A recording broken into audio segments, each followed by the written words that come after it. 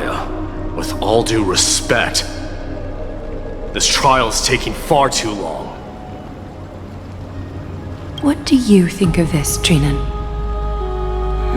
It's not possible to tell for sure what goes on within the vortex. All I can hear are fragments of speech and distant battle cries. Is it Fainan's voice? I'm not sure. It's difficult to make out clearly. Wait, no! Lady Trinan. Snowy's voice. I can't hear him anymore. There's a sun-like existence in the trial. It's burning him up! It has come to this, after all. What now? Get ready, my Demos. Plan B. We pull him out when something goes wrong. As I promised you, Aglaia, I will intervene in the trial this time to bring your deliverer out to safety. But that's as far as I will go. Of course. I know this is not the time to demand any more from you. Discerning. All right then. To be as prepared as I can, I hope that the two Outlander warriors can also join me. That might not be a good idea. The core flame trial is many times more complicated than a standard ritual. Even the slightest misjudgment, misstep, or hiccup could result in grave consequences. Our two distinguished guests are not obliged to risk their lives through the flame chase journey. Let me join you instead, Lord Mighty.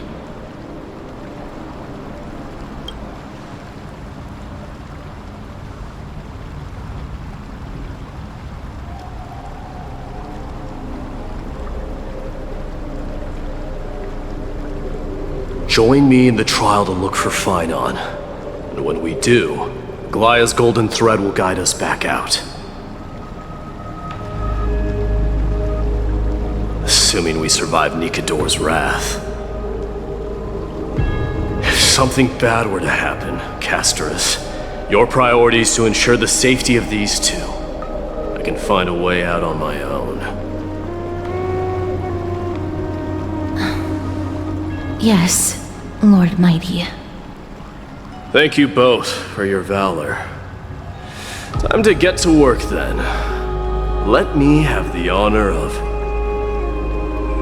taking the lead in this battle.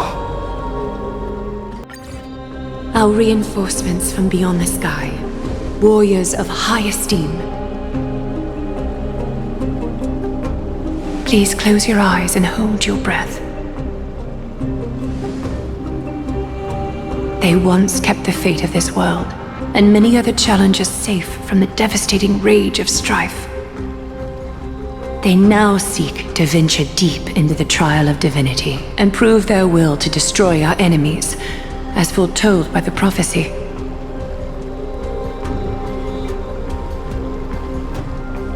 When the hammer of strife strikes the anvil of the warrior, the heat and impact will leave behind scars, and between them, a demigod shall rise.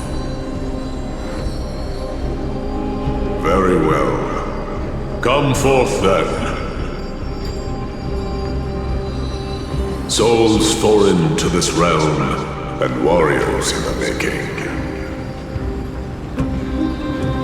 Follow me into the mist and flames, and come face to face with the greatest fear in the depths of a warrior's heart.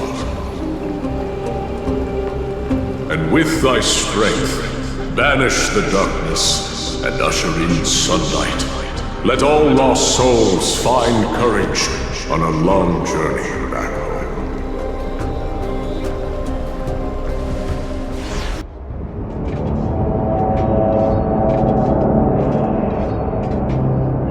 What's the matter? Surprised? Where there's strife, there's carnage. It shouldn't come as a surprise to see such a sight in Nikidor's trial. I told you, this is only a mirror of the trial. I don't see him around here. We should go first. Let's pray he stays safe. Tell me your name, brute. Your demise shall be a tale I boast about at the feast table. My name is Perdiccas, and I am here to avenge my people. Kremnoans and Achaemens are at war? Perdiccas? Even the tragic cries of beasts at the slaughterhouse sound better than your name. Say whatever you like, despicable Achaemen. Better to die in battle than return even in glory. May the Kremnoan spirit always watch over me. Foolish brute. I see you're eager to die. Very well then. I shall grant you just that.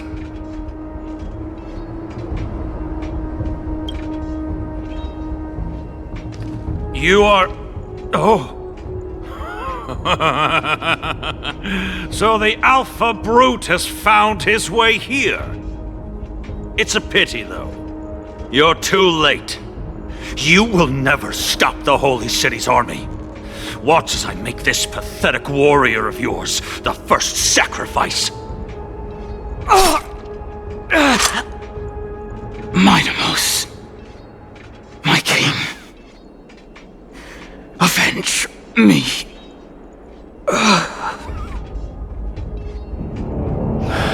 Is this? You're next.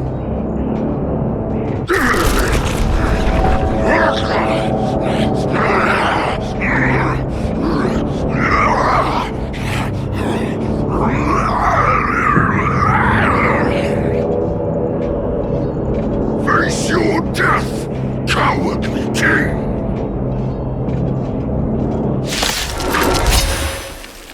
This insatiable bloodlust is a product of Nikidor's wrath.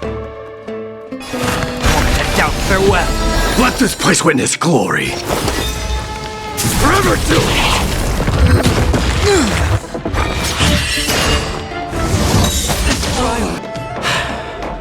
Absurd. I know this Achaemen. Strife contorted an honorable warrior into this perverse and twisted being. And that horrible noise.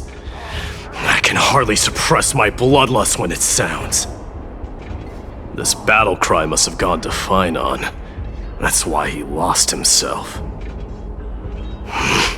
What a useless fool.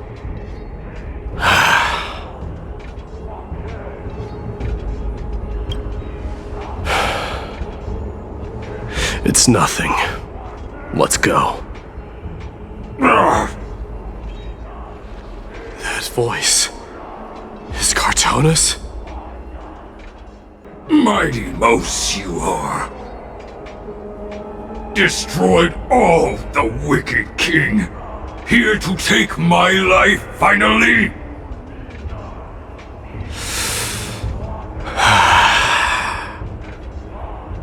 I won't ask how this happened, nor will I hurt you like you said. I just need you to tell me where Finon is. All of this you know very well. Leave our city, cursed son of Gorgo! I have no intention of hurting you, Cartonis! Humiliate me you shall not! Leave! Get out of Achaema! Get out! Symbol of your sovereignty, take it! Signet of Kremnos, bask in blood-soaked glory, your kind alone! This is...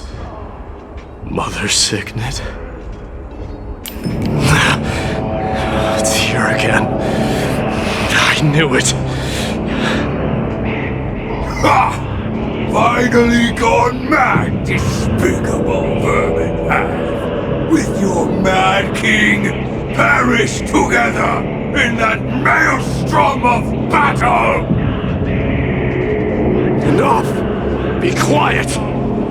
You are not at all Cartonis! Look out!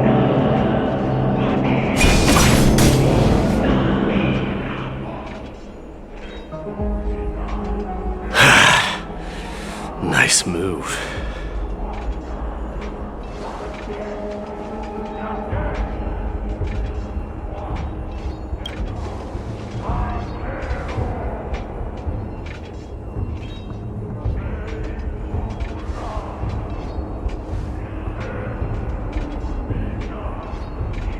Parted the waters.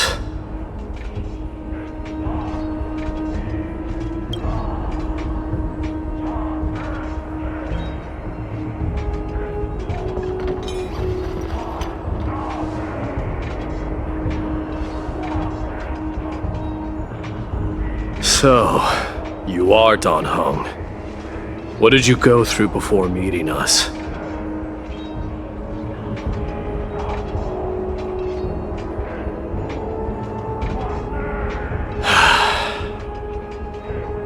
You mean you saw your past too? The trial of strife is a vicious one, all right.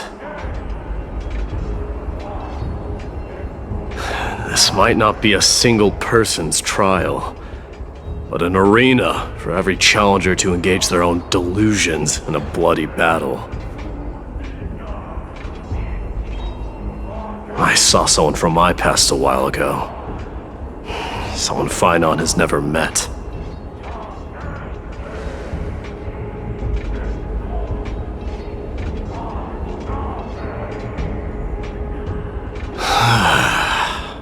We can only hope this battlefield is nowhere as extensive as I imagine it to be. Let's first follow the sounds of battle to their source.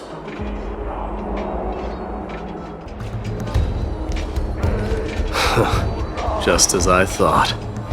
This is where the battle cries were coming from. The true entrance to Nikador's trial.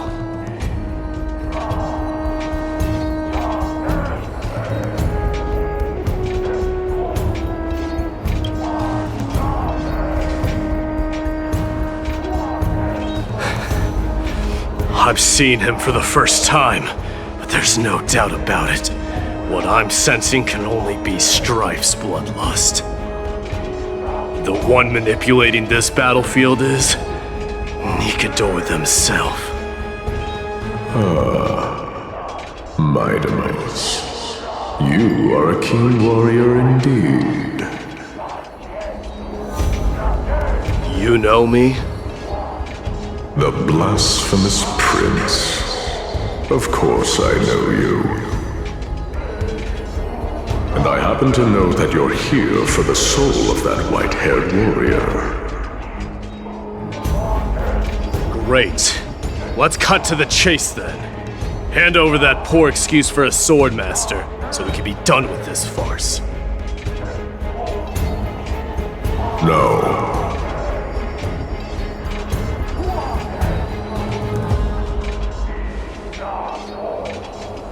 I applaud your courage and strength for coming this far, but you have chosen to besmirch the dignity of one who has fallen, and I cannot turn a blind eye to that.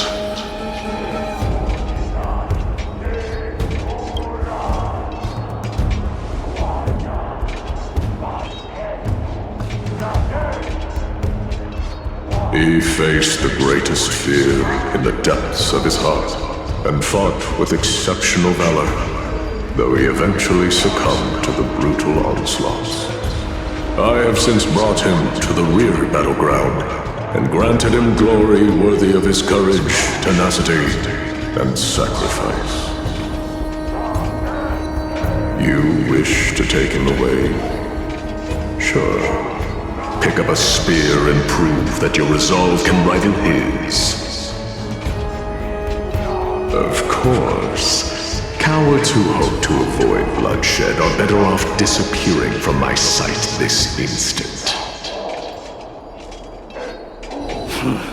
Your opinions are of no interest to me, Mad King. If it's a fight you're looking for, then you will get one, Titan.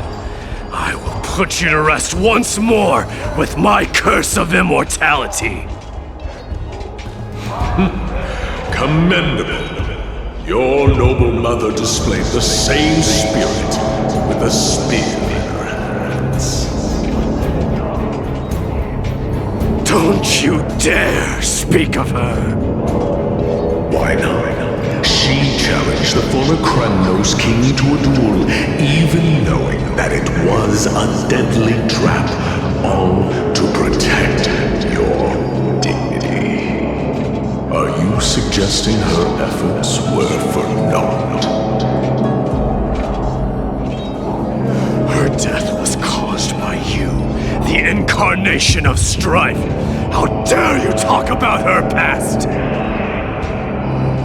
Enough of this nonsense. You should be wielding your weapon at the god of strife. Battle me and put a swift end to this!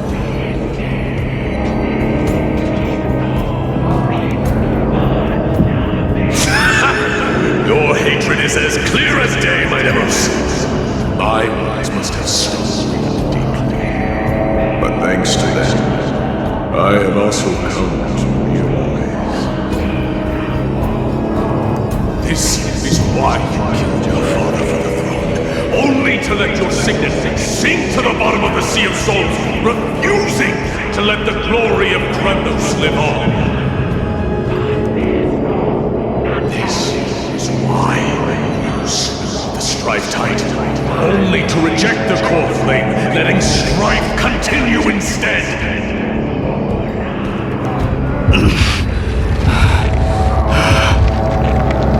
Oh, child, land and fate, show me what you are capable of. Show me if you have the power to put out the flames of your very destiny.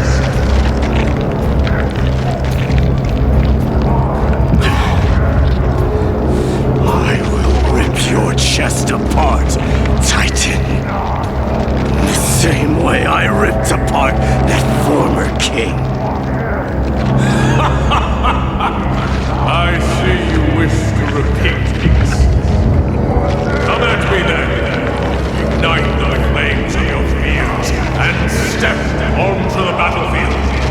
Take this fierce battle to the boundaries of strife and consume me.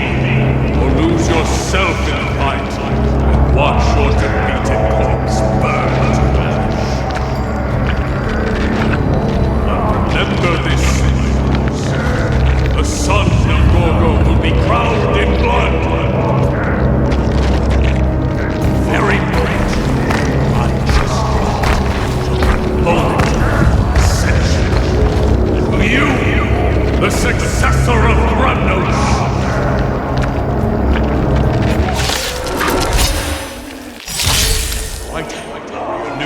no match, yet he chose to fight till his very last breath. What about you, my Demos?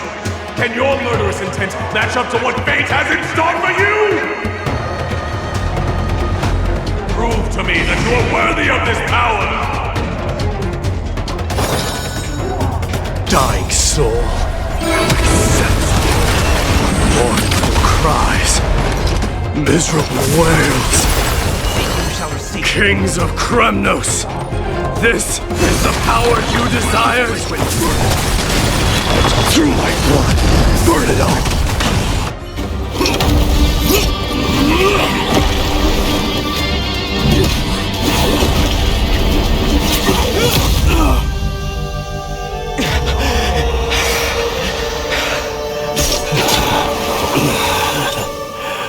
Found you.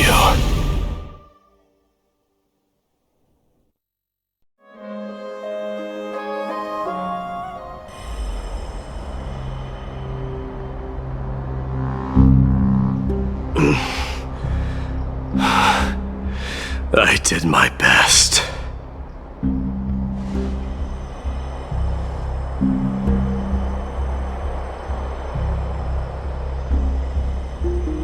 There's no need to worry. His soul is in a stable condition. With ample rest for both body and mind, he'll be up and about in no time. The greatest fear in the depths of his heart. Lord Finon must have been forced to relive his past during the trial, and revisit his homeland that had fallen to the Black Tide. In all likelihood.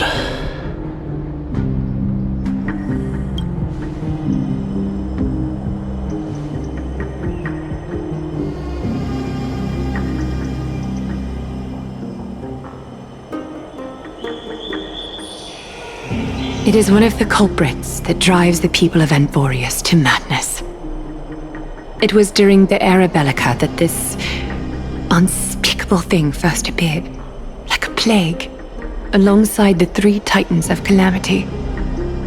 Nobody knows where it came from or how it came to be.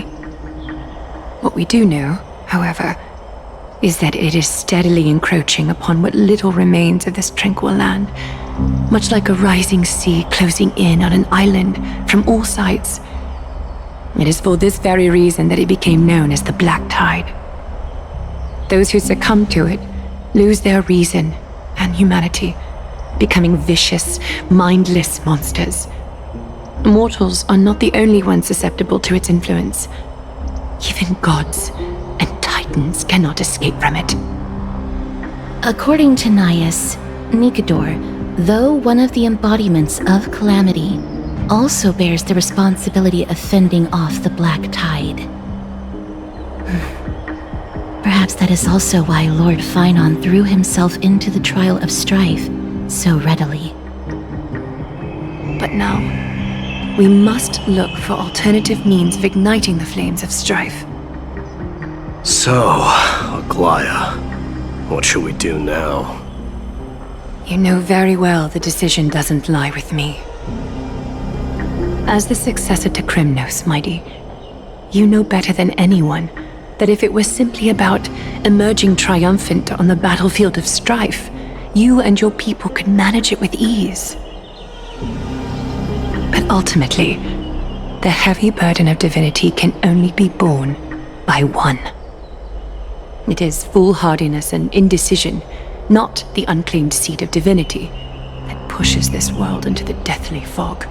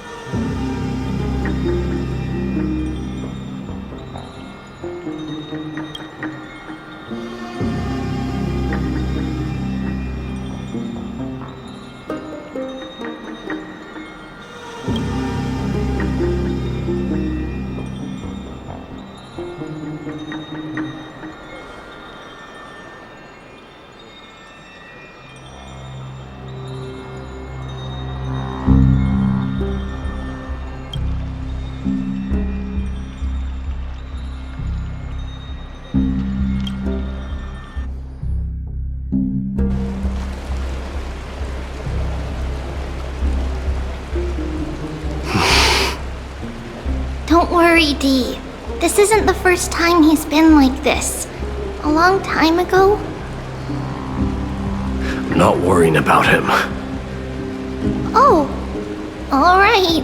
You're a little quiet, though. I'm sorry. That was rude of me. What I meant was, I know that man can pull through for sure. It's alright. Being straightforward suits you better. Actually, Dee, there's something we're curious about. What did you see in Nikador's trial? Something that terrifies me. Isn't that ironic? There shouldn't even be a word for fear in the Kremnoan language. Do you think you stand a chance against that thing that terrifies you? Is this also part of your grand scheme? What do you mean? Aglaya knew that Phynon might fall. And she expected me to take his place. That was the plan all along, wasn't it? Yes. Looks like you know everything. I have no intention of condemning you for it. The Flame Chase journey is not a game, and I have long understood this. The downfall of Strife, and the ever-growing threat that the Black Tide poses, if Circes and Ornyx are also impacted, ramifications will be dire. They are the only two Titans who are still lucid and willing to coexist with humanity. Regrettably, I do not hold the key to completing the trial. If I wish to conquer that fear, I need the assistance of my fellow Kremnoans. Give me some time to speak with my people. It won't take long, I promise. I see. There is strength in numbers, but you must know that the trial to become a demigod is ultimately meant for only one individual. Dee, your people, they have been eagerly awaiting a new king all this time, haven't they? If you take on the divine role, they will have no reservations about following your lead. After all, you are the hero of Castrum Kremnos. I once was. But Lady Trebios, therein lies my deepest fear. We'll talk again later. I'll be back. Dee? Regardless of what happens, we will always be there for you. Thank you. You shouldn't run around in here, kids. Hey, it's the Crown Prince! Are you also here for a bath? I want to hear stories about princes on the battlefield. The Crown Prince. Are you Kremnoans? Yeah, we are! The grown-ups said we used to live next to the arena. Well, next to the parts next to it anyway.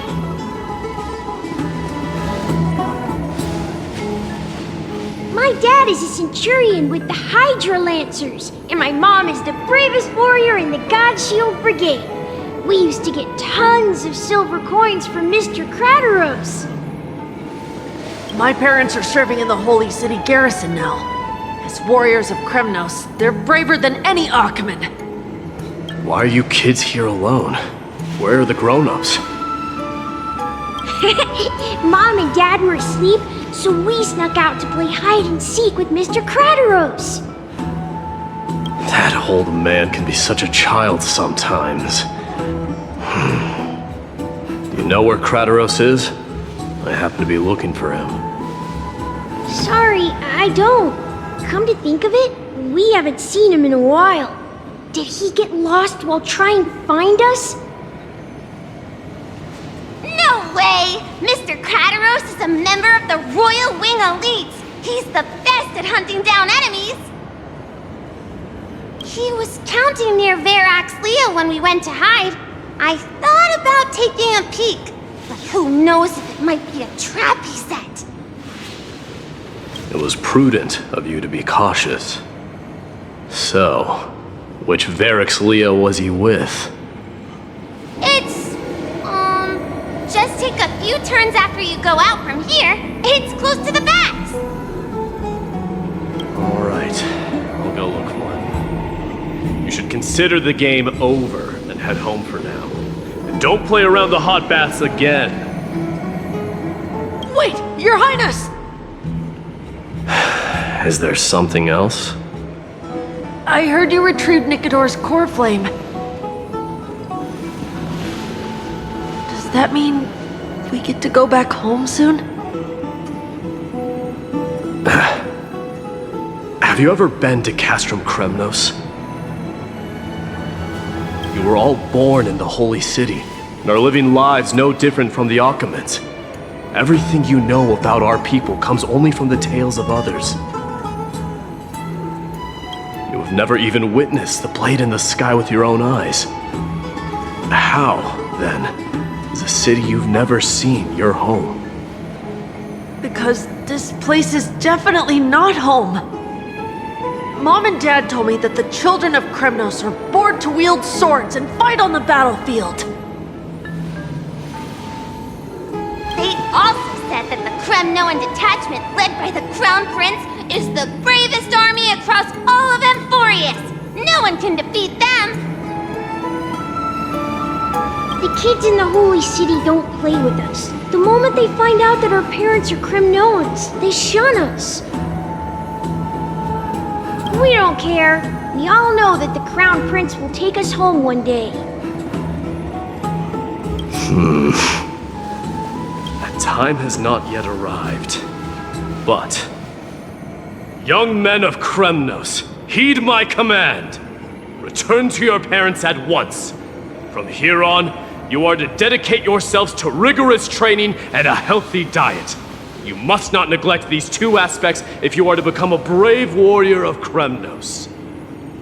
Only by following this path can you be deemed worthy of returning home. Yes, Your Highness! Rat! Oh, it's the Crown Prince of Castrum Kremnos. Get a grip. We're here by order of the Council of Elders. Even the Chrysos heirs have to think twice before doing anything to us. Out of my way, lackeys of the Council. The Civil Guard of Akama is on official duty. Please keep out of this area. Calm down, my lord. Play nice. Don't make me repeat myself. I'll allow you to pass this time, but just this once. So, you think yourself knowledgeable? Then here is a question for you. Do you know how Chrysius Leo in Castrum Kremnos came to be mounted on the wall? I don't know, my lord. How did it come to be? Let me enlighten you. A long time ago, the founder of Castrum Kremnos led a group of warriors to hunt down a lion on the outskirts of the city of Tritos. That vicious beast had been a menace for years, and the bones in its den were stacked even higher than the peaks around Akama.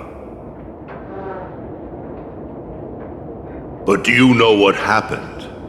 Nary a moment had passed after the beast's head peeked out of its den, when the Kremnoan warriors surged forward and brought it down within the blink of an eye, shattering its knees with a single strike.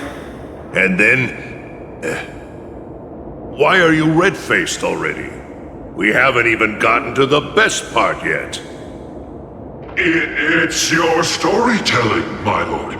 You're weaving such a captivating tale that it got my blood pumping. Please, go on. Well, if it isn't Lord Mighty. It's been a while. Oh, what in Akama is happening? To what do I owe the pleasure, son of Gorgo? Krataros. My esteemed teacher. Let's talk somewhere else, Mighty Mos. I'm tired of speaking with this silly lion. What about the Council's informants? Those two hyenas are nothing but scavengers of rotten meat. They couldn't bite even if they tried. They can follow us if they want to. Let's go.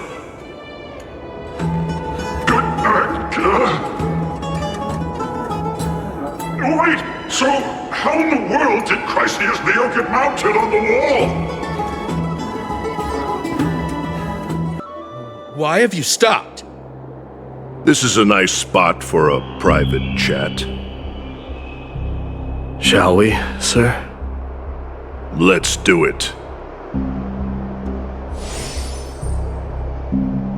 What are you up to? Someone help me! Some privacy at last. So, tell me, why have you come to seek this old man's counsel? I came to discuss the future of the Kremnoans. Interesting. I heard the core flame of the Lance of Fury has been restored, though not by your hand. And you're even considering giving up Nikador's divine power. Is this true?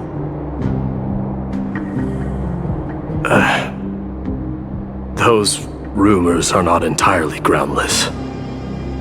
In other words, you did entertain the thought of giving up the throne of Kremnos and forsaking your people.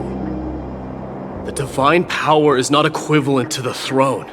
The path of strife is also not our people's only way. Enough with the word games.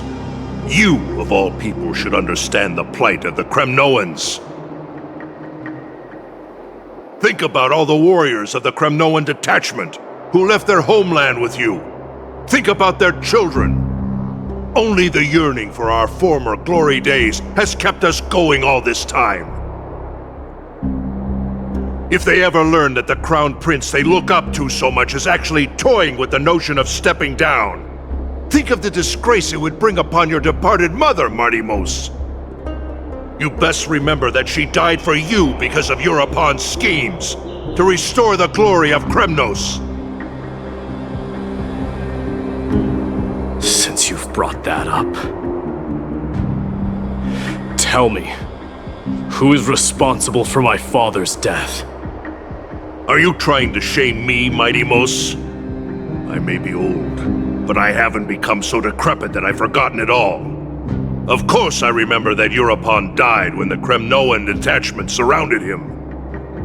You drove the spear into his chest with your very own hands. That was merely the final outcome.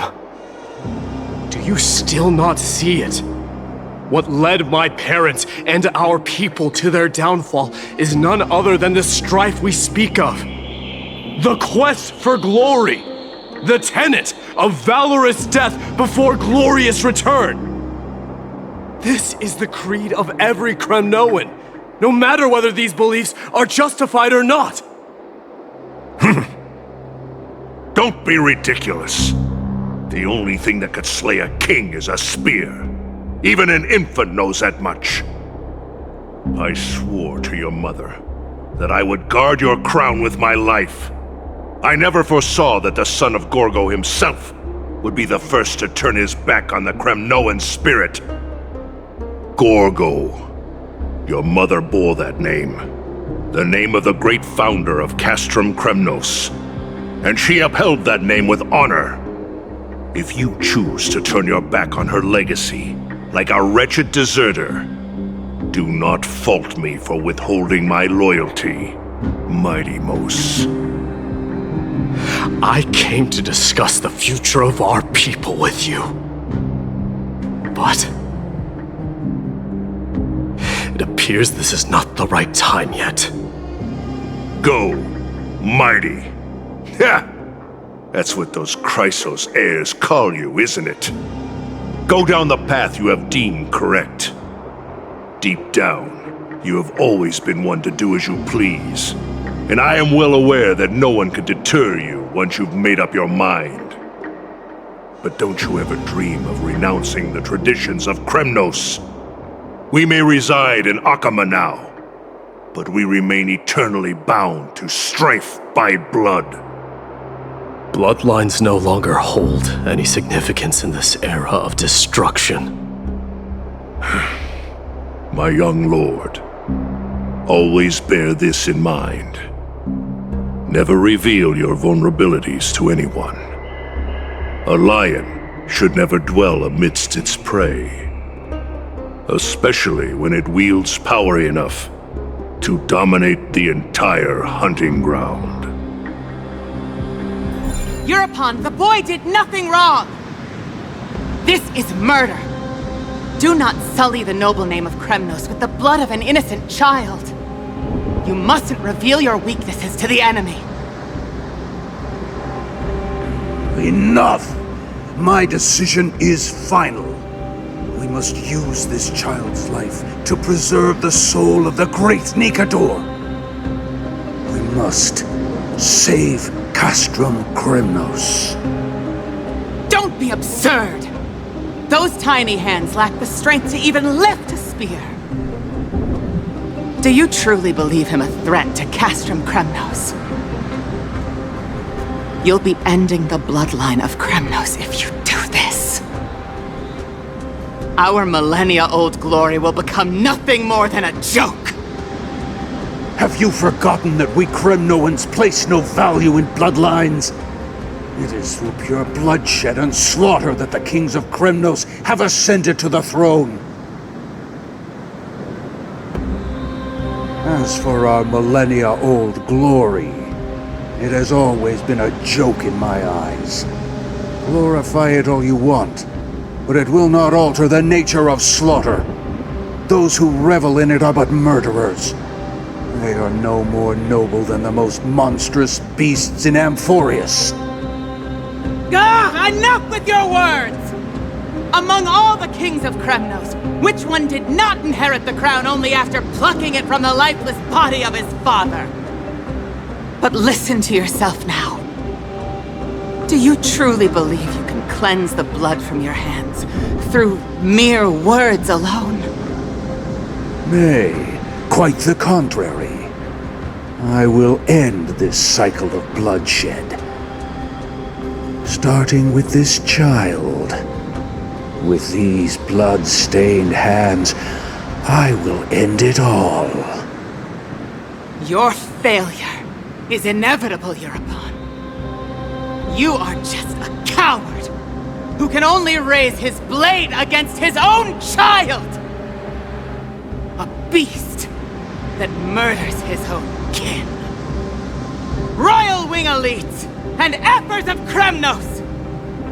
You cannot sit idly by and watch this atrocity unfold! If you consider yourselves the honorable sons and daughters of Gorgo, then take up your spears and join me in putting an end to this bloody charade! Does anyone else have any objections?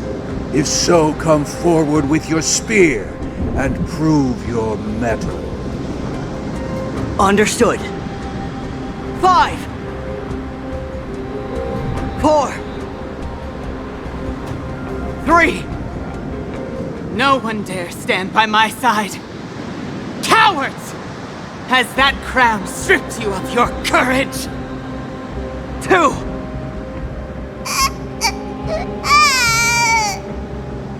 One. It appears there are no objections.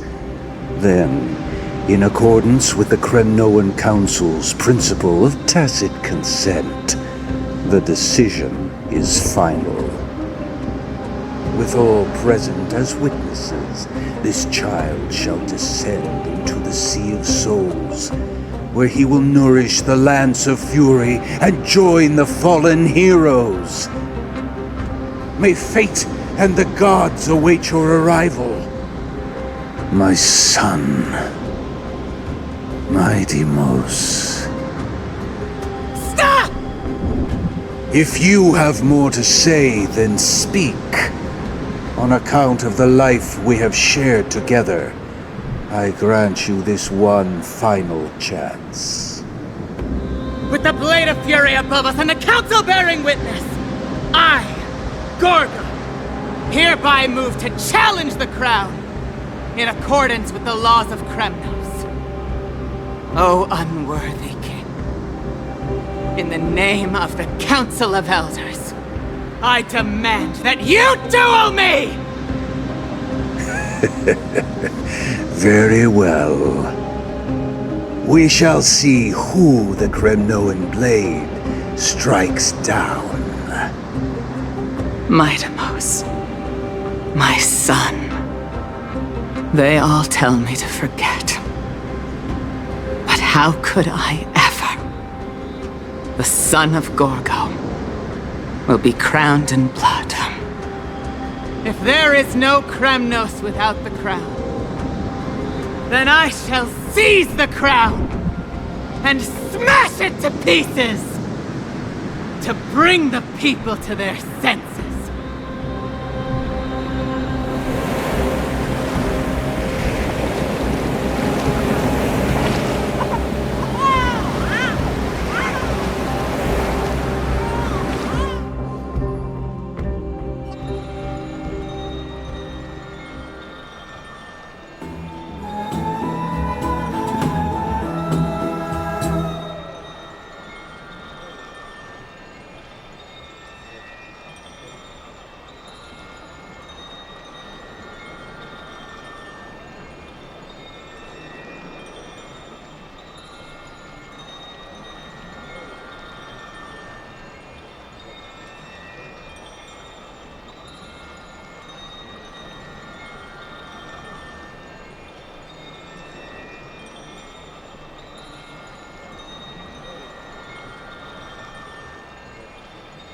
Miss, you're awake.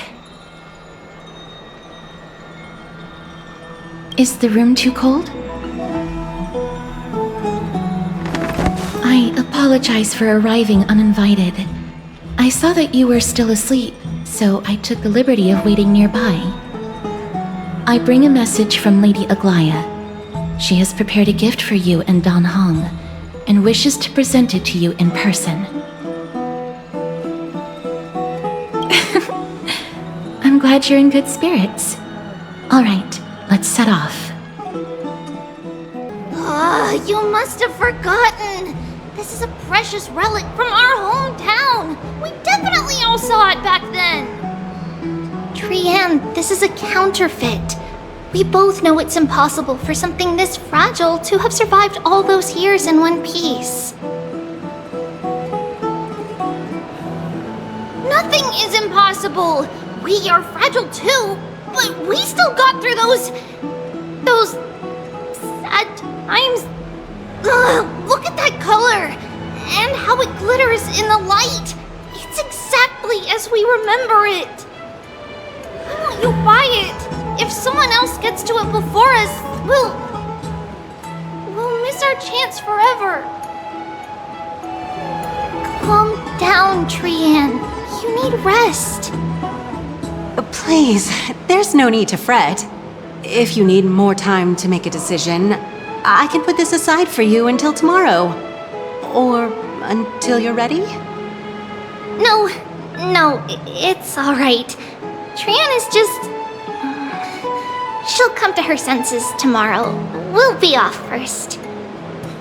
Trianne is just... what? Trianne is super mad, that's what! You've forgotten all about Mama! Mama gave us something just like this before! Trianne...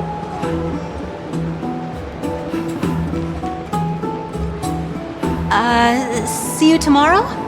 I hope you two patch things up soon. See you tomorrow. May the winds of fortune bless you.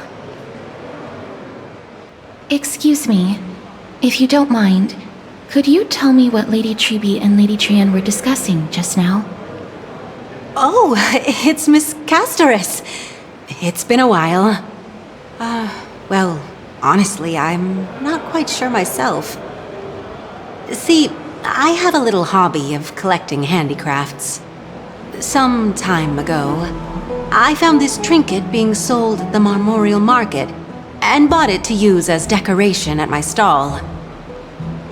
When Lady Treby and Lady Trienne walked by earlier, Lady Trienne happened to catch sight of it and promptly insisted that it was a precious memento from her hometown.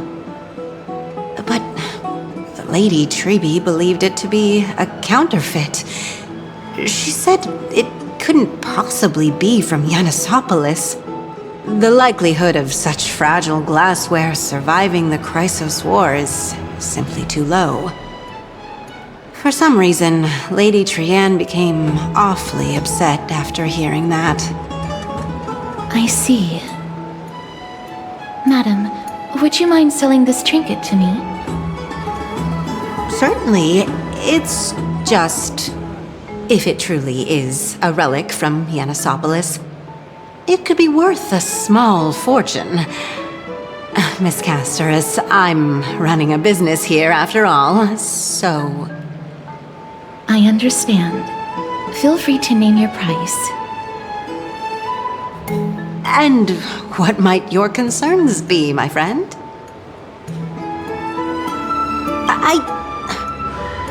Fine. I'll sell it to you at cost, as a sign of goodwill, Miss Casterus. Just promise to support my business in the future. Much appreciated. Thanks for helping me out. I'm not one to venture out often, and while I have some savings, it takes a lot out of me to even talk to people, let alone haggle. Had you not been here, I would have been set back plenty. The authenticity of the piece isn't important. What matters is that it holds special meaning for Lady Trienne and reminds her of her hometown. I've long wished to show my gratitude for Lady Trienne's care, but I haven't been able to come up with any ideas for a suitable gift. This chance encounter today feels like divine intervention. Perhaps this is the gift I've been searching for. Still, this trinket is admittedly rather fragile. I will have to make some adjustments and stitch it onto wool felt to protect it. That way, no matter how much Lady Trienne runs around, it won't break easily. Welcome, Cass. And you as well, trailblazer from beyond the sky.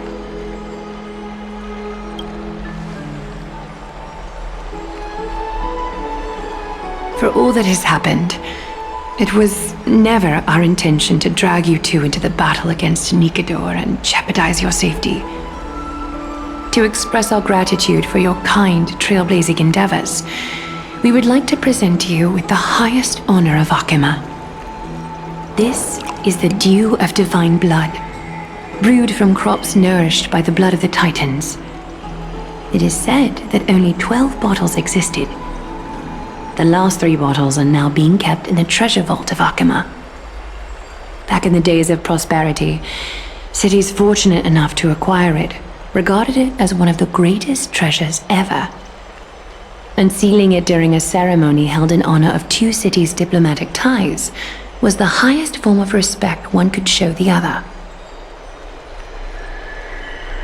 And now, in keeping with tradition, Akima dedicates this drink to our esteemed guests from beyond the sky in appreciation of what you have done for us.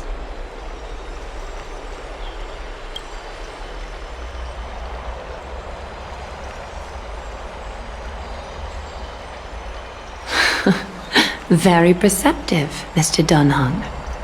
Your heroic deeds have proven that you come in good faith. With the dew of divine blood as testament, we wish to forge an alliance with the Trailblazers.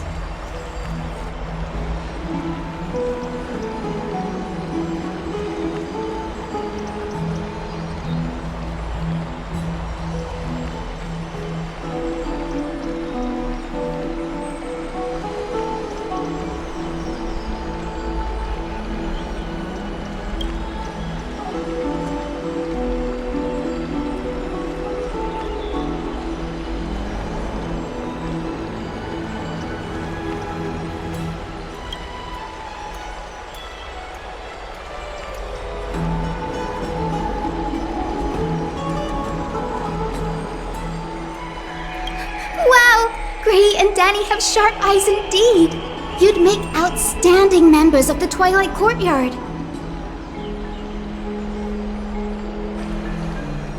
No need to worry, by the way.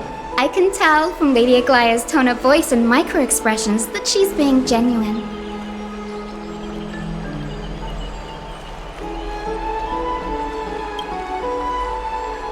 Not only are you guests from beyond the sky, but you've also done so much for Akuma. You're practically heroes to us all. Lady Aglaya would never subject you to Aquila's judgment. Hyacinth, thank you for taking care of the wounded of the past few days. Oh, it's no trouble at all. The patients are very cooperative when we attend to them. I'm just thrilled to see them all going home healthy again. Oh, it's Cassie! Oh, I've missed you.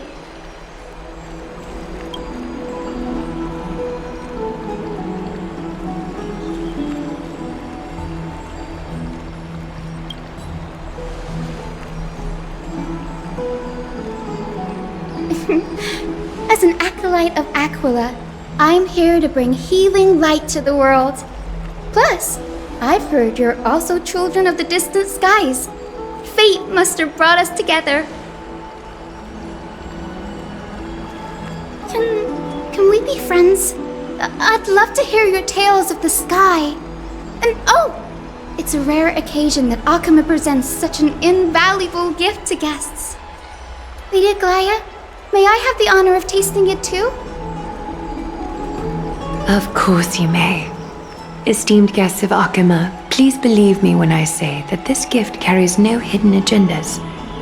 As for the matter of the Alliance, you need not give me an answer here and now.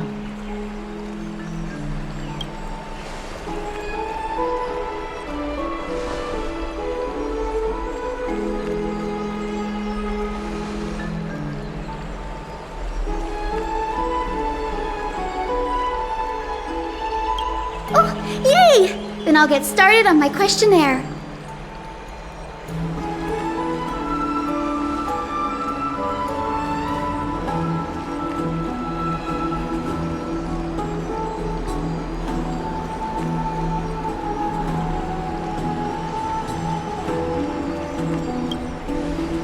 Allow me to do the honors. This young lady is Hyacinth, assistant lecturer of the Newsporists at the Grove of Epiphany, and head nurse at the medical institution known as the Twilight Courtyard. Many of the Chrysos heirs suffered injuries during Nikador's attack on Akuma, so the Grove sent Lady Hyacinth to treat the wounded in Akuma.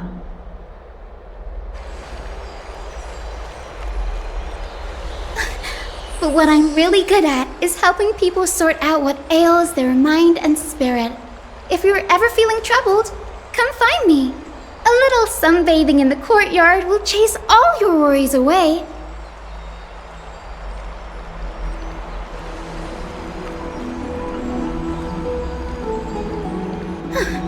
Well, it looks like everything's sorted out now. The patients have also all recovered. I think it's time for me to head back, Lady Aglaya. I would love to keep you in Akuma for a few more days, but I would hate to provoke the ire of the Grove. As it happens, Akuma intends to send a messenger to the Grove for updates about the research on the Black Tide. We also want to communicate our desire to discuss the retrieval of Circe's core flame at the earliest convenience.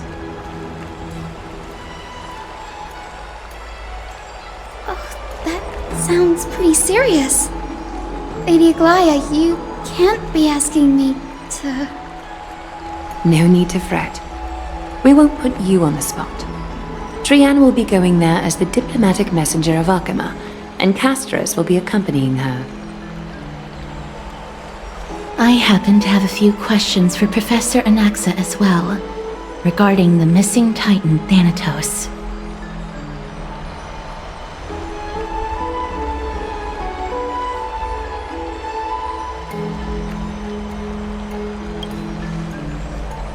If you're not keen on just sitting around, Miss Trailblazer, why not go with him?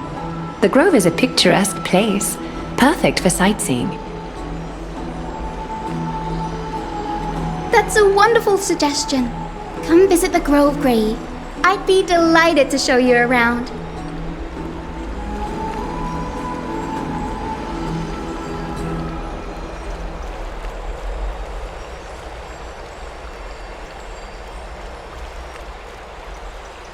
In that case, do bring this spindle along with you. This tool, called the weft, is used to spin thread and has been passed down in my family through generations. Though it doesn't see much practical use nowadays, it's become a symbol of great significance. In this respect, it is the perfect token to represent my will. If you encounter trouble at the Grove, just take this out and show it to them.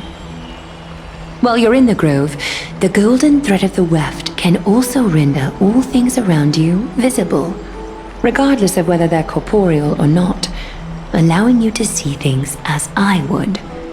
Castris knows this too. Make good use of it. Trian is already waiting for you at the outskirts of Okima, so I won't keep you any longer. May your journey be smooth. Glad to be in your company again, miss.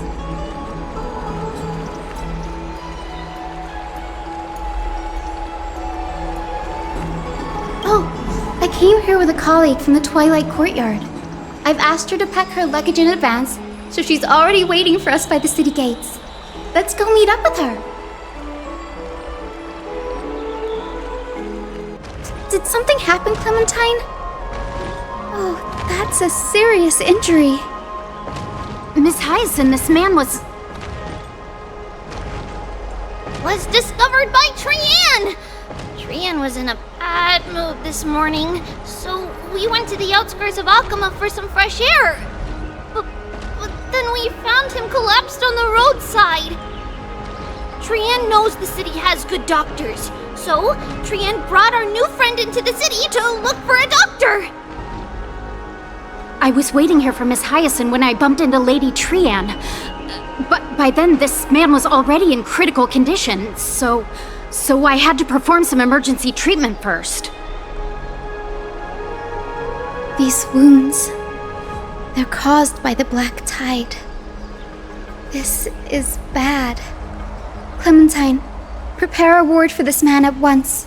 I'll treat him myself. It's a miracle he's still alive, considering how badly the black tide injured him. Gray, Cassie, and Trian, would you mind making your way to the Grove first? Once this man is out of danger, Clementine and I will join you. As a healer, I cannot ignore those in need of medical attention. I understand. May fate have mercy on this poor man. Trian believes he'll get better.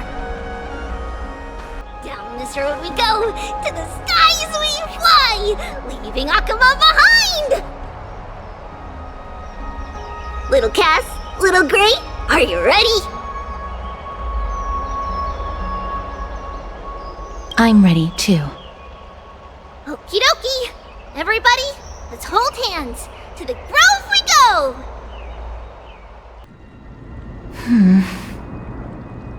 It's harder than I thought to sew gemstones onto Wolfeld.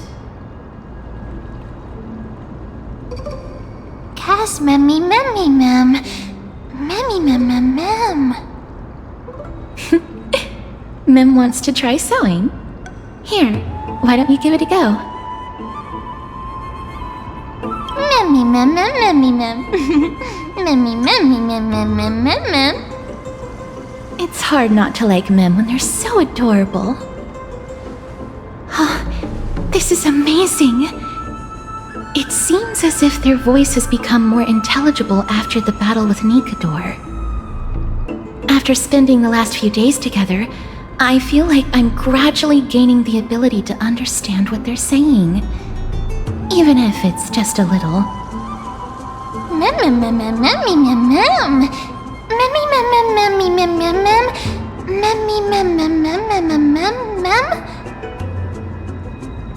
Mem, Memmy mem. Memmy mem mem mem mem mem.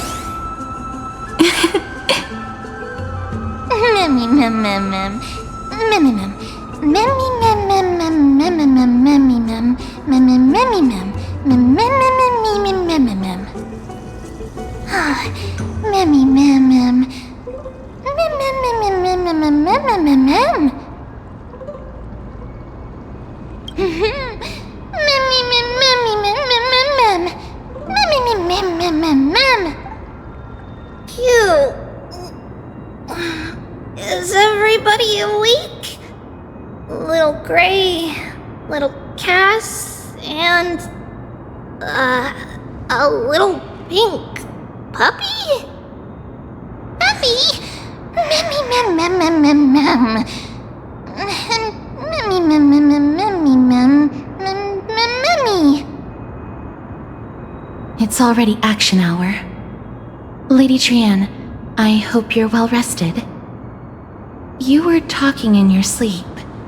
Did you dream of many things? Sleep talking? What did Trianne say? Something like, Mommy, doll with sword, let's fight together. We'll be brave. Ugh, it's so embarrassing. Please don't make fun of Trianne. Of course not. Wasn't Lady Trianne's mother also the Holy Maiden of Yanisopolis? Uh-huh. Mama was the strongest holy maiden in all of our history. She also gave us the prophecy of deliverance. And she had red hair that looked like a cute red mushroom. But Trianne can't remember what Mama looked like anymore. Not even in the dream just now. Memmy mem. Memmy mem mem mem memmy mem mem. Memmy mem mem. Memmy memmy mem mem memmy memmy mem mem. Memmy memmy memmy mem mem memmy mem mem mem. Memmy mem memmy mem mem mem memmy mem mem mem mem mem mem mem mem mem boom. Mem memmy mem mem mem mem mem. Memmy mem mem mem mem mem mem mem mem. Mem? Trianne thinks that's a great idea! Can the pink puppy help Trianne out? Memmy mem mem mem mem mem mem mem. Yay! And I'll call you Little Memmy from now on! Mem mem mem mem. Mem. Memmy mem mem mem mem mem. Mem mem mem mem mem mem memmy mem. Mem mem. Mem mem mem mem mem. Me mem mem mem mem memmy mem. Mem mem mem mem mem mem. Memmy mem mem mem mem. Okie dokie. Trianne remembers that we need to help Aggie ask the big tree whether Cersei's would be willing to visit Akama. If we follow this woven trail and keep going upward, we'll reach the grove in no time! Mem. Memmy mem mem mem. Mem mem. Mem mem mem mem mem mem mem.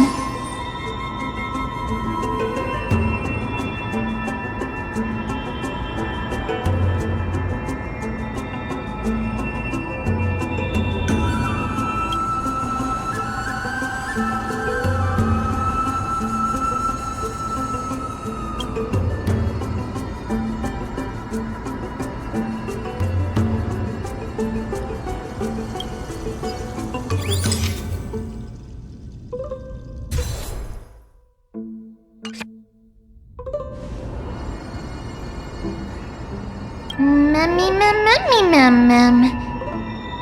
It's the Bough of Rift, the divine body of Cersei's. Flora began to grow where they planted their roots, and this flatland basin upon which we stand gradually became a large verdant forest. A long time ago, Thelesis, the first scholar, led the masses to build a garden and courtyard in the forest. naming the site the Grove of Epiphany. There, people sought mental clarity, knowledge, and enlightenment. Trian knows this. Everybody says that was how this big academy came to be.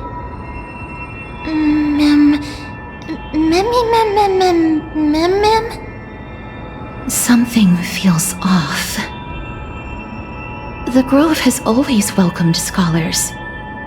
So too would Circe's give us her delicate leaves and extend her branches in greeting.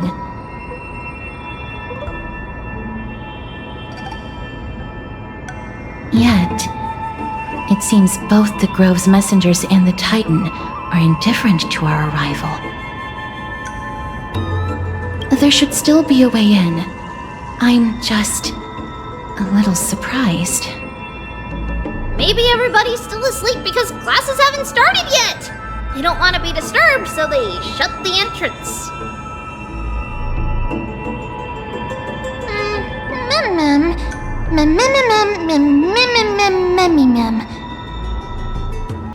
As I expected, something's not right here.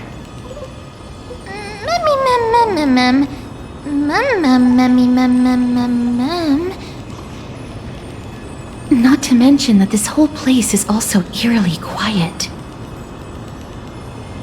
There is no way she would have neglected such an important diplomatic matter. Hello? Is anyone there? No one's here. I have an idea. Lady Trian, could you lend me that golden spindle? Do you remember? Lady Aglaia said this. While you're in the grove, the golden thread of the weft can also render all things around you visible, regardless of whether they're corporeal or not. This is achievable because the grove is not only where the roots of Circe's are, but also where the chrysalis of gold manifests.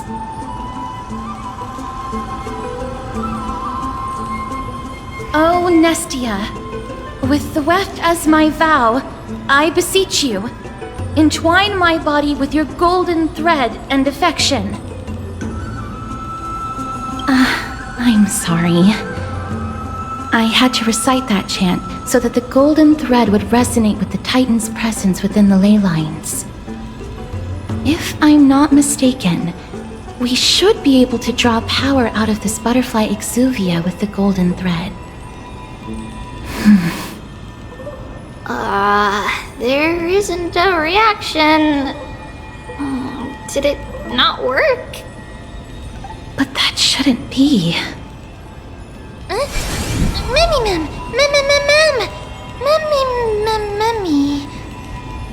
Are they white dryad flowers?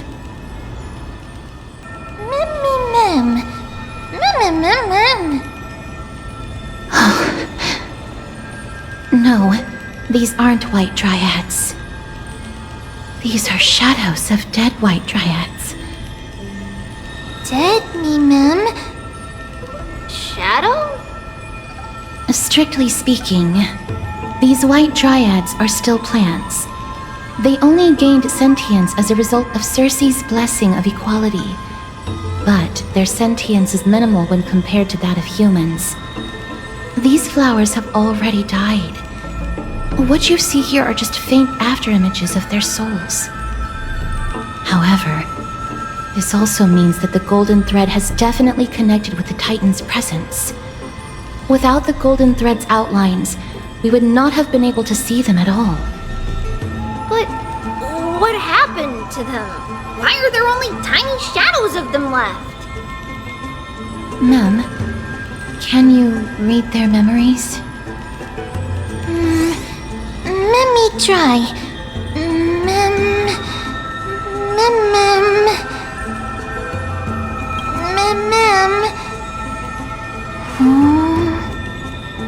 Black cloak, sword toward the great tree.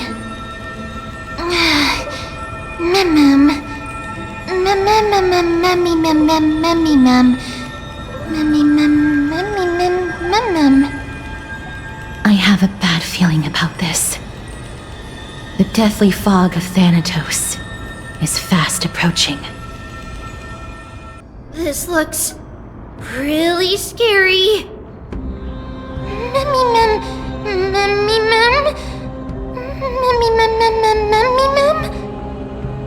No, it's neither of those.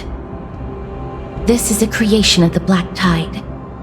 Such creatures are formed when living beings are corrupted and turned into deformed hollow husks of their former selves.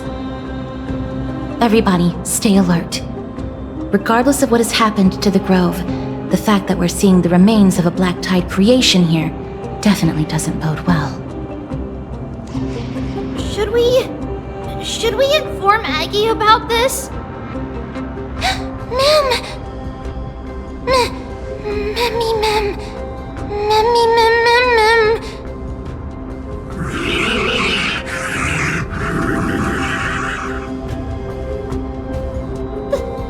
The monster is alive! Trienne will protect everybody! Trienne, please hide behind us. Miss, let's do this.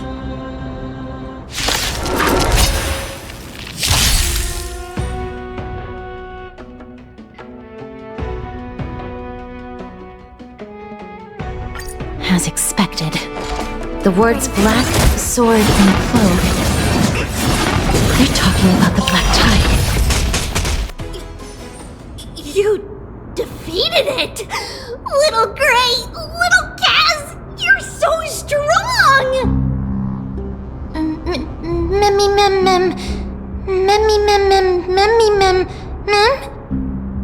To think the Black Tide has spread this quickly to the Grove despite its remote location. I'm afraid a world where strife has fallen is far more dangerous than we ever imagined. Oh no! Does this mean that Akuma is also in danger? Looking at this mess, it seems the scholars at least succeeded in fending off the first wave of attacks. But at what price?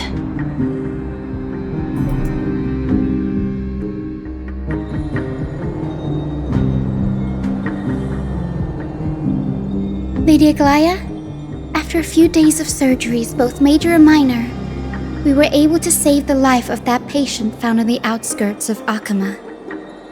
Thank you again, Hyacinth, for your hard work. The scarring of his organs was especially severe, a result of the Black Tide's corruption. It's a miracle he's even survived. I can't say for sure when he'll regain consciousness. Don't stress yourself out over this. You've already done everything in your power to save him. There's no need to hurry to the Grove either. You deserve a good rest now. Tribi, I have some things to tell you as well. There's something strange about where that patient came from. He is not Akuman.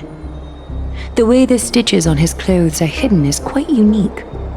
Such craftsmanship is undeniably from the Grove. The Grove? You mean... Now that I think about it, Castris and the rest should have arrived at the Grove by now. Trienne just got in contact! The Black Tide has invaded the Grove. We haven't detected any survivors, even with the help of the Golden Thread. What should we do, Aggie? The Black Tide is posing an even greater risk to us now. I did not expect the Grove to be the first to be impacted, though. Can they tell where the core flame is right now?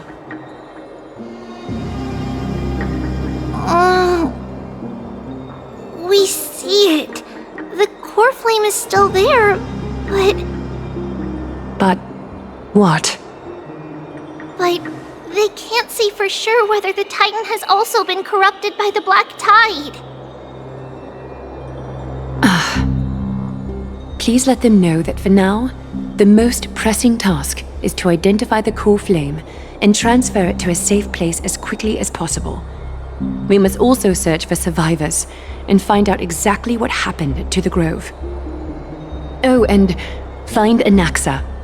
Unless something went terribly wrong, he should still be alive. They've set off. Please, stay safe, everyone. I pray for their safety too. Aggie, how do you know that Anaxa is still alive?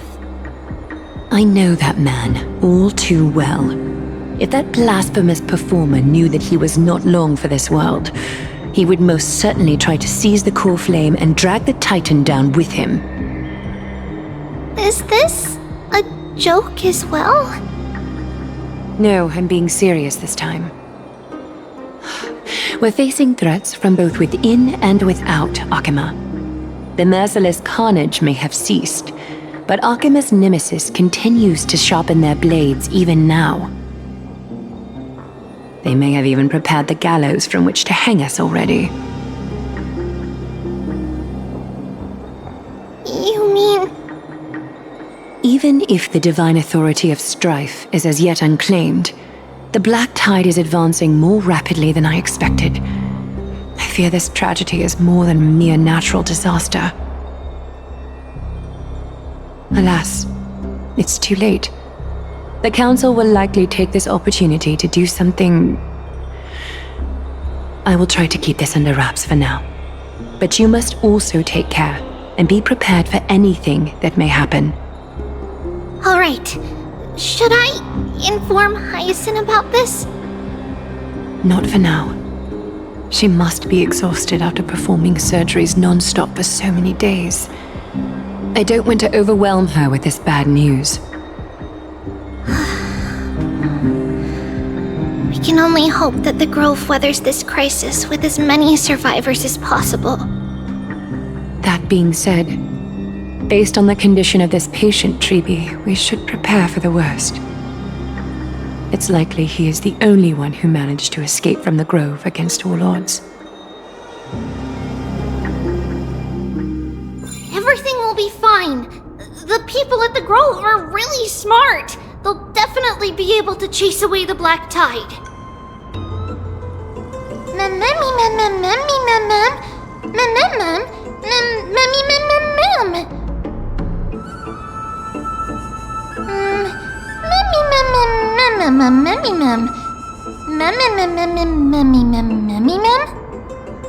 How should I put it? Lady Aglaya doesn't trust Anaxa at all, I'm afraid. Despite being a chrysosaur, Anaxa resolutely believes that titans and prophecies are a load of nonsense. During our regular citizens' assemblies, he always votes to oppose the flame chase journey.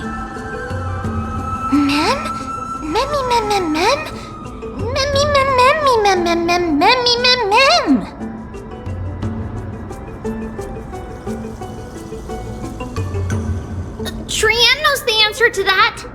Everybody says that Circes, who symbolizes reason, is the most tolerant of novel ideas. Apart from Kefali, they're the Titan who treats us the best.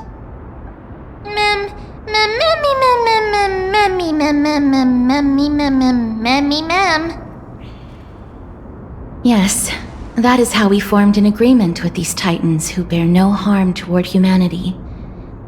If they agree to support us on our flame chase journey, we will wait till the final moments of the journey to restore their core flames. With the exception of Voronix, that is, they didn't lend us their power willingly.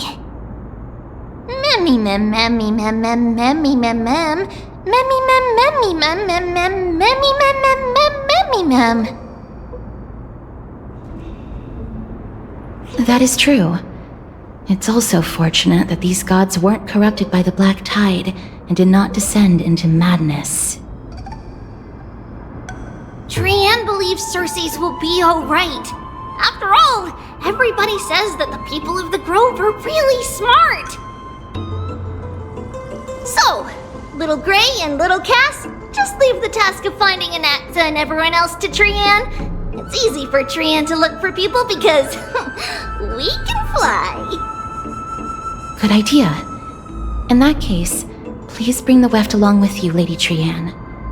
The golden thread will be much more effective from up above. Please promise us that you'll take care of yourself. Okie doke. If Trian gets in trouble, we'll look for all of you. In return, if you get in trouble, remember to call for Trian, okay? We'll come right over and open the gate for you. That's the other thing I wish to mention. Do not open the gate unless you have no other choice, Lady Trian. Your body is not in good shape at the moment. Okay. We will keep that in mind. Trian was just trying to help. Of course, we know that. After all, Lady Trian is a demigod, the most powerful among all of us here. Remember all those brave heroes in the tales you've heard? They would always save their strength until the very last moment. That way, they could ensure that nothing went wrong with their plans. Isn't that right? Mm-hmm. In that case, brave Trian shall clear the way for all of you. Memmy mem memmy mem mem. Memmy mem mem mem. Memmy mem mem mem mem mem mem. Mem mem mem.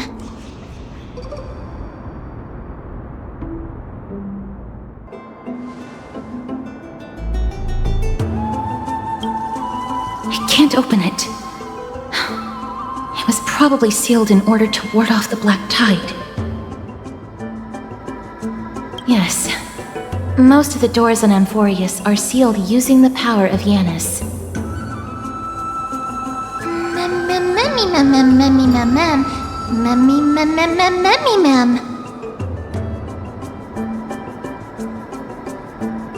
Are you serious? Just a mere door, and your first instinct is to call on the gods? Memmy! Before you try unlocking the door, perhaps you should first find a way to clear the fog that clouds your vision. Memmy! Mem. My name is Anaxagoras, one of the 7 sages of the Grove of Epiphany, and the founder of the New Sporists. Before we go any further, rule number 1. Do not call me Anaxa.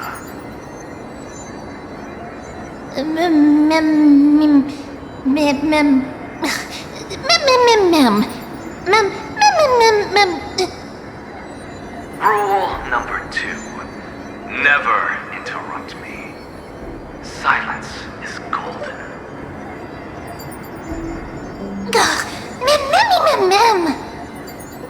The person standing here and conversing with you right now isn't the vestiges of a memory. Rather, it is the culmination of the greatness of science and the pure, irrefutable, and undeniable exalted truth. Through the wonders of alchemy, I have shattered my soul and transmuted it into gold before burying it in this spot. I have recorded these words so that visitors may learn where their next destination lies.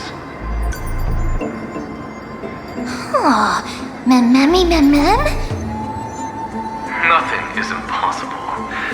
Having said that, alchemy is not omnipotent. Each time you hear from me, an equivalent part of my soul is being consumed as the price. In other words, this voice isn't created out of thin air.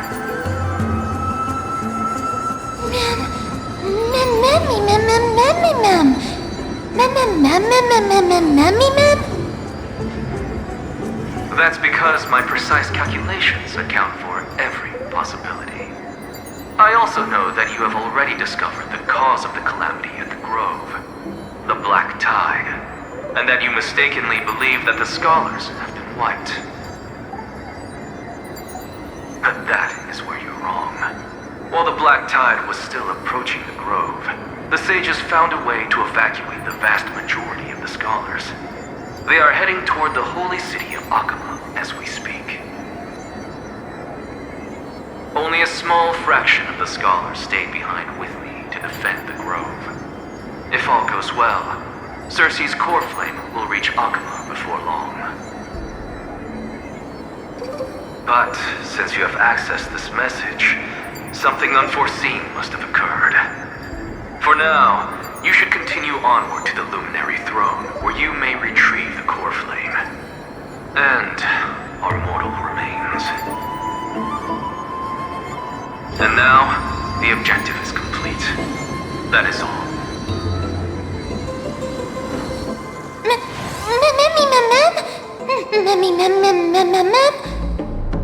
Miss, judging from your reaction, you must have found a useful memory. Professor Anaxa? That's a lot to digest at once. I'm sorry. Please give me some time.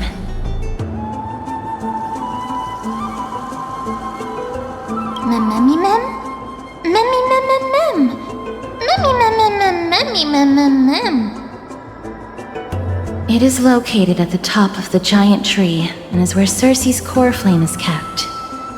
According to Anaxa, the core flame should still be there. But making our way there won't be as simple as the professor made it sound.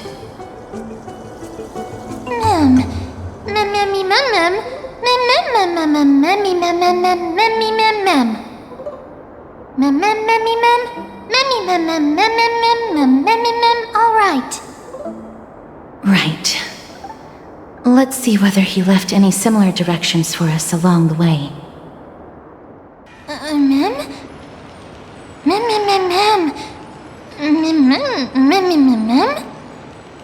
No, you didn't imagine it.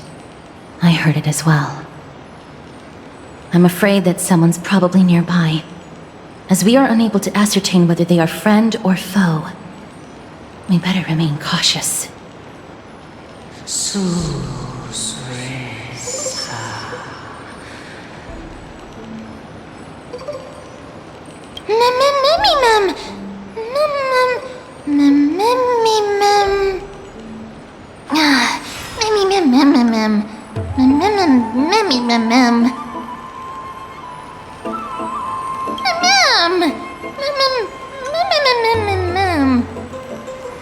Found it.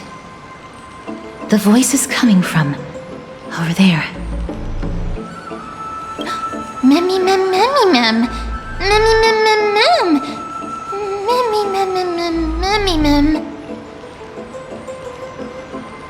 No. It seems to be coming from somewhere even further that way.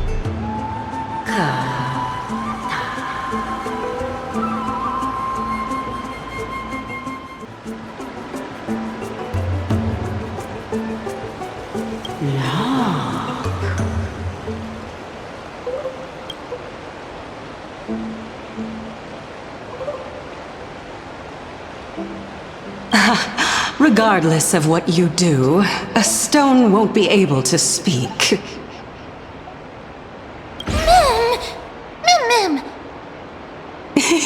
Such a lively little bunny. You even smell a little familiar.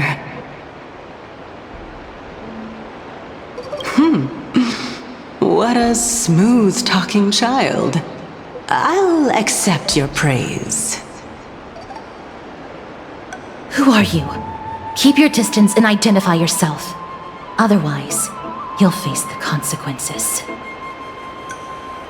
The scent of Thanatos. I recognize you. Idonia's renowned goddess of death. Since you are aware, stop provoking the authority of death. Answer my question. Baring your fangs at me. How cute. Just call me Calypso. I greet you on behalf of the 7 sages and the litophagists. Be careful.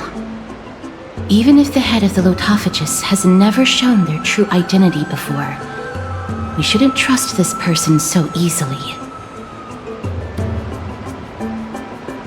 The weft could not detect her presence just now. That would be out of the ordinary if she were truly a phantom body. But if she is someone who has passed on, I should be able to tell. Let me test her. Do you mind if I join your private conversation? That would be rather inappropriate for someone who isn't even willing to reveal their real self. Forget it. However, I'm going to ask you some questions. Please answer them truthfully. If you can do so without hesitation, we won't treat you as an enemy for the time being. A pop quiz? Well, that sparks my interest. Go ahead. What was the topic for the grand finals of the 752nd Great Debate? Is a flying arrow in motion or at rest? Who was your representative? Medea. She went up against Phynon of the New Sporists. Who won? Nobody won because the 752nd Great Debate never took place. What I just mentioned happened during the previous debate. Phynon emerged victorious and obtained his 10th consecutive debate wreath. Also, to alleviate your worries, I shall provide you with a piece of information that's more valuable than the Great Debate. Anaxa the New Sporist is still alive. I saved him, and he is now recuperating at the Luminary Throne. So, are you satisfied with my answers?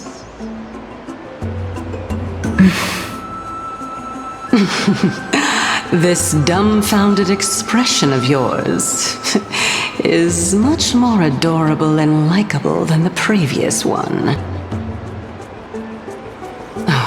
As the saying goes, seeing is believing. Why don't you follow me to the throne and take a look for yourself? I'll keep my eyes on you at all times. Oh, that's truly an honor.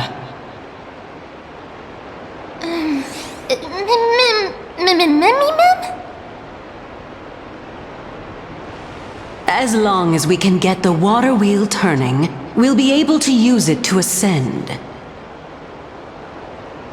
So, the solution is to awaken this heart. My intention should be obvious.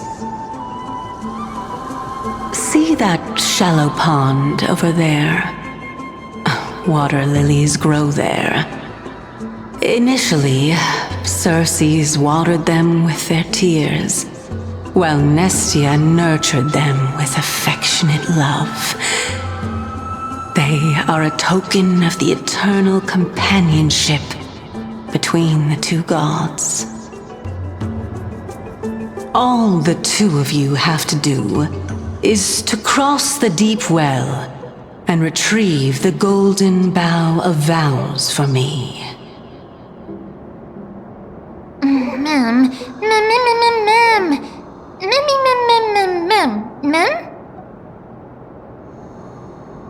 Indeed. Could it be that you actually do not know how to proceed? We can retrieve it, but I advise you not to waste your time on any schemes. Oh my. I'm helping you to eliminate your worries and obstacles, and yet I receive nothing in return? Besides, the bow is essential for awakening the heart and drawing water out of the source. If you can't find it this time, we can just remain trapped here for the rest of eternity.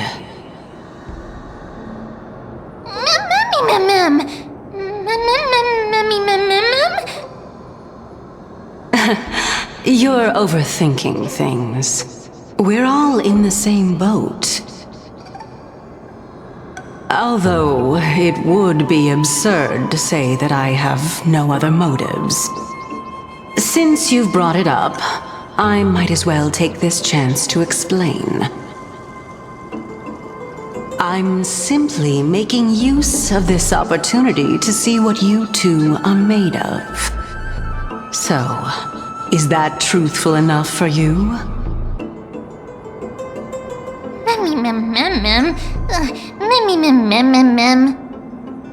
Now is not the time for me to elaborate further. So, please proceed.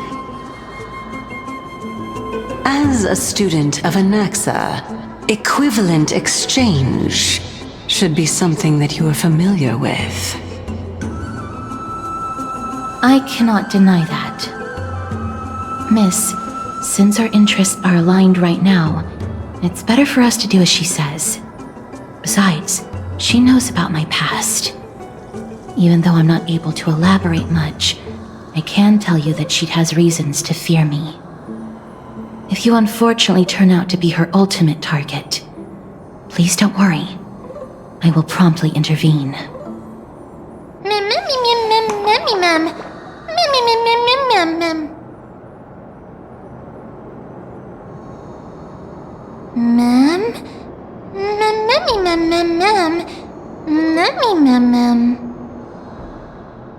So this is the Golden Bough of Vows. I hope that the Titan will not take their anger out on us. So lustrous and beautiful. It's even more magnificent than before. Mem Cal! Mem.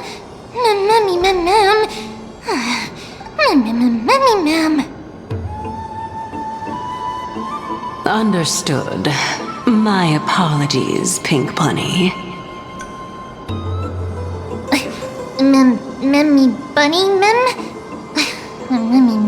Mem. Is this the legendary Golden Bough of Vows?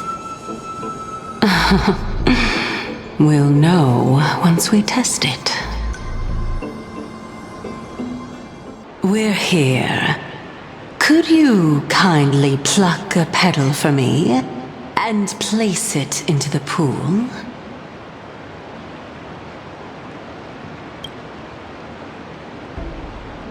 Now, can our little goddess perform that again? Huh? That being the oath of Nestia's priests. Right. Got it. O Nestia, with the weft as my vow, I beseech you, entwine my body with your golden thread and affection. Memmy lit up. It's just an ancient promise between the Titan and humans. So, what do you think? It really is the Golden Bough of Vows. And I did not set any traps for you, right? That is indeed true. You look like a sad, lost puppy. Even if this is indeed a scheme to get you to lower your guard, you don't have any other choice but to play along, do you? Therefore, why don't we just put everything aside and work together? We can always determine who's right and who's wrong once we overcome this. Yes, I agree. Great. Then, let's ride the water wheel. However, giving us half-truths is not the right attitude for cooperation. Furthermore, according to the principle of equivalent exchange, since we have passed your so-called trial, isn't it time for you to make your intentions clear to us?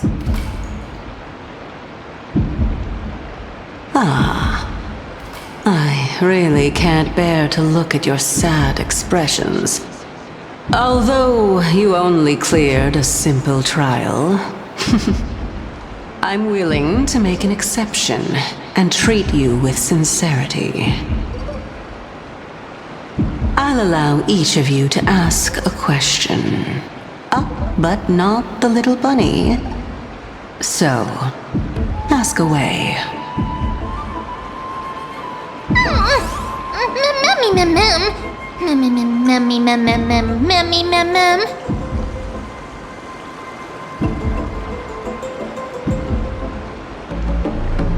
Well, in that case, miss, please go ahead.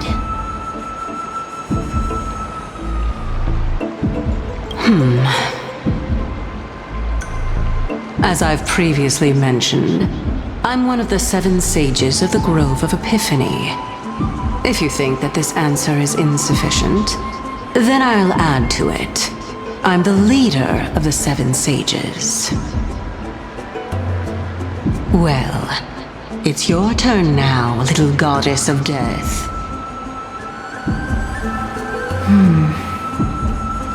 My question is, was your previous answer the whole truth and nothing but the truth? There's no point in making this unnecessarily complicated. That applies to you as well. However, we do not harbor any hostility.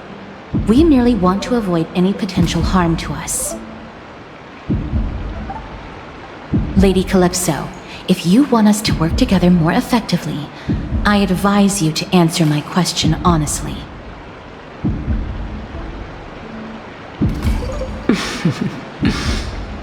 All right. I was completely truthful in my response just now. I have not deceived you, nor will I. With all due respect, omitting facts can also be considered deceit. Is that so? Regardless, I still stand by my previous response. Then please lead the way. After all, facts speak for themselves. The truth will come to light once we arrive at the Luminary Throne.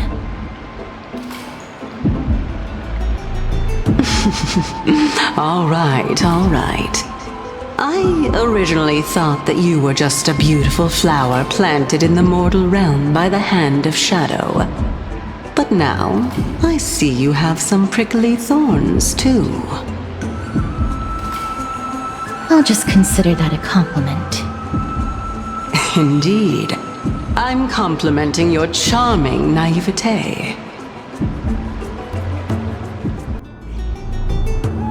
Whoa! It's Little Gray, Little Cass, and the pink puppy!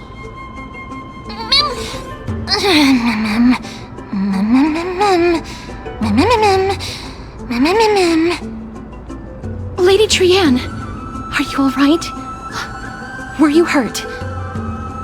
No, Trianne flew high up into the air so the monsters couldn't reach us. Also, the spindle that Aggie gave us is so powerful that Trianne seems to have found Nax. He's near the treetop. Even though our perception of him is very weak, it's not like the White Dryads from before. But since Trianne was alone and afraid that it might be dangerous, we did not fly there to take a look. It seems like Lady Trianne did not forget our promise. Anaxa is indeed still alive, and he's at the Luminary Throne right now. It seems like Lady Calypso did not lie regarding this. Huh? Calypso? Who's that? Oh, so you found a survivor! But The golden thread doesn't seem to be able to sense the person you're talking about. Mem! Mem, mem, mem, mem, mem, mem. Mem! Mem, mem, mem. Coming and going without a trace. She's such a strange person. Oh! Actually, Trian also found this. Could this be related to the person you're talking about? This is a piece of burnt cloth. Yup! Trian found it on a branch not long ago. Trian even used the golden thread to search around and found that the entire grove is giving off a similar aura.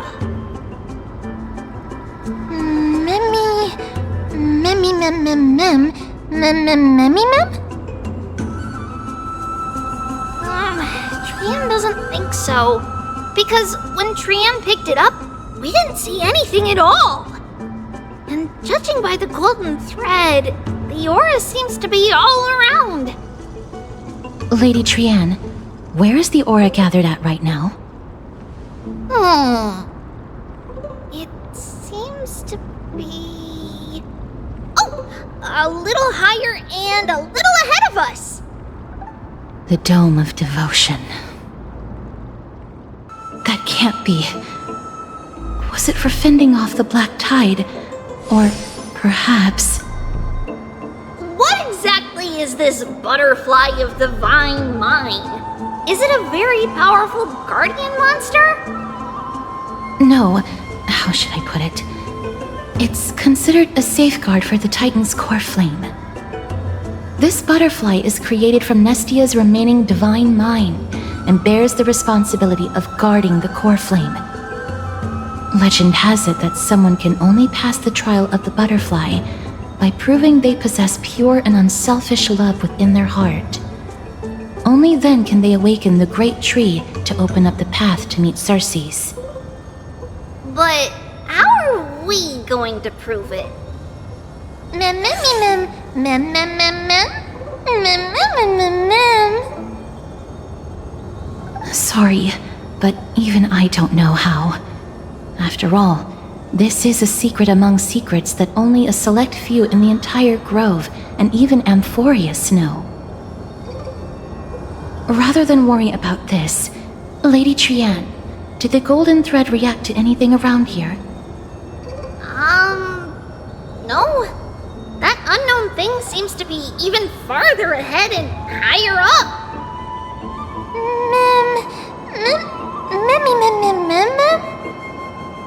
Perhaps we can try again. Let's see if the butterfly will still react to the golden bough of vows despite having dissipated. If it's indeed the token mentioned in the legends, there should be a reaction.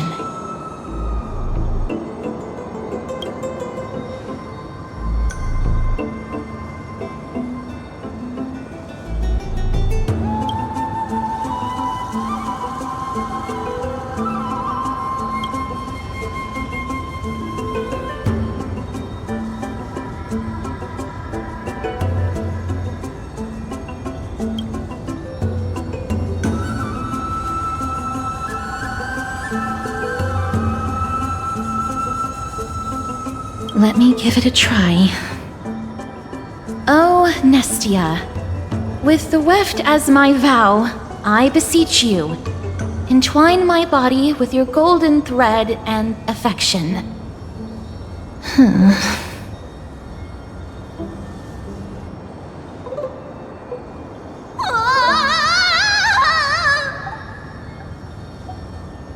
Lady Trian, and even Mem?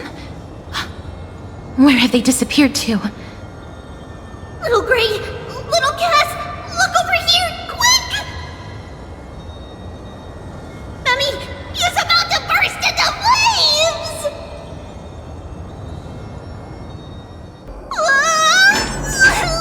Little Gray, little Cass, it's bad. It's very bad! I'm fine.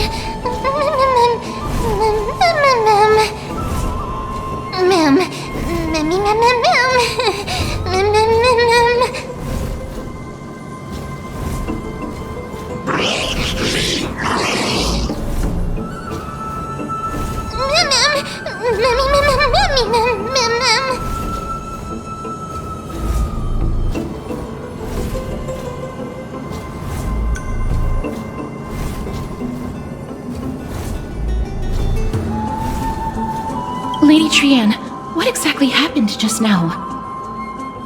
Trianne and Memmy were looking around to see if there were any mechanisms nearby. But just as they went to take a closer look at that big piece of amber, they were surrounded!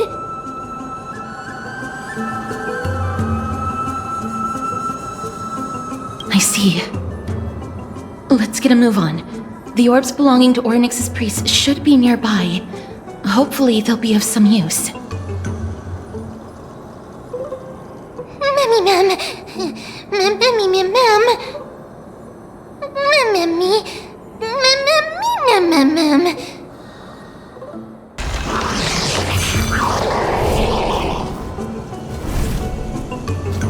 Memmy Mem. Memmy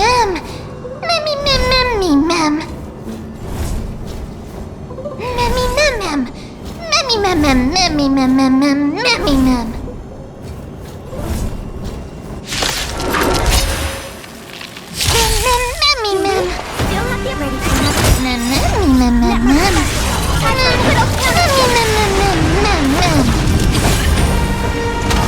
No dirty.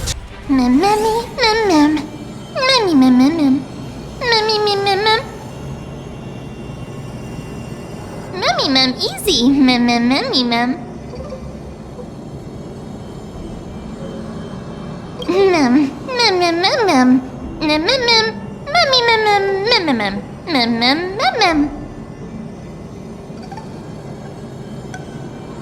I'm glad that everyone is all right.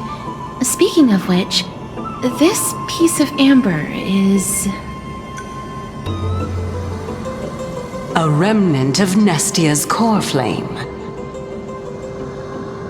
To get to the throne at the treetop, gather the embers before you with the golden bough of vows, and present it to the divine butterfly. Whoa! Where did you come from? You finally appeared, Lady Calypso. Yes, it's been some time. The battle just now was a true delight, and I feel quite elated. It seems like I'll really be able to rely on all of you to reclaim my true form. Lady Trianne, how does the golden thread react to her?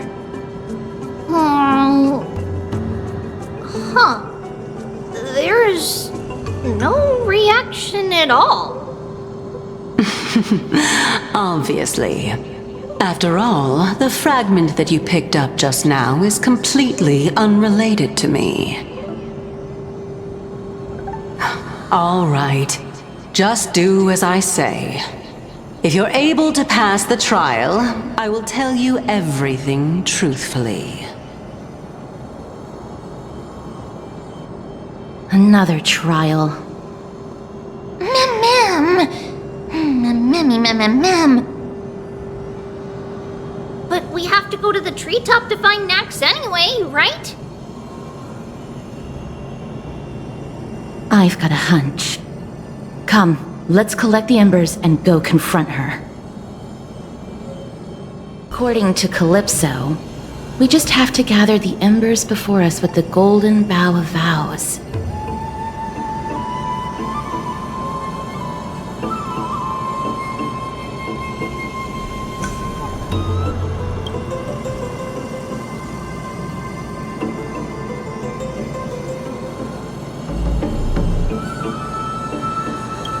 How incredible.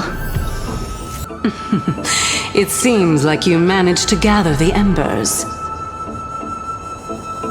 In that case, just offer it to the divine butterfly. It'll be fine. Let's just do as she says.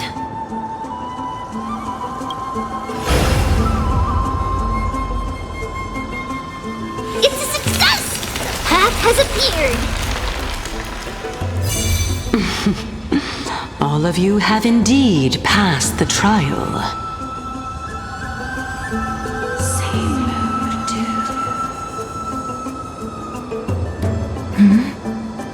The sound of a butterfly's wings.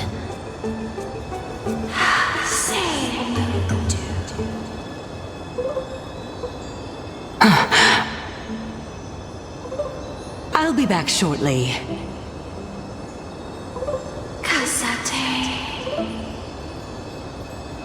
Of course, our promise still stands. But now, it's time for me to sacrifice myself.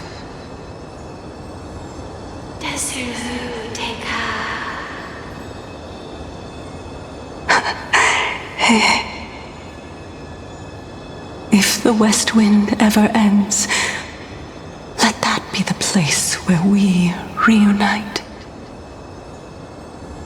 Farewell, my love. Lady Calypso, this is...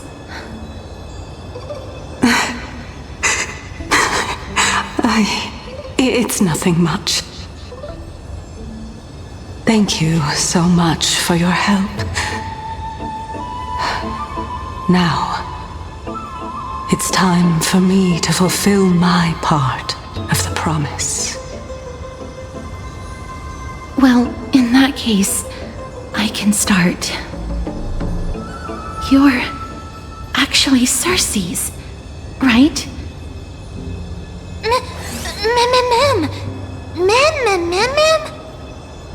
Oh my. The children of humanity have passed the final trial at last. I was wondering when you were planning to expose me. How did you know? The riddle-like trials, your distrustful yet sincere character, referring to Nestia as your love, and... The head of the Litophagus is actually called Medea, and not Calypso. Since you knew from the start that I was not who I said I was, why did you wait until now to expose me? Because I did not believe that Cersei's would walk this world in a human form. I was also afraid that the Titans were under the control of the Black Tide, and would do us harm. Also, to make a claim, one must have evidence. This is the precious knowledge that I acquired during my time at the Grove. Excellent. To think we were able to gain a new chance at life in the midst of death. Fate truly is a mysterious thing. Well, shouldn't you also tell us why you went through all the trouble of setting up these riddles? Oh, the reason's quite simple. I needed your help, and just like how you were wary of me, I had to ensure that you were not villains who were trying to get their hands on the core flame. I also had to ascertain that you were capable of dealing with the threat at hand. Is this threat related to the Black Tide? Indeed, and it's even more related to that lost item from before. Its owner is a quiet and paranoid hunter who seems to have been reborn from the Black Tide and is attacking along with it. As I could not do anything about him, I split my body up and escaped to avoid harm. I bided my time for a chance to seek assistance. Unfortunately, this was not a sustainable long-term plan. What you mean is that you hid your own core flame? Indeed. I split it into 3. I hid one within the Golden Bough of Vows, and sealed another in the amber, along with Nestia's remaining embers. As for the last one, it's currently in Anaxa's body, which is in dire need of repair. What? Do you mean that you're using such a method? After all, the scholars of the Grove have always been willing to lay down their lives to defend my core flame. As a respected god, it would be too embarrassing if I were to do nothing and simply watch the children of humanity give up their lives for me. Especially that heretic named Anaxa. He did not even hesitate to tear his soul apart and use it to perform a miracle. He trapped all the creations of the Black Tide within the Grove so that they would not be able to harm others. His way of thinking was so out of the ordinary that I felt it would be a waste for him to meet his demise in the Black Tide. And so, I decided to save his life. Of course, this also meant that I was able to conceal myself and remain hidden. Well, that's also an equivalent exchange, right?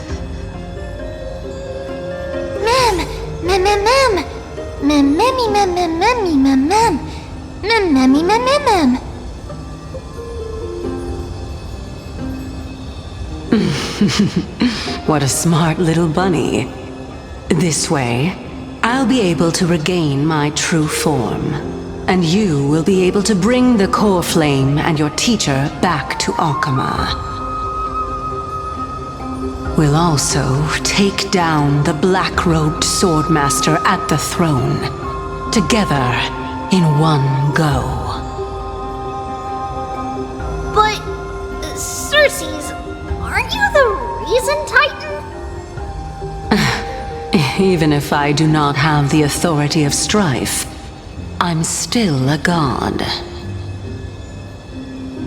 I just need you to buy me some time against the warrior's blade. Once the core flame is reformed, I'll be able to show my hand.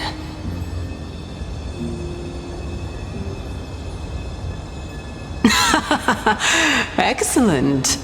Then just continue climbing to reach my throne. Turn the golden bough of vows into firewood to reignite the core flame of reason. Ahead lies the luminary throne. And also, the battlefield that we're about to step onto.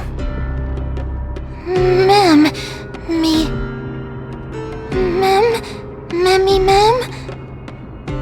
Memmy, what's wrong?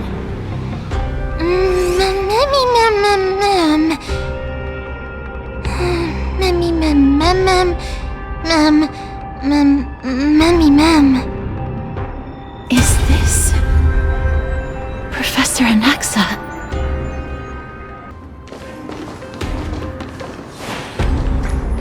Ma'am. Cersei's was right. He's indeed here. Who is this black-robed guy?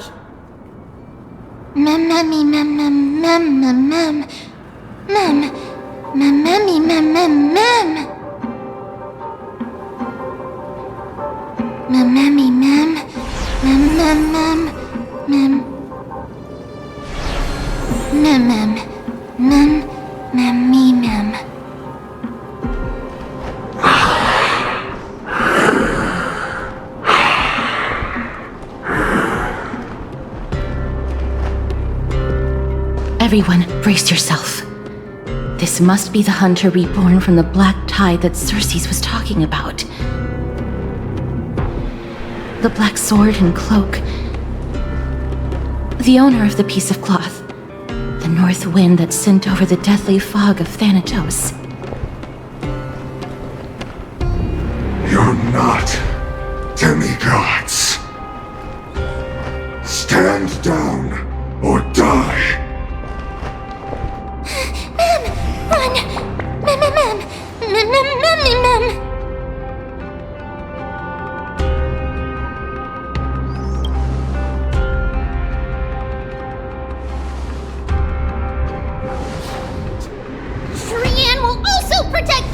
everyone! Trian is brave!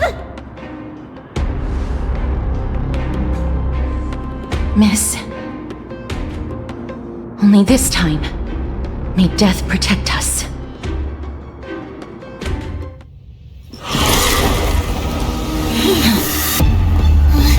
Be careful. One slash. 2 slashes.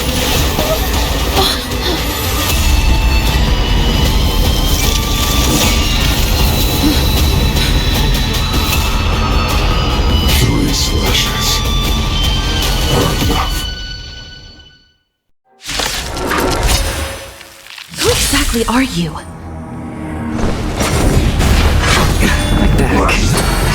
Familiar. Watch your head. Do we still have ready for another? Hedge your bets. Spend freely. How about Ken? Destined for oblivion. I weep for the departed. It too shall fall. So powerful.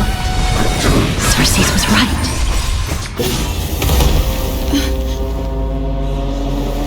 In that case...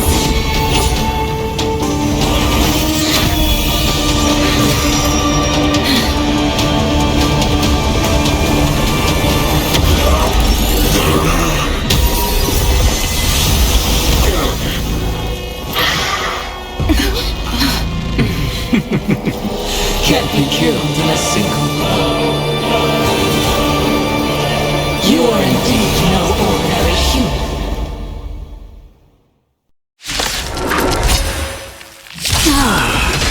How annoying. Children of humanity. Don't waver now. Let's just... Since the ambush failed, it'll be difficult to find another opportunity.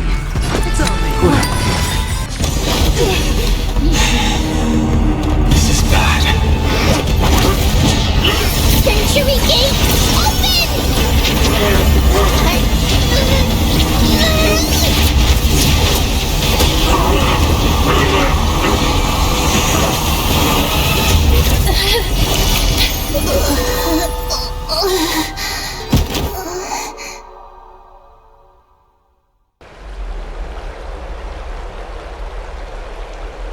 Phew. That was a close call. Thank goodness that we returned to Akama unharmed.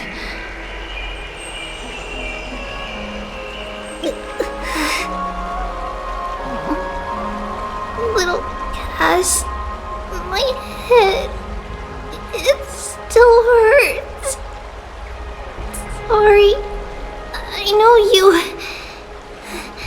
told me not to open the gate. Please don't blame yourself, Lady Trian. If it weren't for you, we would have already met our end at the Grove. I feel awful. I need to go back to get some rest. Lady Trian, you haven't been well since you woke up. Are you sure you can make it back on your own? All this noise and commotion. Akama hasn't changed a bit, has it? Are you... Professor Anaxa? There's no need for doubt. The Titan no longer speaks. It is I, Anaxagoras of the New Sporists. Indeed. You are the only one who would refer to yourself like that. Professor, let me be frank. The mission Lady Aglaya entrusted us is to search for survivors, uncover the truth about the disaster at the Grove, and retrieve the core flame of Cersei's. That does not surprise me. And now, I'm a survivor who witnessed the entirety of the disaster, as well as the defenseless bearer of a core flame. Are you going to bring me to Aglaya to fulfill your duty? That is indeed my duty, but I prefer not to present you to her as a captive or spoil of battle. Fine. There's no need to make your life difficult. I'm not against meeting that woman. But I have some things to take care of first. The families of some of my fellow Grove Scholars live in the Holy City. Before we meet Aglaya, I want to visit them. Because Lady Aglaya will probably be against it. Let me guess. That woman will not only prevent me from visiting the families of the deceased, but will also suppress any information about the Grove. She's always been that cold-hearted. My fellows at the Grove gave their lives defending the Core Flame and fighting the Black Tide alongside me. Their families deserve to know the truth. You intend to do it without her knowledge? Do you really think that woman would treat me well, even if I behaved and proved my loyalty?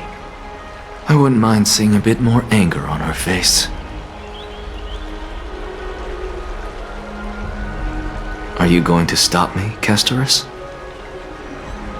I will accompany you, but please understand that Lady Aglaya has her own considerations. You truly have the makings of a fine scholar, putting yourself in other people's shoes like that. Let's go. I won't go overboard. Hello. And you are? Hello. If I'm not mistaken, you are Callinicus's wife, right? Yes. Oh, are you a messenger? No wonder I haven't heard any news for so long. There's been a change in personnel, hasn't there? Ma'am, Callinicus passed away a few days ago, defending the Grove against the Black Tide.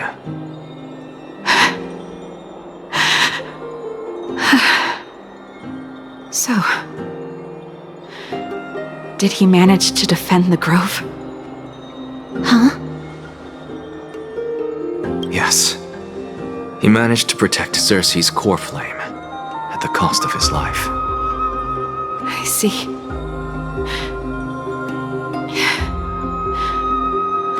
I'll select some of his possessions and pick a nice resting place for him. Please let us know if you need any help, ma'am. I come from Kremnos. Death and sacrifice are things I've learned to face with composure. You know, Callinicus, even though he was a scholar, he'd always ask me to teach him how to fight whenever he came back. Isn't it funny that a Chrysos heir like him wants to learn from an ordinary person like me? I've been prepared for this for a long time. In times like these, any ordinary goodbye might just turn out to be a final farewell. I'm really sorry. There's nothing to be sorry for. I was once a warrior, and I'll find my way back to the battlefield someday. With the coming coronation of the new king of Kremnos, I'll take up my lance against the creatures of the Black Tide and seek vengeance for my husband. Oh, hello, young ones. Is there anything I can help you with? Are you the father of Kenani and Artakama? Ah, yes. Did my daughters cause trouble at school again? Alas, forgive this old brain of mine. Both of my daughters graduated long ago, and they are now scholars at the Grove. As I get older, memories from years past tend to blend together. What's the matter, young one? Why so quiet? Did my daughters really get into some trouble? If they refuse to apologize, just let me know. Their old dad can still talk some sense into them. What should we do? I really can't tell him. Mr. Fabio, the Black Tide took Kenani and Atacama. What?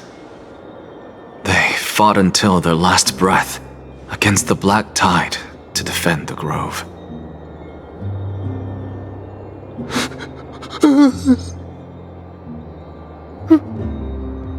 As the Chrysos heir stationed at the Grove, I failed to protect them. Mr. Fabio, if you're upset... Don't put it that way. Even if my Atacama wasn't one of the Chrysos heirs mentioned in the prophecy, she was still a heroine, wasn't she? What's wrong? I'm busy. There's a lot going on in the city, and I've got my hands full.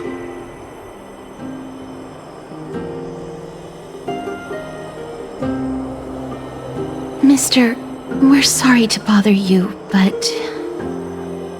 No, wait. Lady Castors, did Lady Aglaia send you because of some mistake I made at work? Keep your cool, Titus. I'm Anaxagoras from the Grove of Epiphany, and a colleague of your father, Old Titus. A few days ago, your father passed away. Wait, what? My old man died?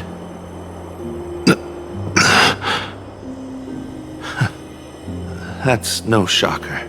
At his age, he was due for the River of Souls any time. Just up and left me behind. That old man. I've been telling him for ages to stay in the Holy City and enjoy his retirement. But no, he just had to go off to that grove and mess around with those scholars. Still wouldn't budge after all those arguments. That stubborn old thing. I already got him a retirement home and was waiting for him to come around. All my effort is wasted now, and he didn't even give me a chance to say goodbye. That bull-headed old man, stubborn as a mule.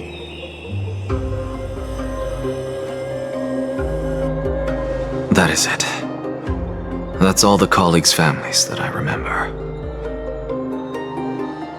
Good work, Miss. And Professor Anaxa. Let's go. Take me to see Aglaia. All right.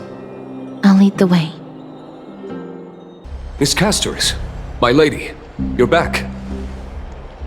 Hello. We have an important matter to discuss with Lady Aglaia. May we trouble you to inform her of our presence? My apologies, Miss Castors. Lady Aglaia has just informed me that she has no time to receive anyone at the moment.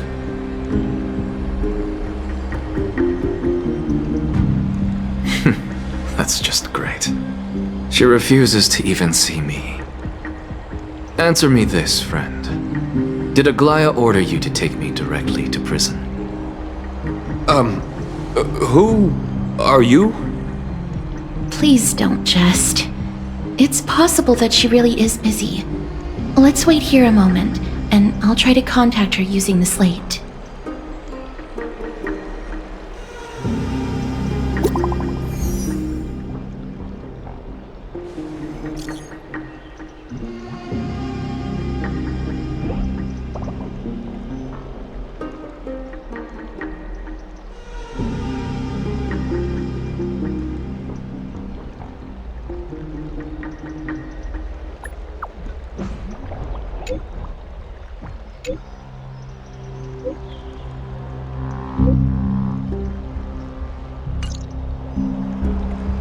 It's fortunate we don't have to confront that woman while I'm hauling around this sick body. Castorus, and this friend I haven't gotten the chance to know, I'll take my leave for today. That Titan made a myriad of adjustments on their own. My head still aches from that. I don't want to stay a second longer in this noisy city if I can. Please be careful. Akama isn't the Grove. This place is covered by her golden threads. I know. That woman is extremely confident I won't escape her grasp. Don't worry. As I said before, I'll mind my behavior. Miss, so many unexpected things happened on our journey to the Grove. We truly had no intention of putting you in danger, let alone face the Black Tide head-on. The Black Tide is not just an enemy of Akama, but all of Amphorius. Even back when the forces of strife coveted the Holy City, their warriors still undeniably halted the Black Tide outside Castrum Krymnos. Nigador's core flame now sits vacant, and the Black Tide has returned. The Grove is an academic city with the best understanding of the Black Tide. It shouldn't have fallen so easily, and yet it was taken overnight, leaving the city in blood and tears, haunted by the spirits of departed heroes. The trial of strife is imminent. I pray Mighty will be able to steel his resolve soon. Lady Treeby once traveled across thousands of cities in Amphorius to repel the Black Tide.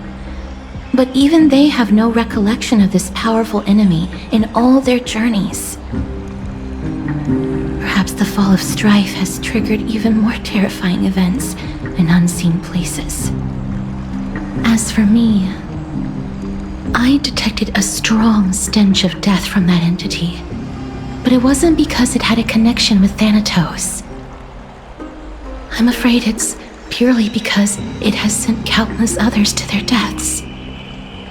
Speaking of Thanatos, Miss, there is something else I wish to verify with you. You must have an idea of the curse I bear by now. I was born as the shadow of death, a poison shunned by all living beings. Yet when you caught me in the Grove, I'm curious why you weren't affected by my power, Miss. My apologies for the abrupt question.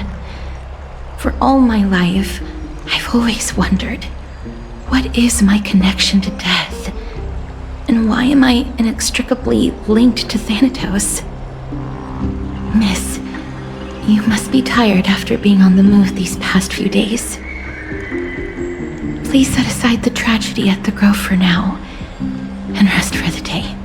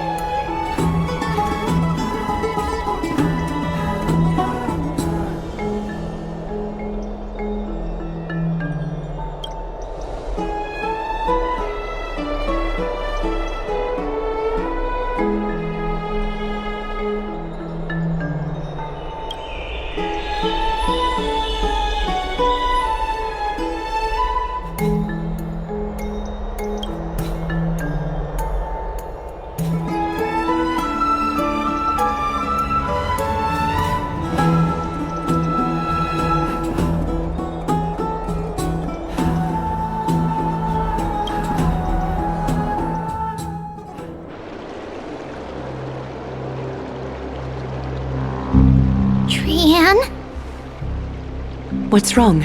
Is there trouble at the Grove? Yes, I sensed something. It was fleeting, but very strong. It feels like they're in some big trouble. Trianne used the Century Gate again. Can you see what's actually happening? No, it's fuzzy like always, but the enemy's aura has disappeared. Maybe they've moved to a safe place? Let's hope that it's just a false alarm. We should place our trust in her and Caster's teacher. They will keep Trianne safe. Aggie, you're talking like we are little kids. One day, Trianne will reach her limit, and Trebi will take on the role of gatekeeper from her. We are all aware of that. I am just a little concerned about her state of mind. Trianne was already unable to speak, even in short sentences when they left. We want to say a proper goodbye at the very least.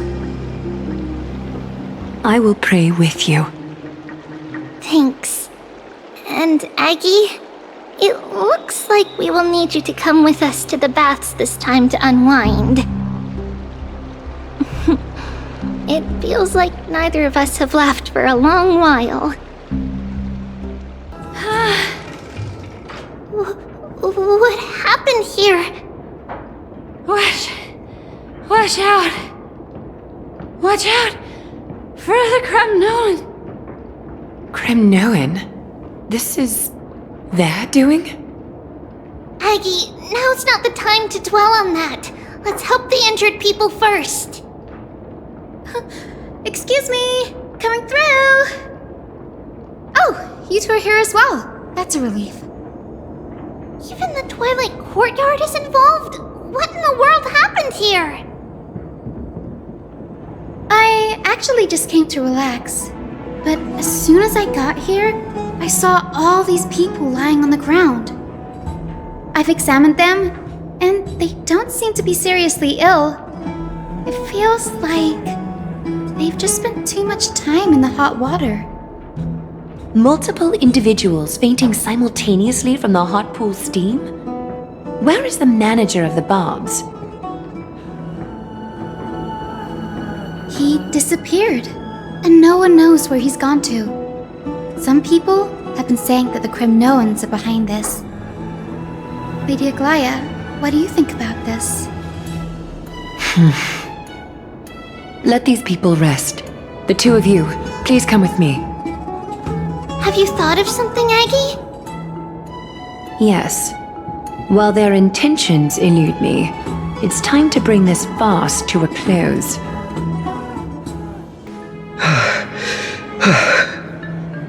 Snowy! Even Snowy!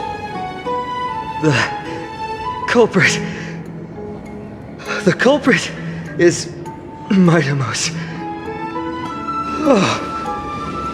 Dee! What did you do to everybody? It's just another duel where I claimed victory. Duel?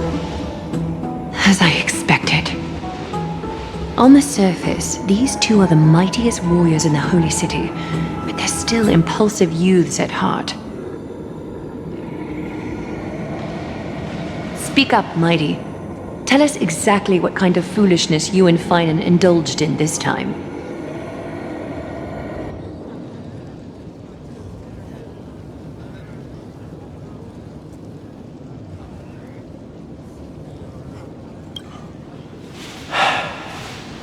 No, none of those sound right.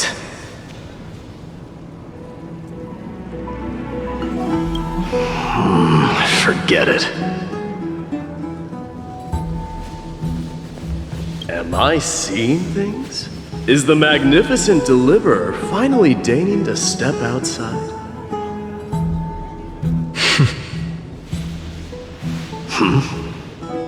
What kind of response is that? Nothing.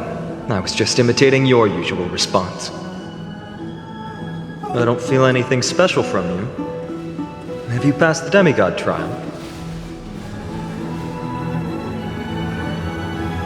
The ritual hasn't reopened yet. In case you forgot, it hasn't been that long since I pulled you out of the trial. I didn't forget. Then, you're welcome. In twilight's last gleam, Makima stands bold, her walls sturdy, tales untold. Dreaming of her fruitful gardens, pilgrims arrive from distant lands, figs and olives, so grand. Yet little do they know that they will step into flames, fuel to the fire, a burning brand. What are you playing at this time? I just felt like reciting a few lines of poetry. Surely the Crown Prince of Kremnos knows how to appreciate poetry, right? Kremnoans steer clear of such weak literature. But my library doesn't lack collections of this kind. These lines express the poet's yearning for their home, just as Akama is distant from many people's homes. I know how to interpret poetry, Haikis. There's no point in pretending to be profound, my friend. Thank you for helping me out when I was in a tight spot, but it seems to me that you aren't prepared for the trial either. Don't compare your situation with mine. My people are still relying on me. I can't ascend to godhood on my own without first resolving their issues. So, are you suggesting that you, the mighty Mightimos, and the heir to the throne of Kremnos, wish to defy tradition that has endured among your people for millennia?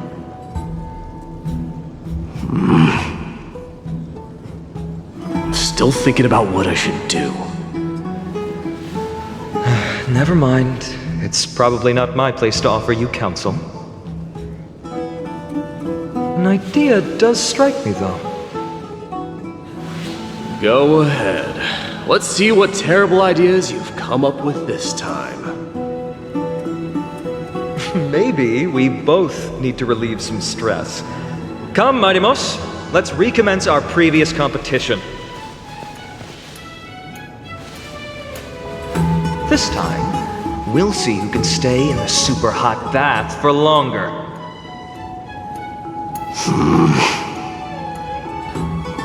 What? Are you chickening out? The phrase chickening out does not exist in the Kremnoan language. I just find the situation absurd, that's all. All-knowing historian, are you not aware that we Kremnoans use boiling water from sword forging for our baths? Looks like I'll have to teach you some royal etiquette today.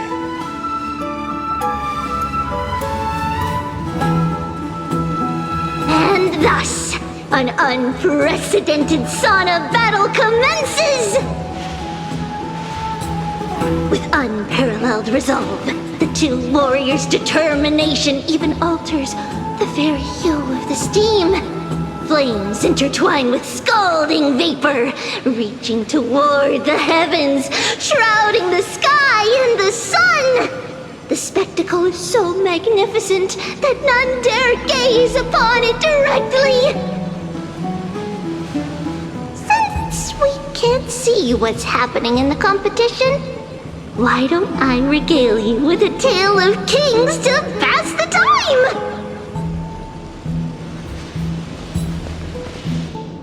Do you recall the legend of the Gorgo lion mentioned by a certain veteran?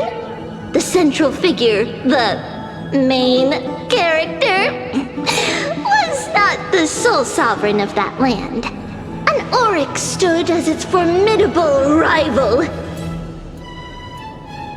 Long before the dawn of Era Chrysia, the two beasts started their timeless battle on the plains of Tritos.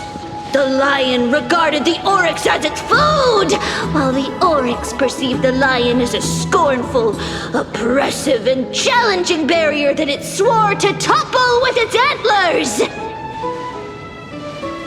For tens of thousands of years, without respite, the two creatures thus continued their relentless pursuit and rivalry. It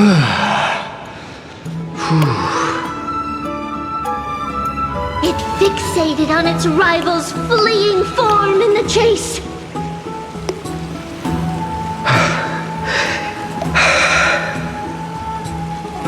It set its sights on the other's neck, nearly within reach.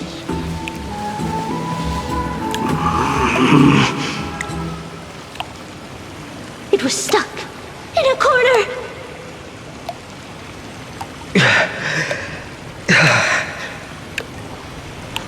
It had nowhere to escape. On the land of Amphorius, some lives meet their end at dusk, some at dawn, and yet others are fated to perish under the blistering sun at noon. And at last, the most scorching moment of the day descended upon them. The formidable hand of fate heeded their call and arrived! My lords, would you like me to reduce the temperature a little?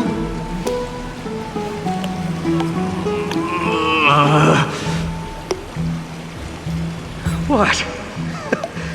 You're chickening out already? Get lost. Are you asking me to get lost, or...?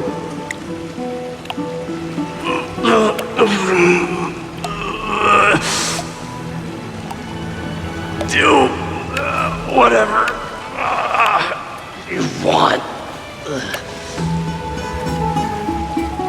Oh, please forgive my presumptuousness, my lords.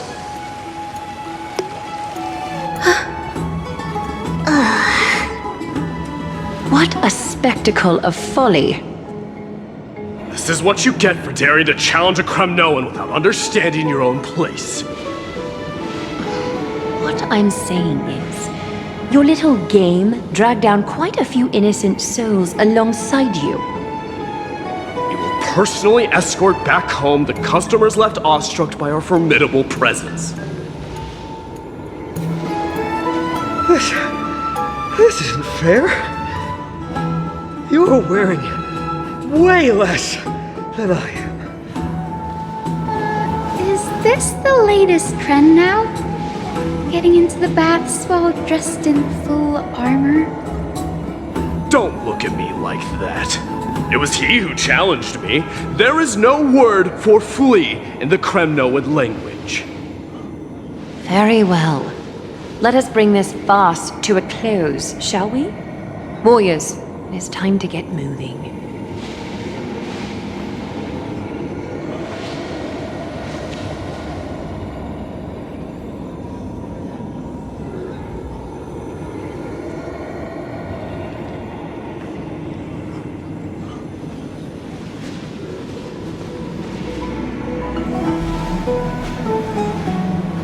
Alas, the flame chase journey is destined to be a lengthy one, replete with obstacles. But thanks to those two, all the gloom has vanished into thin air. Oh, we just had quite the commotion. It's not every day we find the Marmoreal Palace this serene. Shall we continue with our previous plans? Hyacinth, would you care to join us? Such an empty bath is indeed a rare sight. I was looking forward to unwinding after work. I'd be delighted to accept your invitation, Lady Treeby. How about we go to the biggest bath? Let me check. The water temperature feels just perfect. So, how is the feeling of having the entire bath to yourselves? It's so good. Lady Treeby, aren't you going to soak in the bath with us? We will have to pass. After all, we've become children. Please understand that she can no longer endure the heat of this pool due to the blessings of Yanis. Oh. Are you curious about us, Hyacinth? I am. But something tells me that it might be better to change the topic. Don't get all nervous. It's not something we can't discuss. The truth is, a long, long time ago, we were a mature adult just like Aggie. Then, because of reasons, we inherited Yanis's divinity and gained the power of passage. And in return, the price we had to pay was the splitting of our soul. Each opening of the Century Gate intensifies the strain on Treeby and the others. They are gradually regressing towards infancy, both in body and mind. We don't know what awaits us at the end either, but anyway, that's why we've turned into children. In that case, when you opened that giant sentry gate above Akama during the battle against Nikador... Well, there's no way around it. We all know that the flame chase journey won't be a smooth ride.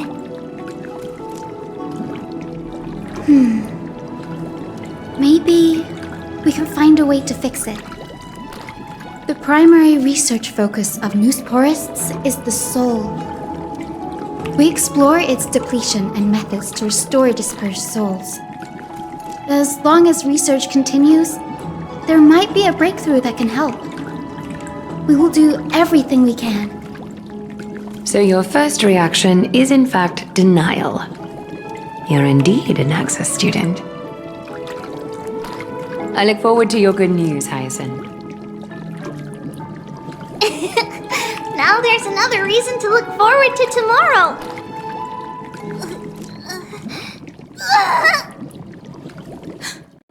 Lady Treeby, what's wrong? Something's off. It's that strong feeling again. Is it Trian? Wait, no. It's not Trian this time. It's Trinan. Trinan is in danger.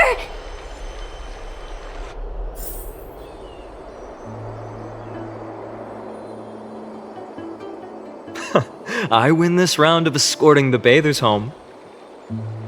How does one contender alone make a valid competition? Offering a compliment or two wouldn't be the end of you, you know. Haikas. What is that word? Is that your native tongue? It means hyena. I'm likening you to a weak hyena. By the way, you emphasized the completely wrong syllable. Though we've been acquainted for some time, I have rarely heard you talk in the ancient tongue of Kremnos. It's because I'm not exactly a master at it either. I can listen and read just fine, but when it comes to writing... You can write?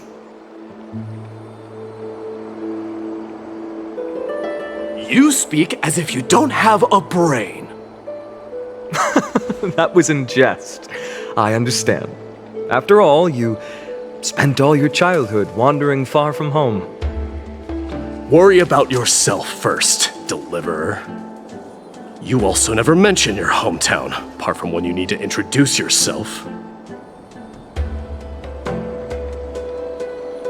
Well, it's because there isn't much to say. Ides Elysiae is simply a tiny village that disappeared many years ago in the flames of war.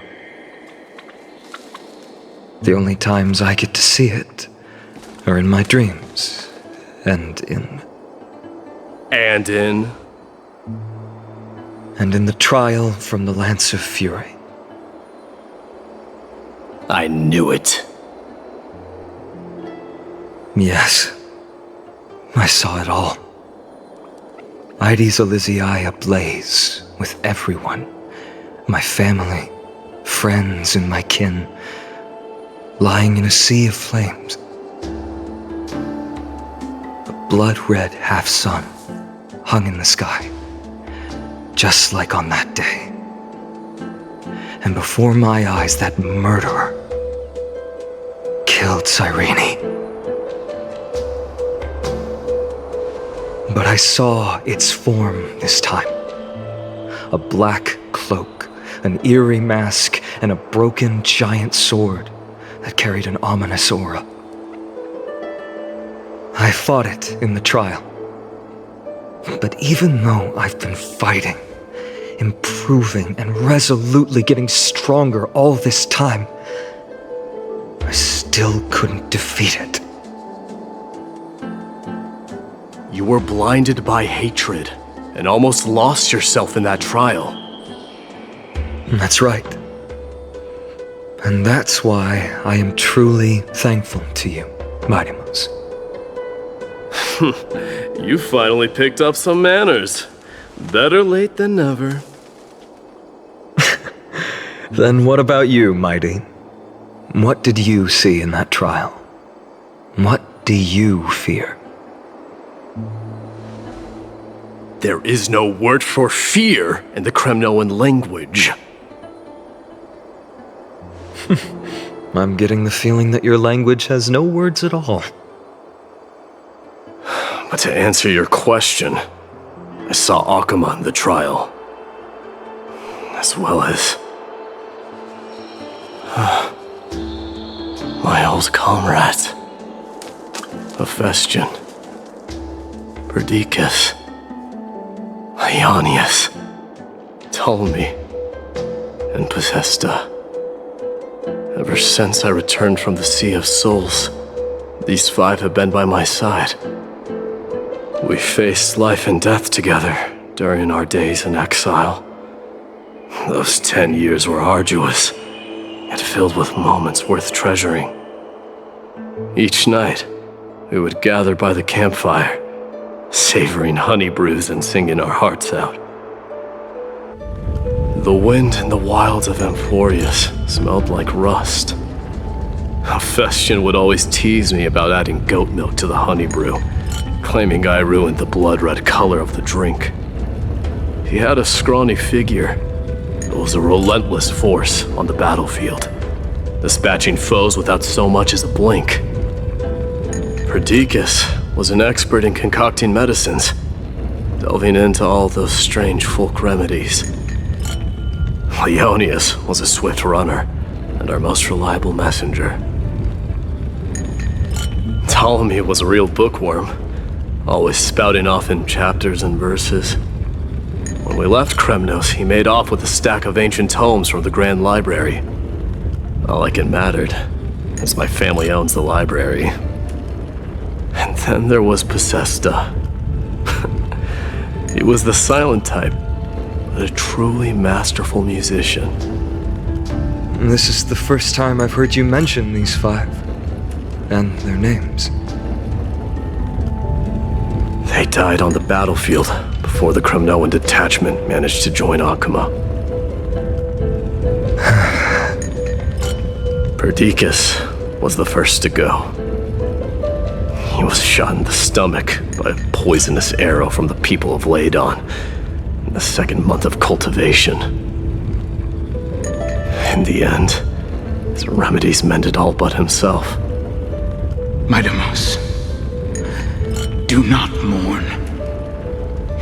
I have achieved honor by bestowing a noble death upon the enemy. Leonius died in the 5th winter. Idonia's snowstorm lasted 3 full months. On the night of the fiercest storm, our foes launched their assault. Idonia? Is that the city Castorus used to live in? Yes. Those zealots were as fearless as Kremnoans in the face of death, but they lacked respect for honor. They cornered us in a bottomless swamp. Leonius covered for our retreat. They cut his legs off. He vanished into the mire of a foreign land, his body never to be recovered. This is perfect. Mighty Mouse, I can finally deliver the news. of you ascending the throne to the Netherrealm. 20 dusks later, we finally breached the walls of Idonia and entertained the usurper's plea for peace. However, the rebels refused to surrender and set up an ambush within the city. Ptolemy and his cavalry met their end before they could even relish our triumph. Those obelisks that collapsed after being set on fire became their final resting place. My Deimos, please tell my family. It was not cunning schemes that vanquished Ptolemy, but the immense weight of Amphorius' entire history. Then, it was Pacesta. He lured the enemies into the city of Aeneonis with his melodies, buying us invaluable time. Our enemies, consumed by indignation when they discovered the trick, set the entire city and my soldiers on fire. His final words were recorded on a small clay tablet, fractured by the flames. My Deimos, don the crown. And at last, my most trusted friend, Hephaestion. He was supposed to stand by my side through it all. But a sudden relapse of his illness hit him on the eve of my duel against my father. He hid his condition from me. By the time I returned victorious, he had but a breath left in him. A Kremnoan dying on a sickbed. I would be a laughingstock to everyone. Hephaestion, my dear friend. Spare your strength. I'll go get a physician. No need. Even if Perdiccas were here, he couldn't stop destiny from taking me away. No! None can take you away.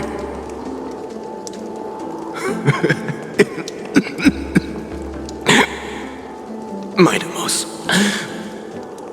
our king, do not shed tears for me. It's not befitting of your status. Farewell, my dear friend. You must lead us back home. What a grave trial indeed. Now I understand why you see immortality as a defect, or even a curse. My father threw me into the sea of souls to break the wheel of karma. But little did he realize it would grant me an immortal body and summon a fated revenge on his head. Following his demise, I considered leading my people back to our homeland. Kremnos had already turned it into a wasteland. Only darkness and insanity thrived there. Against the dissent of many, Krateros included, I made the Kremnoan detachment stay in Akama. But I know that their glory will never be doused out. The instant of strife shall inevitably arrive. If you take over Nikodor, then you must begin the journey back to your homeland. So, you hesitate because you think leaving your people in the Holy City is a better choice?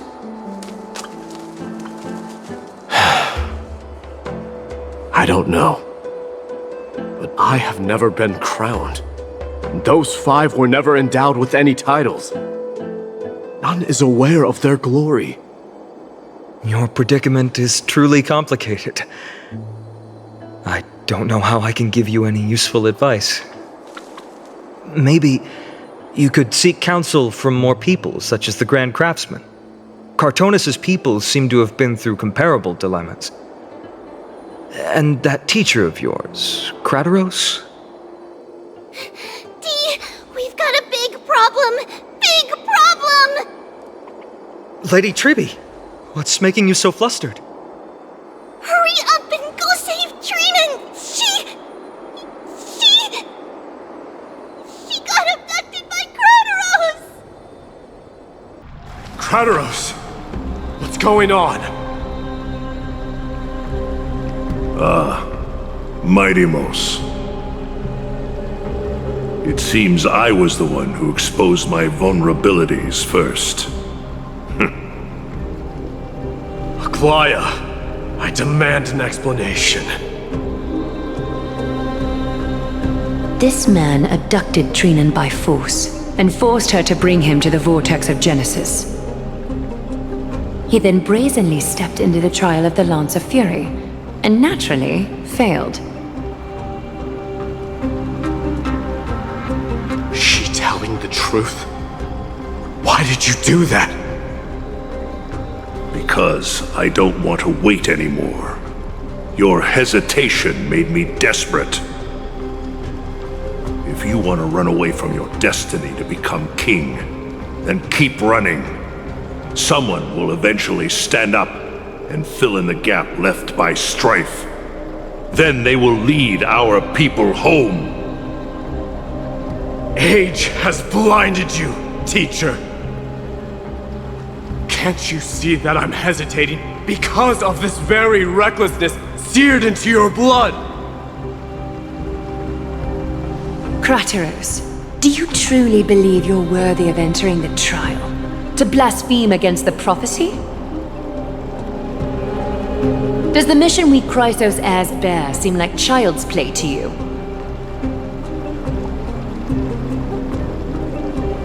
Do you know how the Kremnoans see you, Aglaia?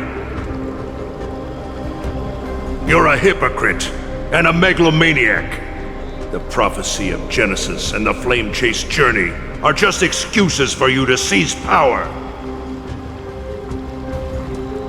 Silence, Crateros. Do you even know what you're saying? Are you defending this woman, Mighty-Mos? How many wars did people start because of her and her so-called prophecy? How many cities fell in the past millennium? Their people massacring each other. Even if this so-called Genesis really exists, will there be a place for the Kremnoans in that new world?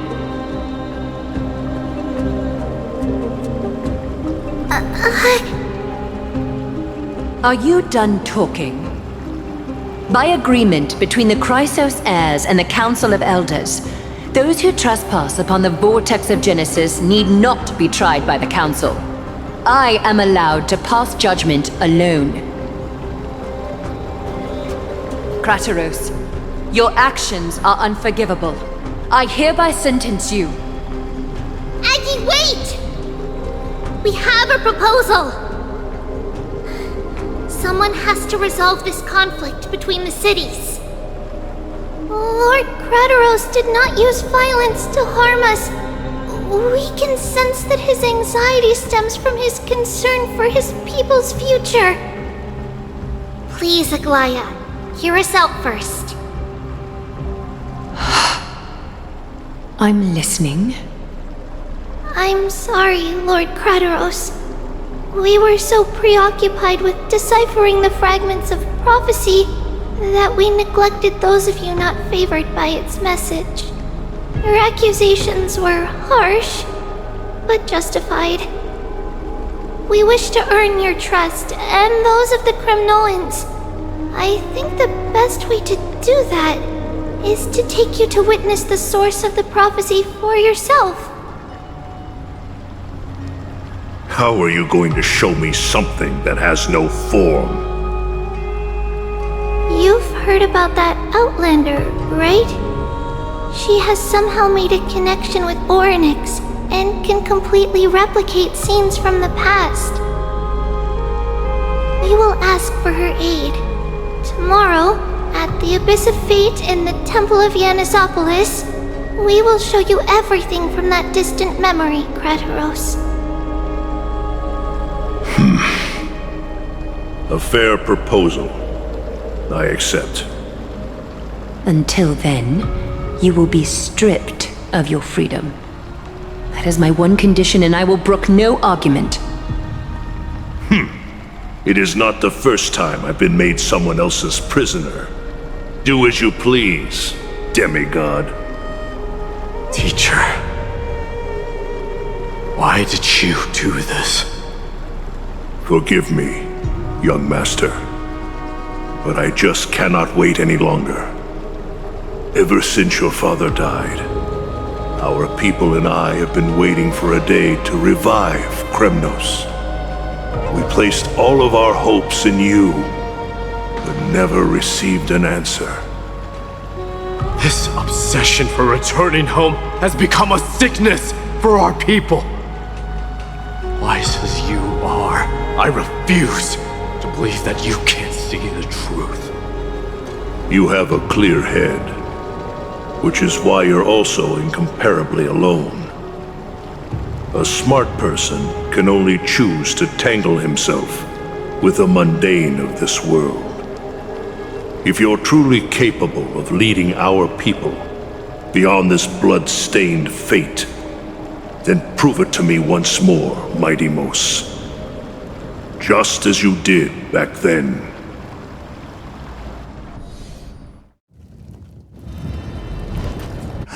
A fierce fighter. I did not expect such heroism from a feeble Akeman.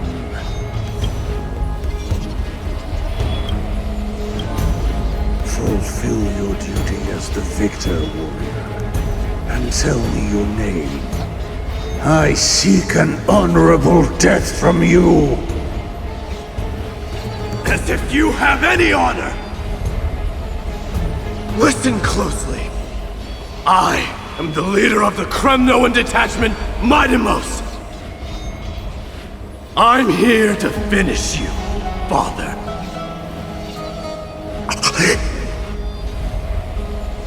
It is you, the beast spurned by all.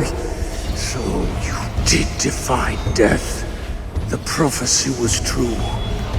You will bring an end to my Kremnoan dynasty. Defy? You're wrong. Death fears me. It's the reason I have this body of steel. As for you, you already stand at death's door, father. You were the one who threw me into the Sea of Souls. The one who tried in vain to enslave a titan. And the one who desecrated the body of a god. Haikis! You're a weak king.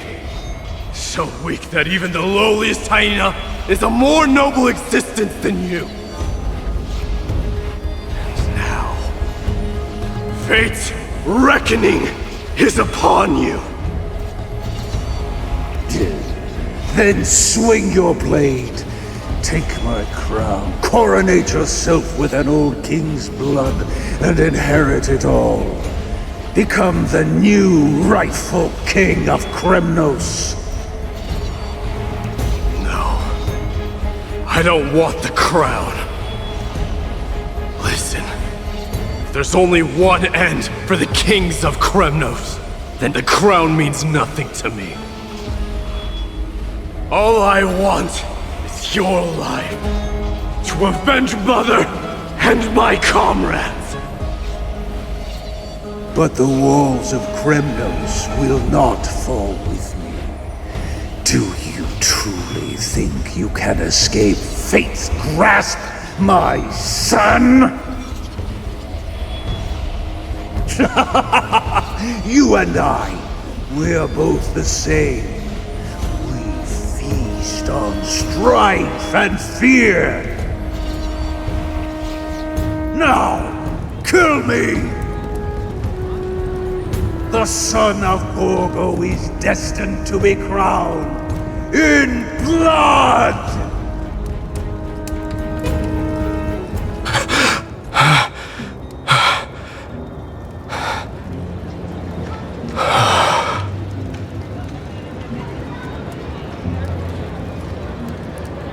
Craterov. Tribbios.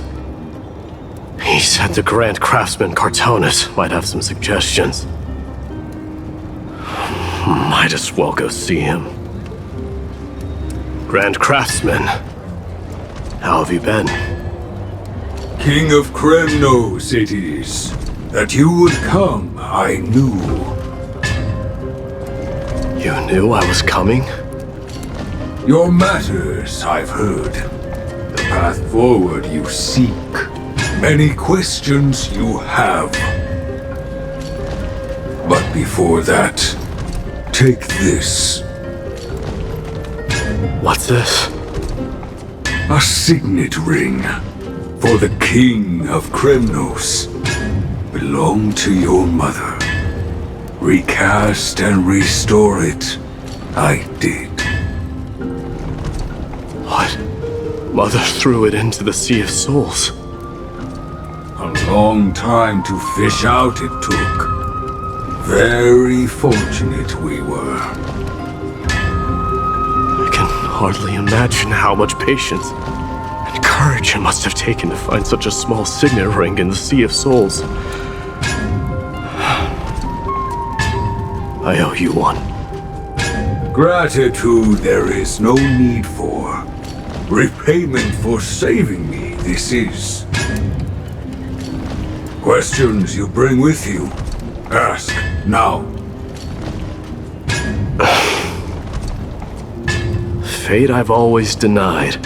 It's finally caught up to me. By all rights, I should accept Strife's authority. It would make everyone happy. The Chrysos heirs, the Council of Elders, the Kremnoans. Even the bards who will write it all into song. Yet hesitate still you do. Hesitate, why do you, young king? Because of my people. Be they men, women, the elderly or children. The hearts of all Kremnoans yearn for home. They've all been waiting for this day. For the day their king returns. Children of Strife would then be able to go home and embrace the old traditions. Never mind that most of them have only ever been heard in these so-called traditions and song. They would then gather around their king and throw themselves into battle. This is not a good thing, you believe. The Kremnoans have been trapped in a cycle of bloodshed for the past 1,000 years. They seek vengeance, start wars, become prosperous, and decline. How much innocent blood flowed into the River of Souls in all those years? How many needless sacrifices could we have avoided? If I accept that fate and become the totem of strife, that lead my people into repeating the same mistakes, then of course I would be terrified. I'd be terrified of becoming king. A different kind of Kremnoan you truly are.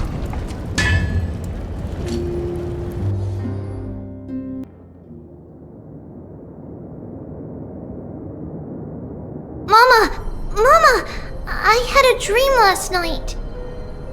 Oh. Now what did you dream about, my darling Tribbios? I had a dream that I turned into many me's. Then we made the moon into a ship and made the stars into our sails. Then we floated on the ocean and let the wind blow us in any direction it wanted. Well, that sounds like a lovely dream. Yeah!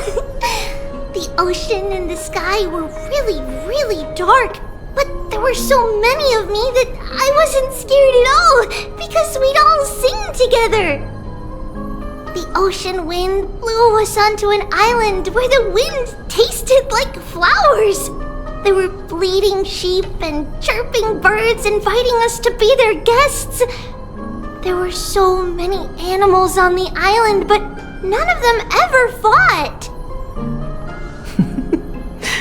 Yanis's holy maidens can receive guidance from the God of Passages. Perhaps what you saw in your dream is a divine land somewhere in Amphorius.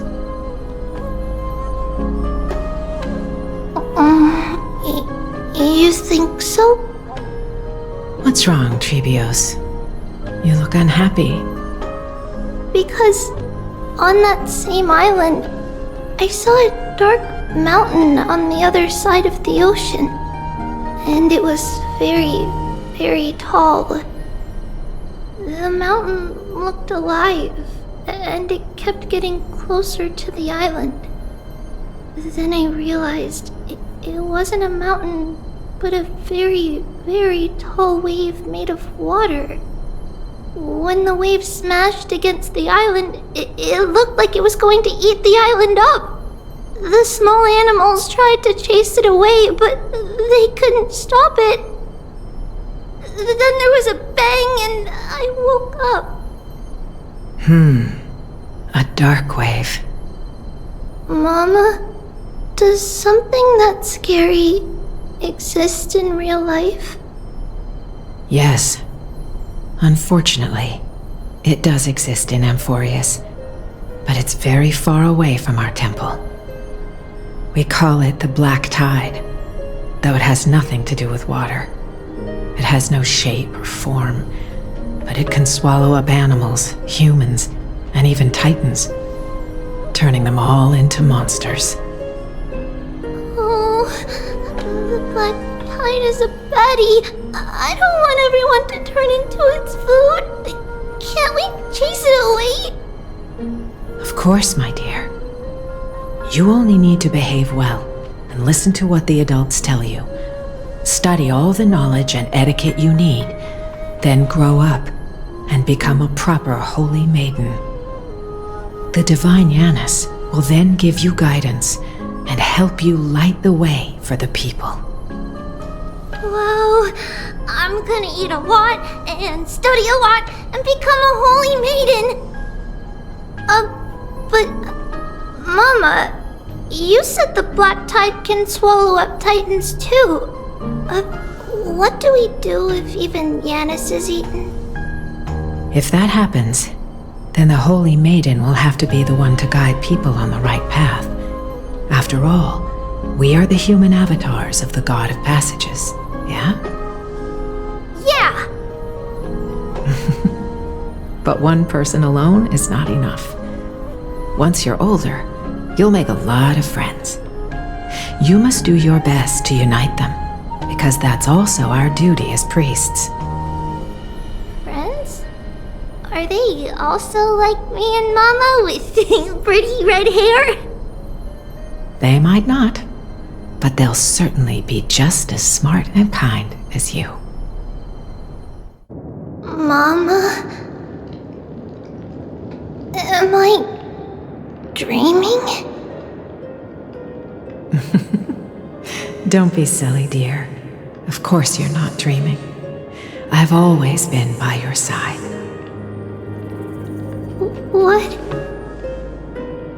Now be a good girl and call your friends over too. Let's play hide and seek, just like we used to, okay? My Trebios is the smartest girl. I'm sure you'll remember where everyone is hiding. The voice sounds so far away. I don't remember. Who am I looking for? Your friends, who will chase the Black Tide away alongside you, of course. There will be an amazing captain on that big ship. She's cheerful, optimistic, bold, and cautious. She'll be able to get everyone together. Wow, that's amazing! Can I be the captain? Of course you can.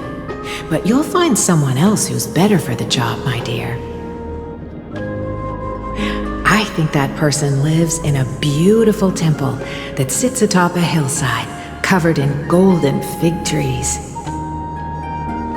There's a noble girl there who's very smart but also very delicate. Just like Mama? Perhaps. But before we find the captain, the ship also needs someone who can navigate it. Who could that be? Let me think. I know! She's Treevee! I named this doll after myself? I don't remember it all. Is this a dream or something that happened in the past? Huh? Why is this doll inside a chest? It's holding a sword. Why? Many years later, many brave warriors will board this ship. They're skilled combatants who fear no danger. Ooh, I can learn how to fight too and protect everybody! Silly girl. You're Yanisopoulos' holy maiden. It's not your duty to fight. There will be many others to protect you. Alright, then where will they come from? I believe one warrior hails from a lovely village where bulrushes flourish, while another comes from a magnificent royal city. Though each has their own troubles, both are ready to lend their strength for the ship's long voyage. In that case, let Trianne fight by their side! This way, they'll always stay on course! How could I have known the name Trianne back then? Was it just a coincidence, or...?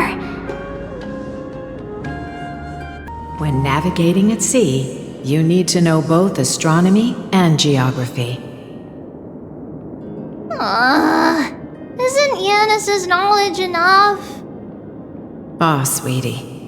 The ocean isn't like the land. It's easy to get lost. That's why it's important to learn to recognize the miracle of Aquila. Alright! Even though my brain is already super duper smart, I'll still try my very best! Circe also favors children who try their best. They will send a wise scholar as everyone's teacher to help you reach your dreams. I want to be a teacher too! Oh, wait, I'm super duper smart. So I want to be the teacher's teacher! Why not? But if you're going to be a teacher, you might need to tone down that hyper energy of yours. Then Trinan can do it! She's well behaved and would make a great teacher! Mama and the others always said that I had a great memory. But now, I can't even tell if this is a memory or a dream. Now, Treebios, set them on this music box and let them compose a melody for our song. Music box? What's that? Sweetheart, are you still groggy from your nap? You invented it. I invented it? What does it do? Oh, my lovely Treevee. You're usually so bright. What's gotten into you today? Well, you might as well see for yourself. Put your good friends on it and see the wonders it can do. Put the dolls on. It's rotating, and I can hear something. That's right. It's a music box. If you place the dolls in the right spots, it will start rotating and play beautiful music. Out of all your inventions, this one is my favorite.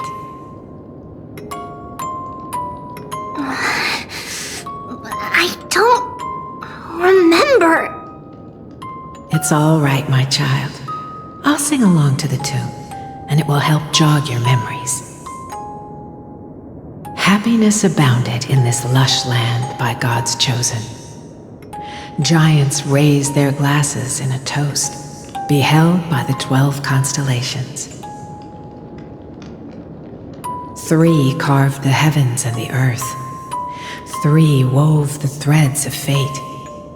3 molded life with their hands, and 3 guided calamity's gate. They declared the world too unstirring, hence wished endless laughter upon the living.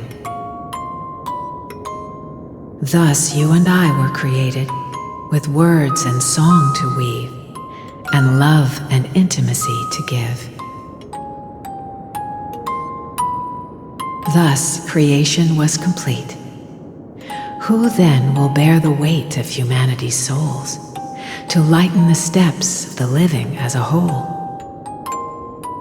O great Kephale, all-knowing Father of stature so tall, yet low does their gaze willingly fall.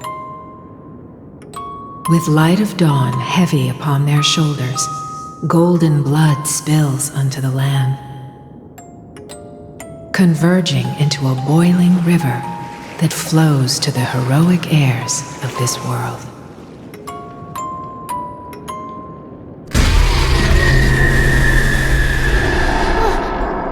What's going on?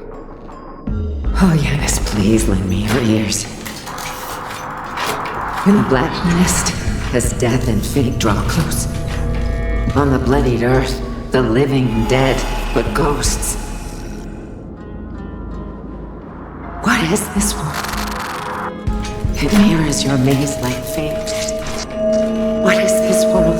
A silent lament without a trace.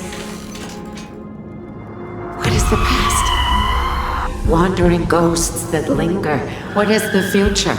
Souls scattered by fate's finger. What is the start? A voyage born in solitude. What is the end? The spirit, lonely and subdued. Lonely and subdued. And subdued. And subdued. Subdued. Subdued. Subdued. Subdued. Subdued.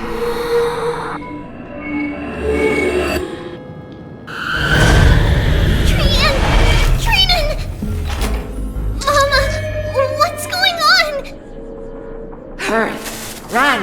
Trivios, run! The black tide has arrived!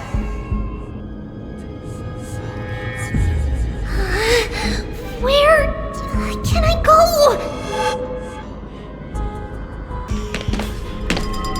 Why? Why are there souls everywhere? This is the sacrifice of a holy maiden. You won't make it to the end. Only one person can. I know! It's fine if we can't reach the end. Our minds are made up. Go. Bid your farewells, Trivius. Time is running out. Mama! Are you going to leave me? My sweet girl, I will never leave you. But remember this, Trivios.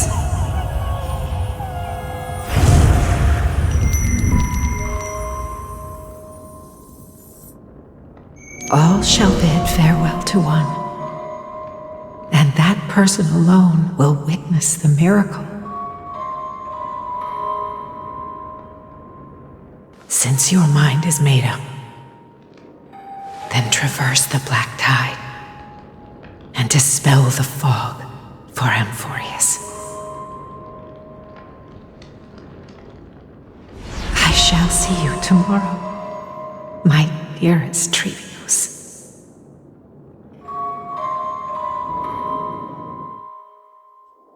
Mama!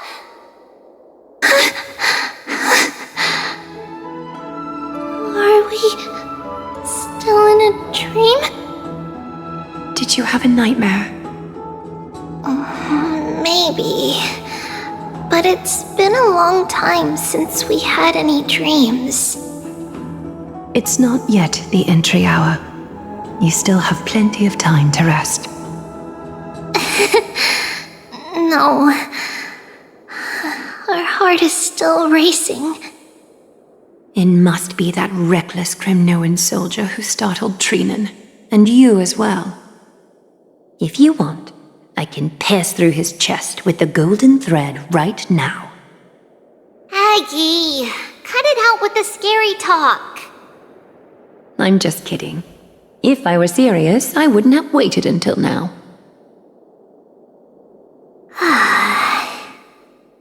Do you want to talk about the dream? Keeping it bottled up is not good for your health. We had a dream about Mama. The dream itself was nothing. It's just the timing that feels a bit unsettling. You mean... It's Trian. Even if we refrain from ever using the power of the Century Gate again, her soul continues to slowly drift away from her body. There isn't much time left. Perhaps it wouldn't be such a bad idea to let her relinquish her role as the gatekeeper and live out her days as a carefree child. You have a point, Aggie, but our decision has already been made on that matter. I believe there's still another way. Souls will be spent until they dissolve into dust. Such is our fate. Once we had a whole and connected body. If that body were a tree, then its trunk and branches would share the same fate, decaying at the same pace. Now we are fragmented into numerous selves. Despite the absence of a trunk, we are offered another possibility. We can choose how our branches will perish in a way that is most beneficial to the flame chase journey.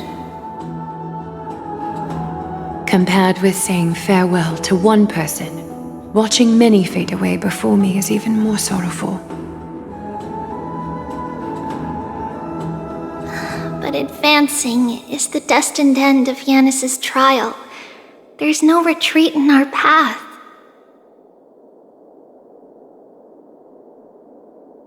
Don't feel sad about saying goodbye to us. We have already agreed on this, right? It won't be long before I forget what sorrow tastes like.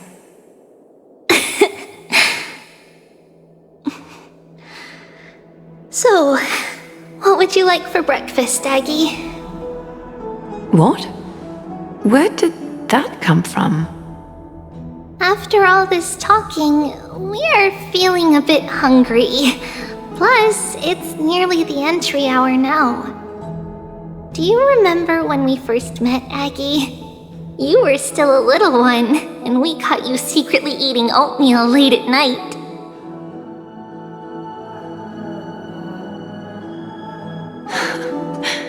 While my emotions might be fading, those memories are still as vivid as ever, teacher. Please, let me do it. What would you like to eat? It's fine! Leave it to us. You should rest for now. It won't take long, and we'll call you when it's done. In that case, thank you. Then, see you tomorrow, Aggie.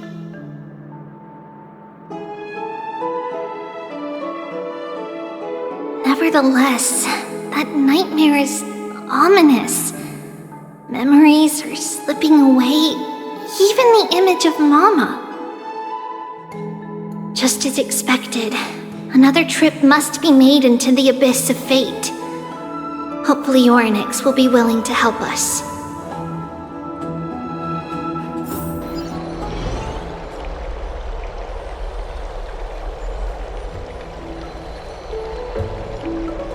Long time no see, Professor Anaxa.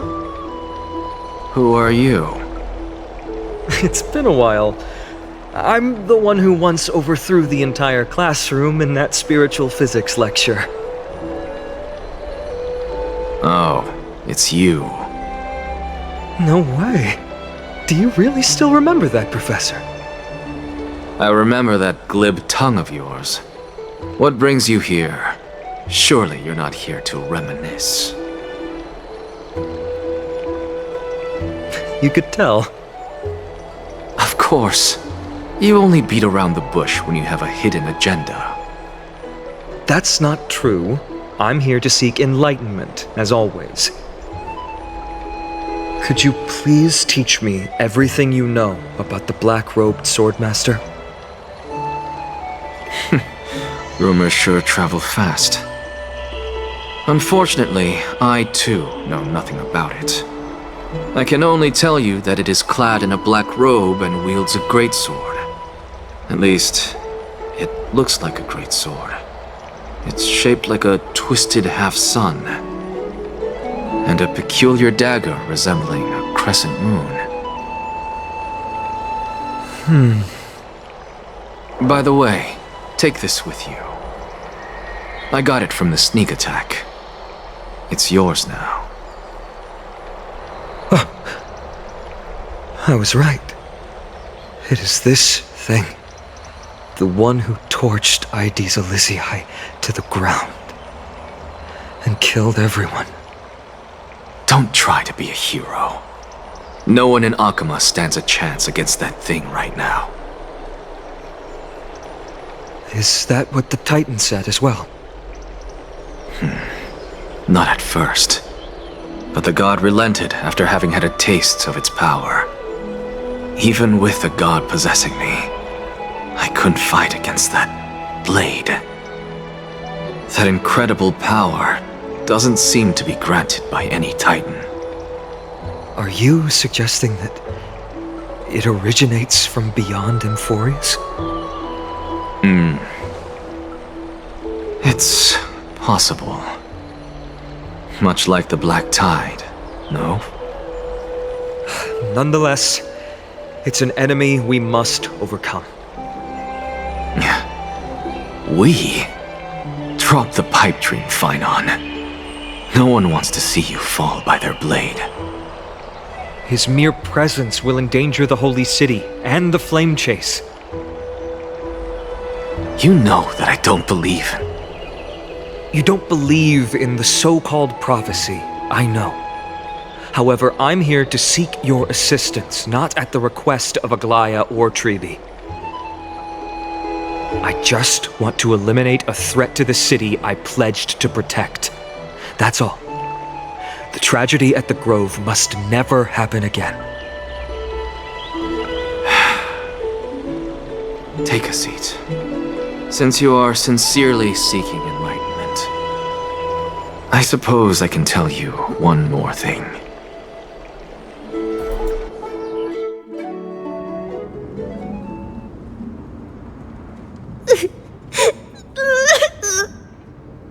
What's wrong, Trian? Nothing. Just remembering what happened at the Grove. Monster in the black cloak. So scary. Everyone in danger. Nightmare.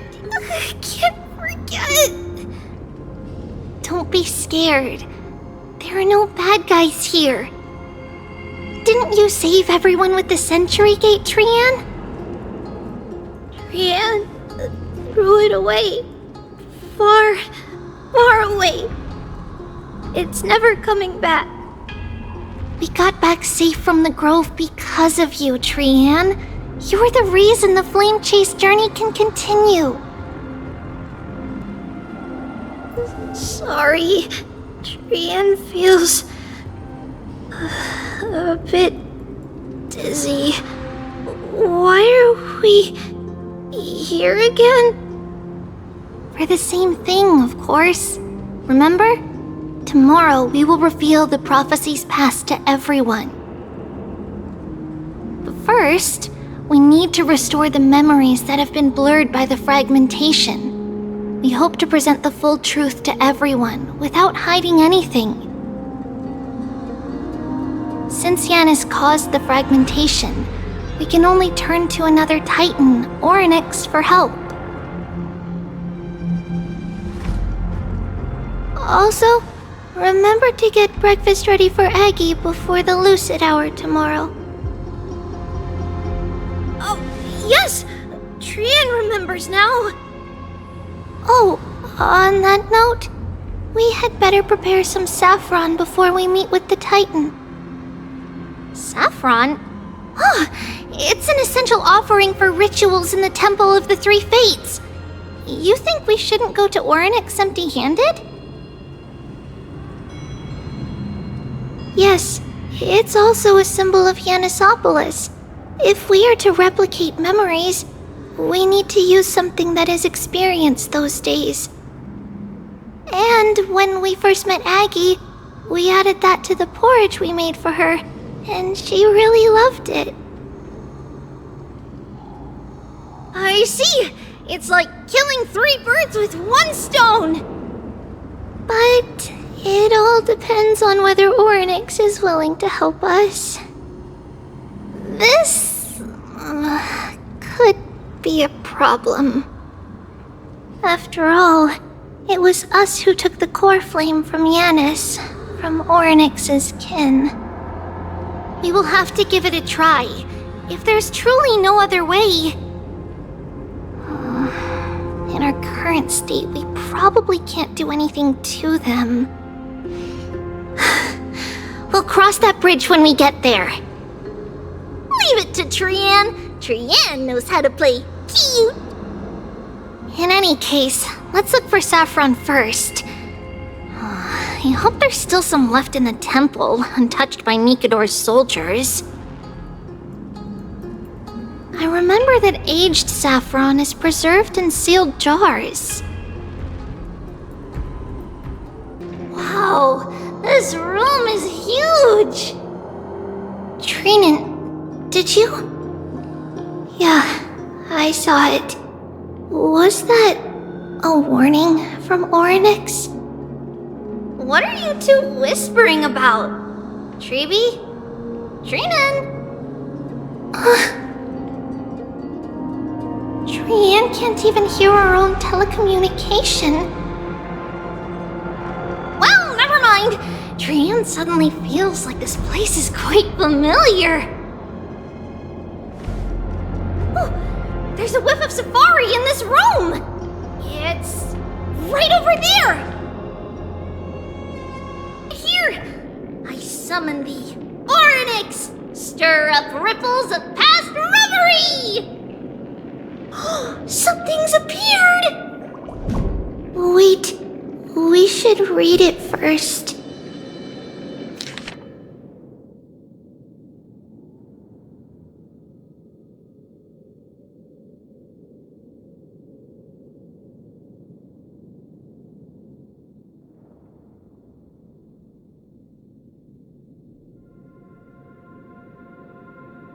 Wait, this is... a letter? It mentions something about saffron and... Trepios? Isn't that name... Never mind that for now. Why is this letter here? And how did Trian sense it? Could it be... our lost memories? Is it possible that we were already noticed by Orynyx and entered their trial? But why haven't they said a word? Orynyx has the whims of a child. Perhaps they're toying with us on purpose. Hey, Trinan, look what I found! Is this the safari? Coming! We'll take a look. But Trian, there's nothing in here. What? It was right in the stolium. Huh? There's really nothing here. That can't be! I swear I saw it! I swear swear! Trian is telling the truth. It was right there. Where did it go? Trian and Treeby, why aren't you saying anything? Trian can't seem to hear you at all. We were just lost in our thoughts. Don't worry, Trian. What you saw was likely, Yanna's hair. We must have startled it away. Okay. Could Orynyx be trying to make us falter? But why would they do that? Something feels off. Treeby, don't you think this temple is a little too quiet? What do you mean? It might just be an illusion, but Trinan wonders, is Orynyx really putting us through a trial? What's going on? Orynyx disappeared?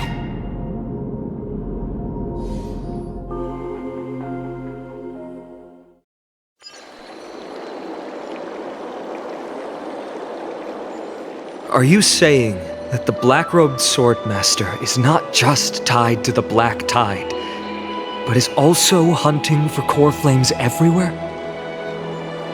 This is the most plausible possibility.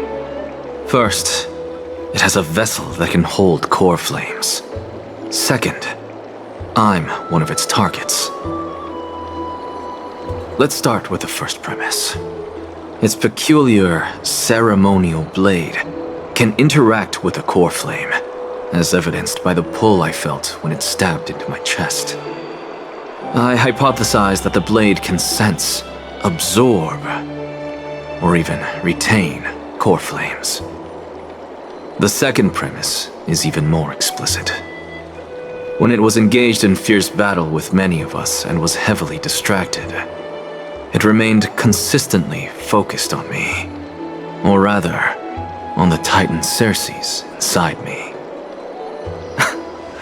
So it's plundering the flames. But if your argument holds up, wouldn't he be headed to Akama soon? The vortex of Genesis is full of the Titan's core flames. Not necessarily. Let's call that person the Flame Reaver for now. If my presumption holds, that person has 3 targets. The first target is me. The second target is Orynyx, who hasn't yet fallen. And the third is Akama and the Vortex of Genesis, where the core flames are housed. But I suspect Akama won't be their first target. Kefali's core flame is guarded by the Council of Elders' arcane power. And Fagusa's water curtain should be able to block out any external perceptions. What about Thanatos and Aquila? Their core flames are yet to be restored? The whereabouts of Thanatos remain a mystery to all. As for Aquila, can you fly? No, I can't. Why are you asking that? Can that Swordmaster fly? Good point. But what if he does grow wings? If they had wings, I wouldn't have made it out of the grove alive. That's a relief. Anyway, since the Flame Reaver has 2 targets, we need to move fast. With the distances between Akama, the grove, and these potential targets, I believe we should bolster our defenses and...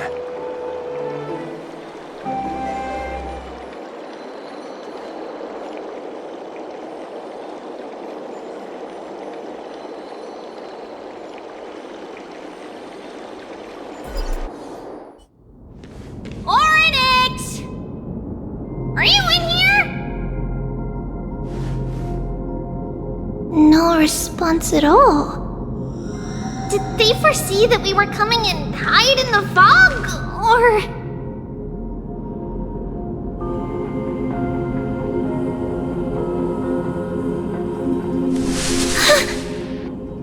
Treeby, we should leave this temple has other people in it.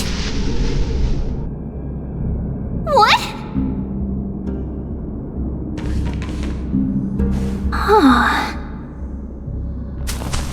Listen, footsteps.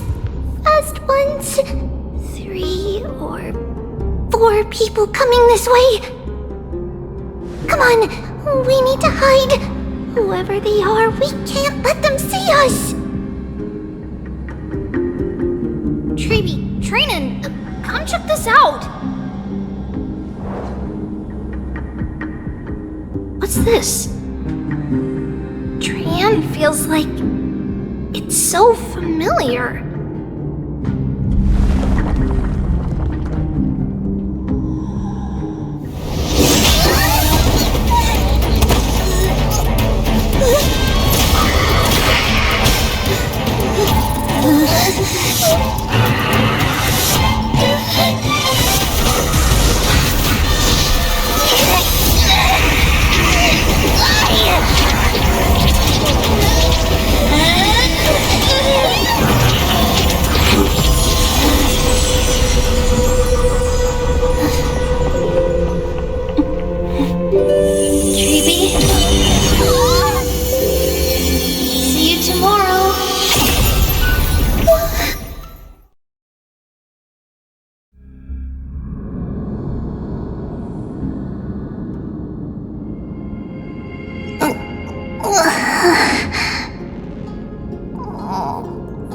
Where am I?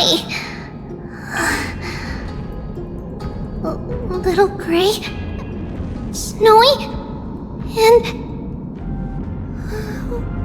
wait, where's Trian? Is she back?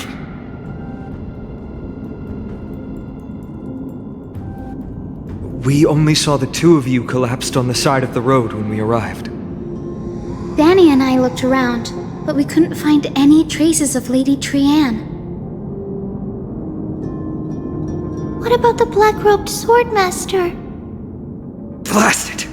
Of course it's him. We were still too late. I fear something bad has happened to Orynyx's core flame.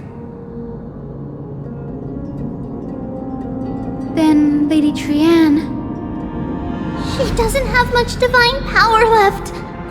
We can barely sense anything. That you're both safe is already a blessing. Everyone, we must take action now. We should split into 2 groups. One group will stay in the Abyss and meet up with Aglaya's reinforcements, then search for Trian's whereabouts. The other group will come with me to pursue the black-robed swordmaster and recover the core flame.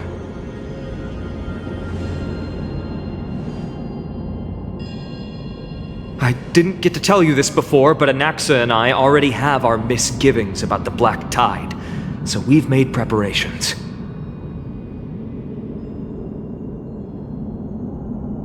I'll tell you the details as we move. Opportunities are fleeting on the battlefield. We should hurry.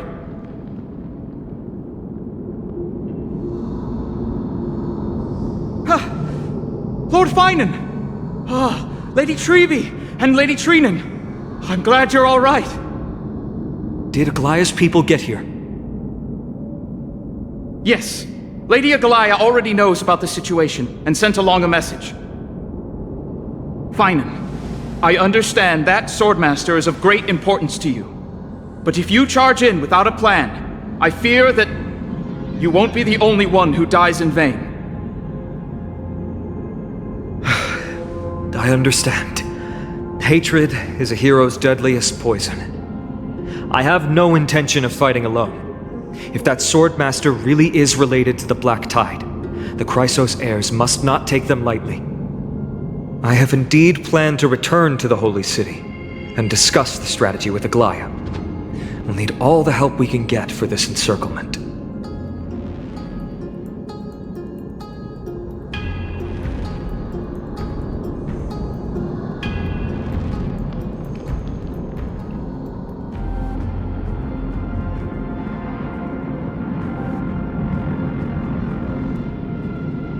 Trinan will stay in the abyss too. That way, both sides can communicate with each other if anything happens. Thank you, everyone. Partner, Treeby, let's go.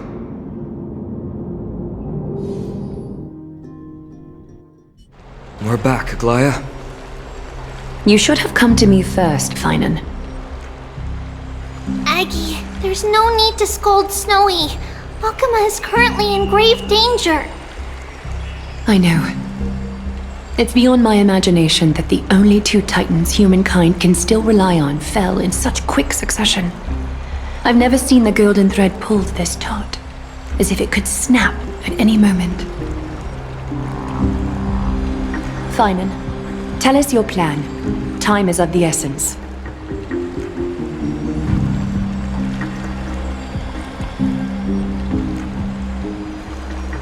This being is not just hunting titans, but taking the core flames too? Yes, just like the Flame Chase journey is doing. Professor Anaxa thinks the Flame Reaver's arrival is likely a sign the Black Tide has spread further. Regardless of whether you're right, this being is still far more aggressive than we expected. But its madness is also an opportunity for us. If its goal is the core flame, then that means us humans can lure it into a trap. Anaxa had already left the Holy City with Cersei's core flame while we were on our way to the Abyss, so he can make preparations for the battlefield. Tell me, what makes you think this won't end with us losing another core flame? Because this time, the power from beyond the sky is also at our side. She is the key.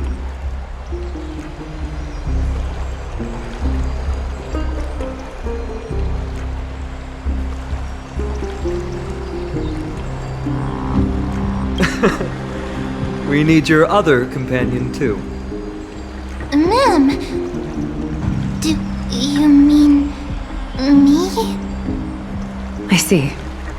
Finan, that battlefield you mentioned, is it Castrum Kremnos? Yes.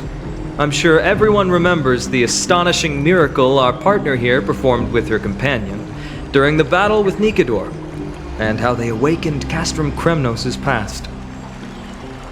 That will be the key to our victory. We will use Orynyx's power to once again open a passage to the past and lure our enemy inside. Then, we'll seal the Flame Reaver in the maze of time. Impressive. Orynyx has fallen, and Yanis's divine power already belongs to Akuma. Once we take back the core flame, the Swordmaster will have no means of escape. It's very clever, using the element of surprise instead of brute strength. Can you do it, little one?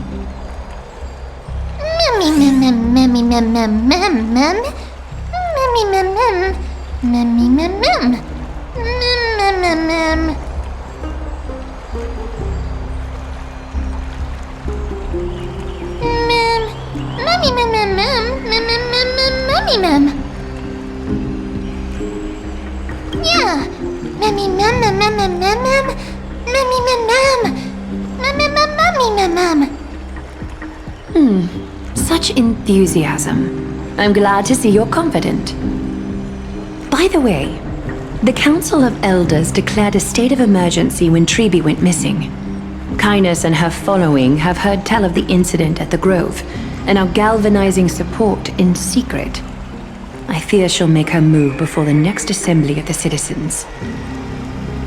What are they plotting? That short-sighted politician likely believes the Chrysos heirs have outlived their usefulness, and is making preparations for her next step. That ugly side of humanity is something we'll have to deal with eventually. But that's a problem for another day. I've sent Castorus ahead to the council with a message. She should be able to keep the situation under control for the time being. Finan, it is my hope that we can come to an understanding on this. We must take down the Flame Reaver in one go and retrieve the core flame, and in doing so, grant ourselves an advantage against the Council of Elders. Of course. You may count on me to lead the charge. I apologize for tasking you to spearhead the plan once again, but Akima is currently beset by enemies from within and without. The situation brooks no delay, and we have precious little time to confer and discuss the plan with you. That being said, you are the key to our success, and I shall respect any decision you make.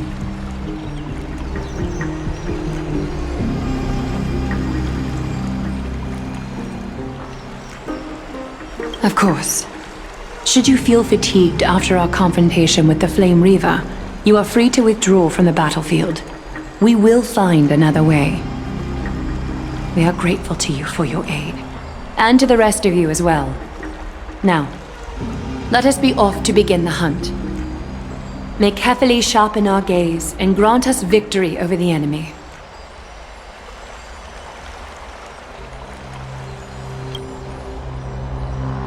You mean Mighty? He's dealing with a different problem. Don't worry, that man would never miss out on this fight.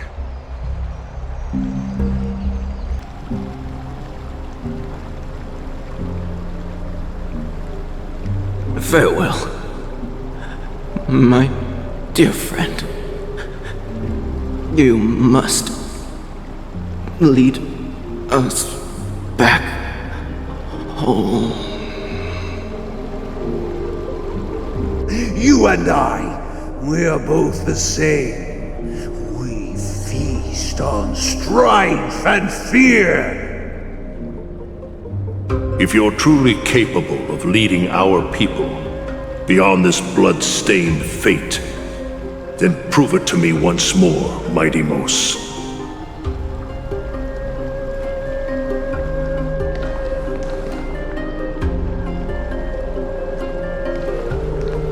I knew you'd be here. I heard you're about to set off on an expedition. That's right. It's going to be a tough battle, and our destination turns out to be Castrum Kremnos. Is that why you're here? To pray to the dead Nikador? No, just the opposite. I'm here to tell you, you can entrust the front lines to us this time. You can't afford to lose your upcoming battle either.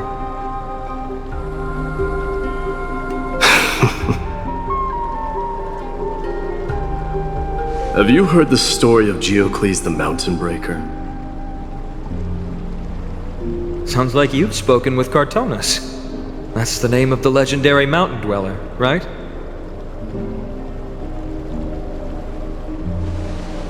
Let's have a chat before we go our separate ways. Cartonus told me that back in ancient times, the mountain dwellers lived in seclusion. They spent their days quarrying and gathering, living a simple and peaceful life away from strife. But Geocles was different. He resisted their traditional way of life, yearning for the world beyond the mountain. They're safe, but humdrum culture was like fetters around him.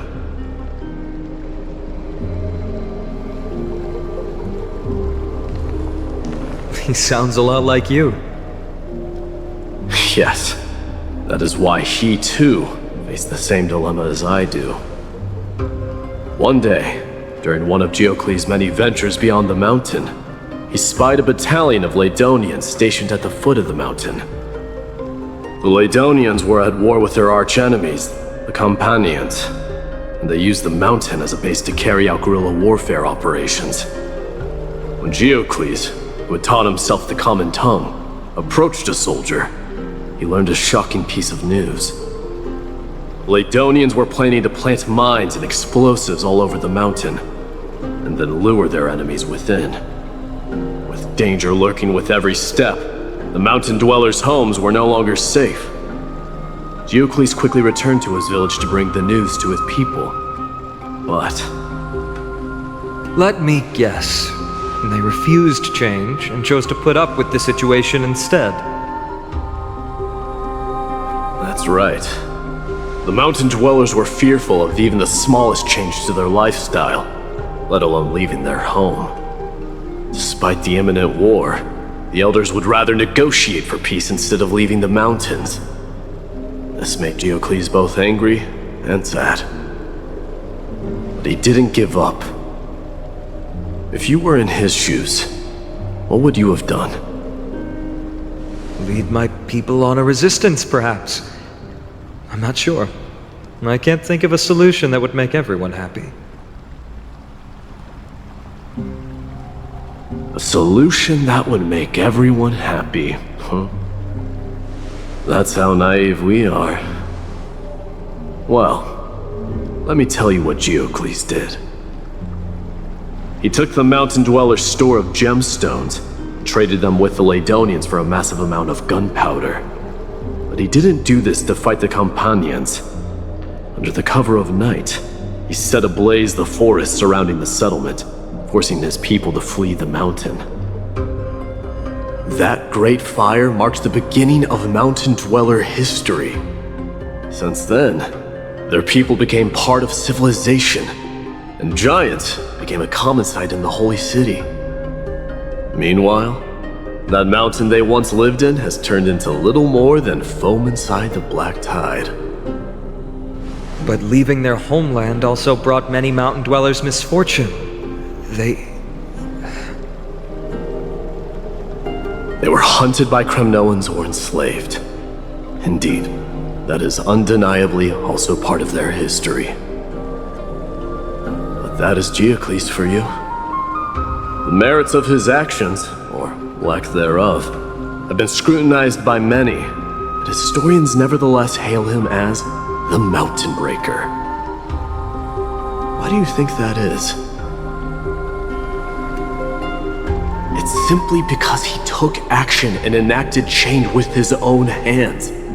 He didn't try to make everyone understand him, nor did he even waste time trying to make everyone happy. He started a great fire and burned the shackles of tradition to ashes, and then forced everyone to march toward the coming of a new era. You've made up your mind, haven't you?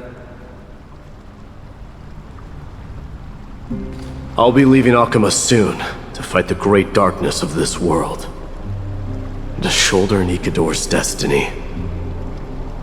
So, listen well. If there comes a day when we meet again on the battlefield, and I stand opposed to the flame chase, remember to stab your sword into my back through my 10th thoracic vertebra. That's my weak spot, and the only way to kill me.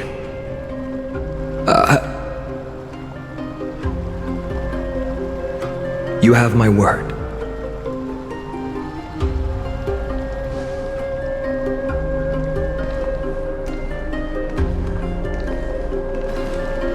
Go now. The battlefield calls. Send that flame-thieving hyena to their death. But if you find yourselves with no other recourse, pray to that blade in the sky, and loudly call out the name of the new god.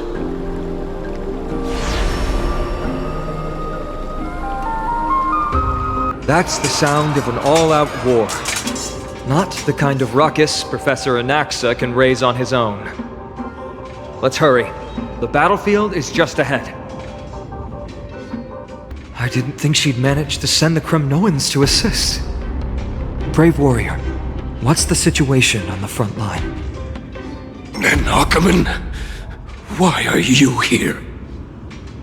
What? Didn't Aglaia tell you? We have been instructed to assist you in trapping the Flame Reaver.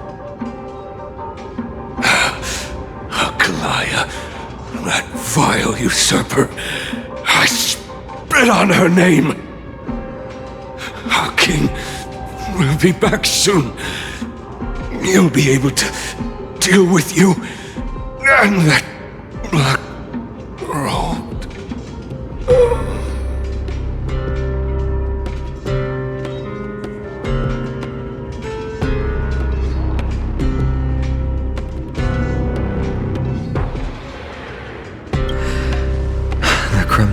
Mortals really are just like their king. Rest in peace. May your glory last forever. Once we take back the core flame, Yanis's passage will open. When that happens, you must evacuate immediately. Don't stay behind. The rest will be up to how well we work together. But remember what Mighty said before? Cast aside all distractions once you're on the battlefield. Let's go, partner. Today, destiny shall stand with us!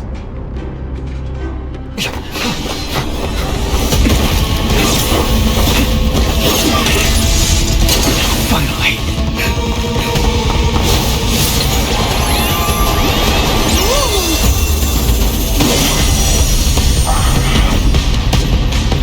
Hence in the memories of the dead!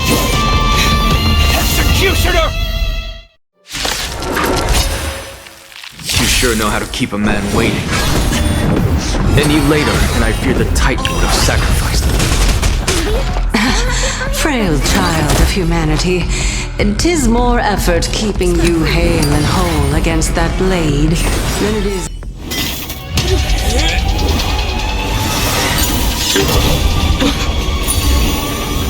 At long last.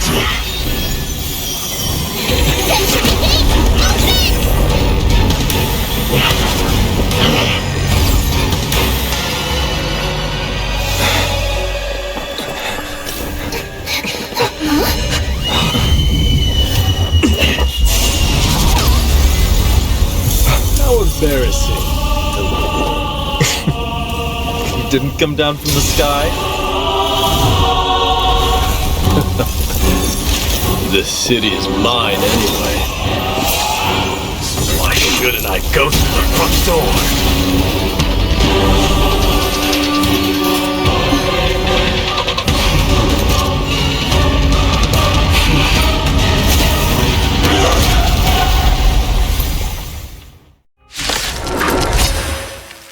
Minion of the Black Tide.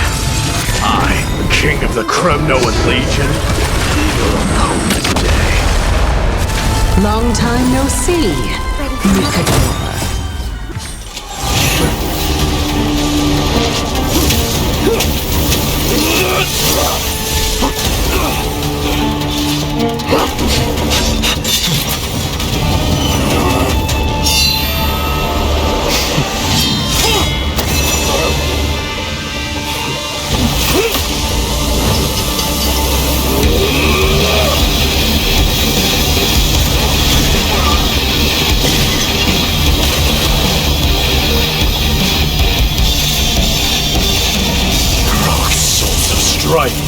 Heed my call! I am the Lance of Fury. The agony this world needs!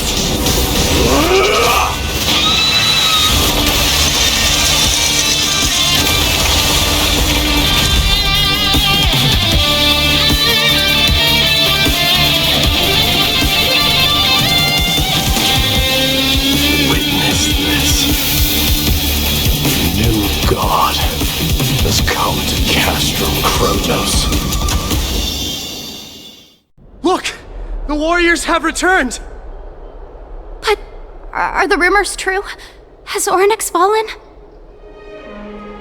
It's as the Council of Elders said. We face a dangerous threat. Yet the Chrysos heirs are only inciting more chaos. They don't care about the people's safety. They really gave the core flame of strife to a Kremnoan at the end. What a noisy crowd. This, doesn't feel right. It's probably because Orynyx is gone. Orynyx was a generous titan in the eyes of the people. They graced us with miracles, allowing humanity to reap many a convenience from the past. What they don't know is that the Titan didn't do all of that of its own volition. Regardless, the Titan has fallen, and we must surrender Orynyx's core flame. A meeting with that woman again so soon? I just can't catch a break. Professor Anaxa, why don't you find someplace to rest first? Matters that require Aglaya's attention are piling up. You two meeting again will, forgive my honesty, only distract her. Just try to stay on your best behavior, if you know what I mean. That's not up to me, I'm afraid. I've been trapped in her prison the moment I set foot in this holy city. The price of having a Titan living in my head, I suppose. Don't worry, I don't want trouble either.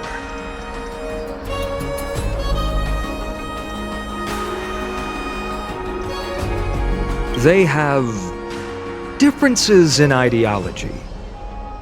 Alright, I suppose that's putting it lightly. Don't worry, you'll figure out the intricacies of these relationships sooner or later.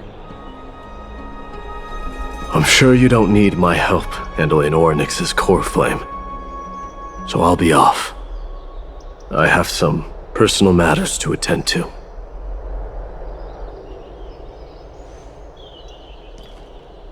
It somehow feels like D has closed himself off even more after he completed his trial. Yeah, a lot has happened in the past few days. You've been lost in thought for a while now too, Treeby. Did Trinon bring news? Yes. She has found Trian. She was at the bottom of the valley outside the temple. But that's where the good news ends. I'm sorry. It's alright. They also found someone else besides Trian. He was no better than a corpse when Trinan and Hyacinth arrived. He had suffered more cuts than could be counted and leaped off a cliff from a great height, all to free Trian's body from the clutches of the black-robed swordmaster. What a brave soul. Do we know who he is? Yes. It's Krateros.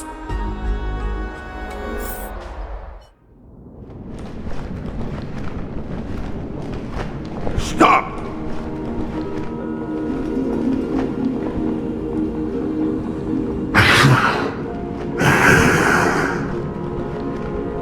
If you want this girl dead, you'll have to kill me first.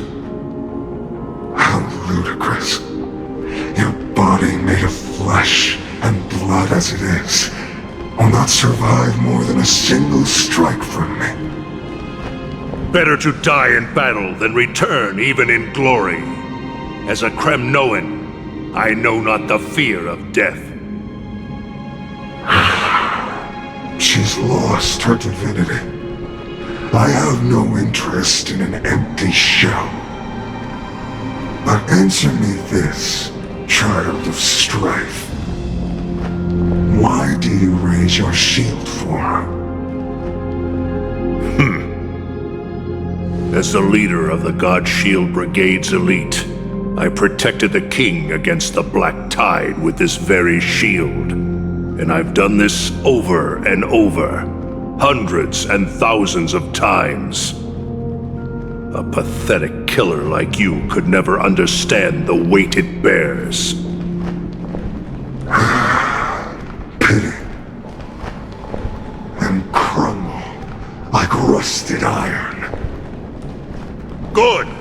Supreme glory shall be mine, as I indulge in the libations and incense offered by my descendants. Come, let us fight! For Kremnos! For my king! For Amphorius!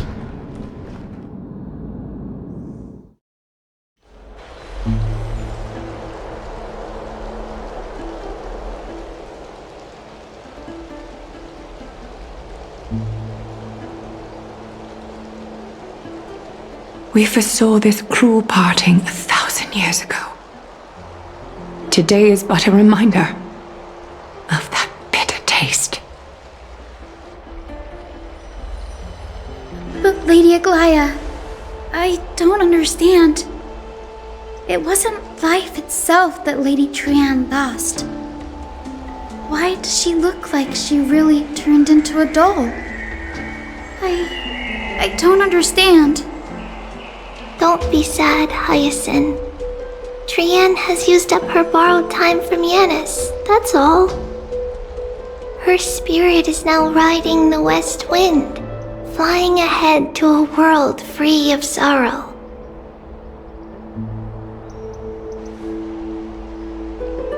If a world like that truly exists, does that mean everyone from the Grove is there too?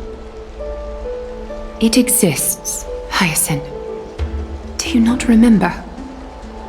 The prophecy that guides the Chrysos heirs is the voice of Kefili before it fell silent.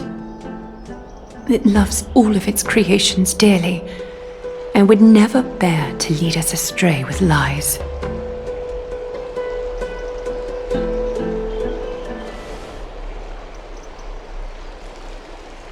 What about the Crimnoan veteran?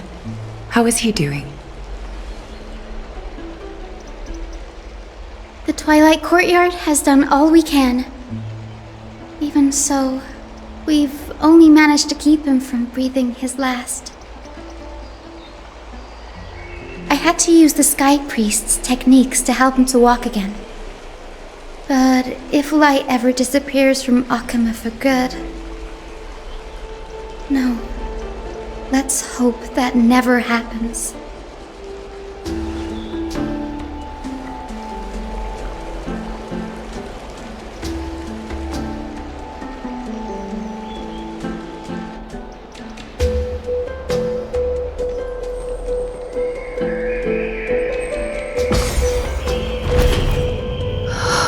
The parting hour is upon us, yet the golden thread runs slack. The heroes have returned with their spoils. Everyone, please take this opportunity to rest and prepare for what awaits us. It's incredible to think that we returned Nikador's core flame not so long ago. It wouldn't be an exaggeration to say that you and your friend's arrival has melted the glaciers of history. You could say this is the true face of history. It slumbered for 1,000 years, only to awaken for this one moment. Alas, now is not the time for a study of history. I do not see a Naxa around. Was this under your instructions, Finan? Yes. It just seems much more efficient than letting you two go at it endlessly. A rash decision. After all, he still bears a core flame with him. I do concur with your assessment of efficiency, though. Now, let us table the issue concerning him for the moment. The more urgent matter is the core flame of Orynyx.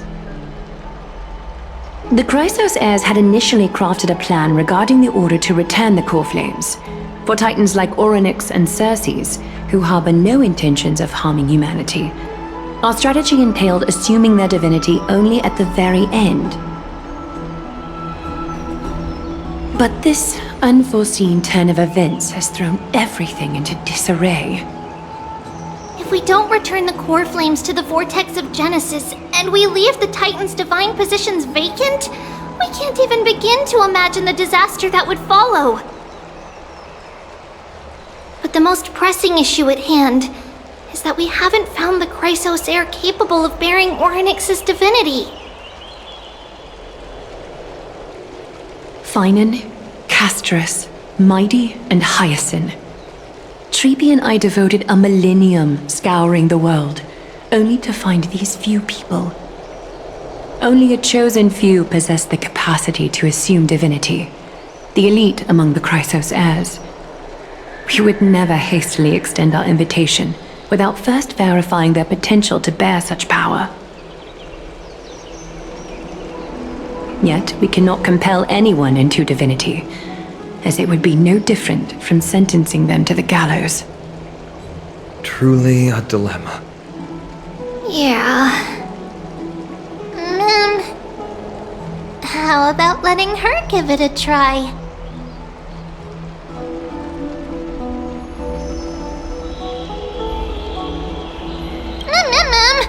Mem special mem.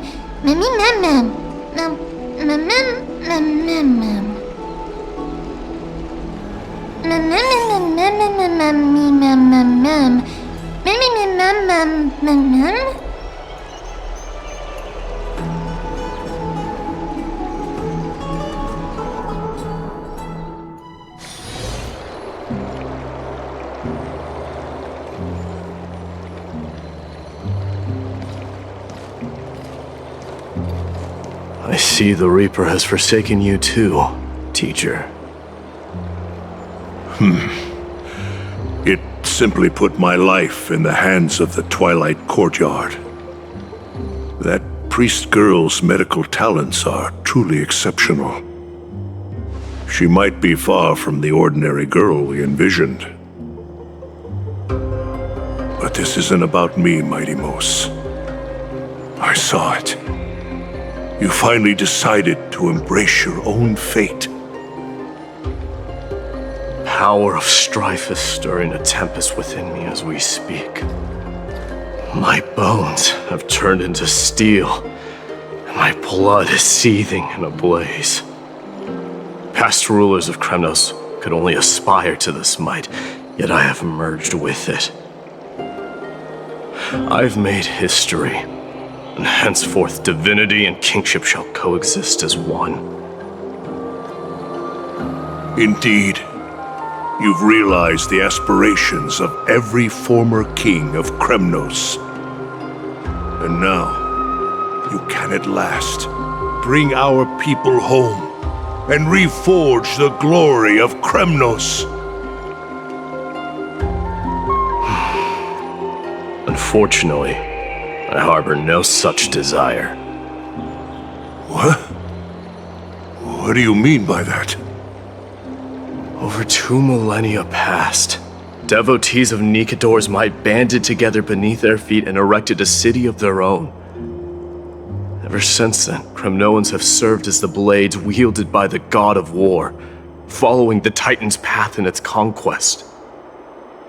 Yet, gazing upon our history through the lens of my newfound divinity, I now see it with unprecedented clarity. This history is sheer absurdity and inferiority. People surge onto the battlefield like ants, plundering and slaying for their own greed, only to be trampled upon like ants. The city and the beliefs that Kremnoans hold so dearly, alongside the supposed tradition, mere anthills that could be crushed with a single touch in the eyes of the Titan. You! Are you trying to strip Kremnoans of the pride we've amassed over thousands of years with mere words? That pride holds little significance, Krataros. Now that I've assumed the divinity of strife, my next step will be to renounce the title of king. No! No! Convey my message to every Kremnoan. This is an order. Do not do this, Mighty Mos! I beg you!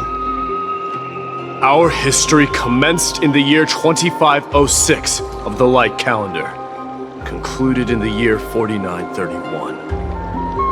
I, Mighty Mos, last king of Castrum Kremnos, son of Gorgo, do hereby proclaim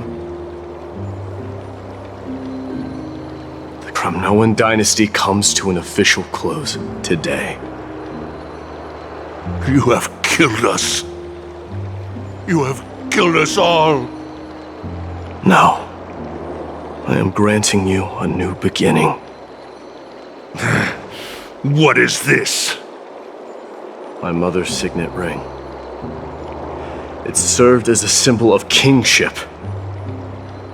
and I now imbue it with a fresh significance.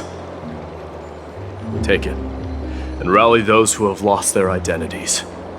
Convey the words of Midemos, now ascended to divinity. You no longer need to chase fleeting honors or face death on the battlefield as if it were your sole destination. However, you must adapt to fit into the city you once observed with indifferent eyes. A cruel fate awaits Amphorius. No matter how illustrious a dynasty may seem, it crumbles to rubble and gravel before formidable foes. Yet, you shall tread the only path out, one that leads to a brand new world at its end. Why task me with being your messenger? Why not explain all this to them yourself? Because only humans can guide the path to be trodden by humans. It's not the lot of humans who crave the power of gods and spiral into madness for it. Humans who stand ready to raise their shields high to protect the lives behind them. I failed to save that child. That is irrelevant. As demigods, they have long been prepared for it. What truly matters is that you showed up there and shielded her. The one who persuaded Aglaya to set me free that night. Was that you, Midemos? Yes. She's not one to easily make a concession. What did you offer her? I staked my mother's name to guarantee the integrity of your soul to her. And I promised her that I would dedicate all I have to the flame chase journey. And what is next, Midemos? Where will you be headed now? To the place where I belong, to fulfill my promise. The madness that has plagued Nikador and the darkness that has consumed Amphorius. It's now my turn to fight against it. You're here, Midemos. It seems that you are prepared. Yes. You aided Akuma through yet another trying ordeal, and my gratitude knows no bounds. Isn't that exactly what you wanted? Not everything unfolds according to my plan. In the current state of the world, I can only proceed one step at a time. Furthermore, you are ready to dedicate all that you have, regardless of the promise you made to me, aren't you? Throughout my time in the Holy City, I've gleaned valuable lessons from you. Strategy, leadership, and adaptability to change. Yet, it's only recently that I've come to realize the truly remarkable quality you possess. And what is it? It's the magnetic allure in your presence. It draws people to gather around you willingly, to seek your guidance. They strive not to disappoint you, not due to fear of repercussions, but out of sincere alignment with your ideals. That is precisely what every ruler of Castrum Kremnos has been missing. I am truly honored to hear that.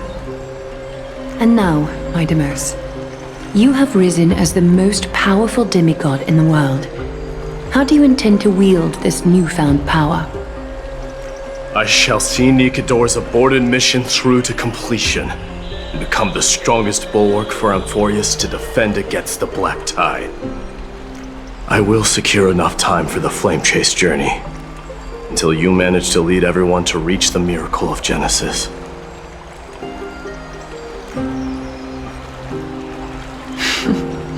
Midemos, a new chapter awaits Amphorius. Yet, the one who guides the people to the destination need not be you and I. Huh. What did you see after assuming Nestia's divinity? Despite the passage of 1,000 years, every word of that prophecy remains as vivid as ever. You shall have your final bath in warm and radiant gold. Just as cryptic as all the other prophecies. What's the reason for the laughter? I was just thinking, if an ordinary person encountered these words, they would probably stay away from the baths for the rest of their life.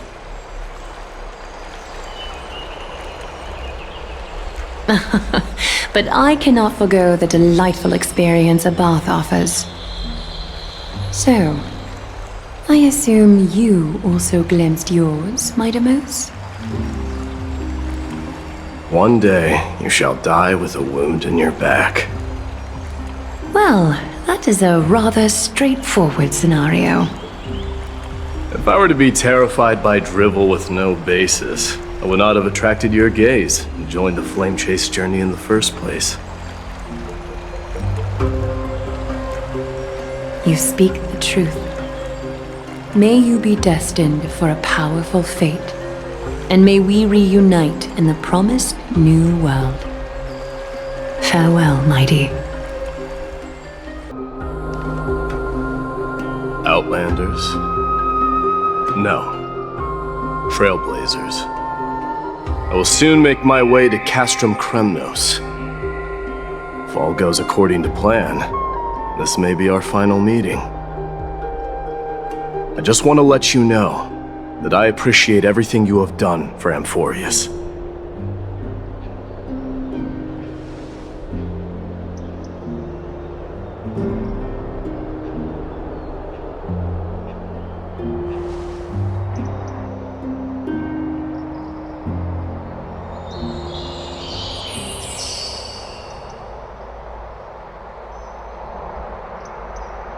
That means a lot to me. May success accompany your trailblazing wherever it leads.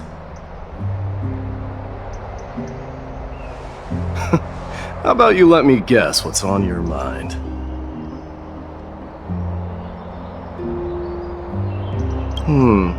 Are you drafting a sentimental farewell speech?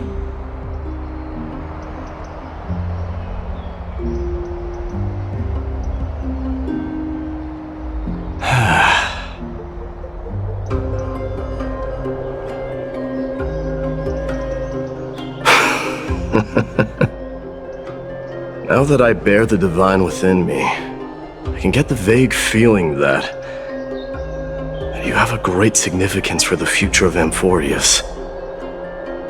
With this departure, I fear that I will never again return. Can I entrust you both to watch my back and to continue supporting the Flame Chase journey in my absence?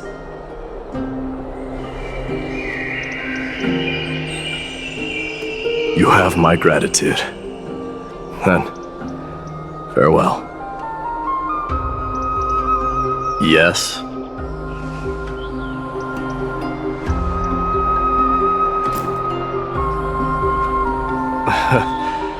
Sure, let's do it.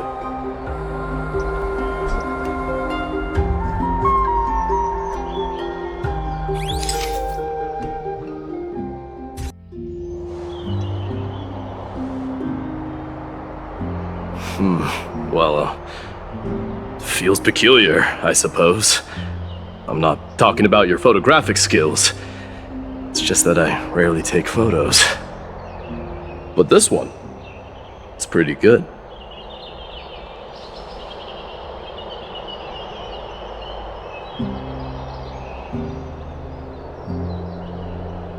I wish the same for you during your time in Amphorius.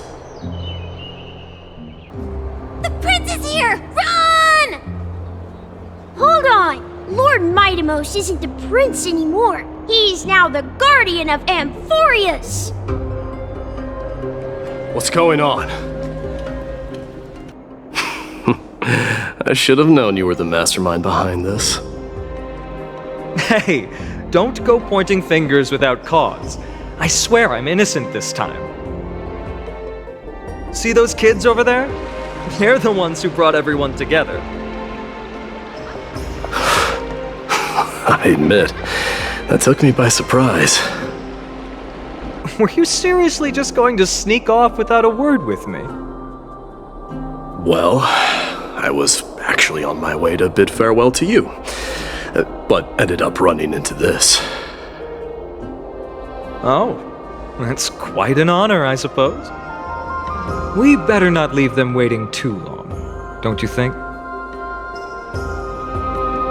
The road to Castrum Kremnos from here is long.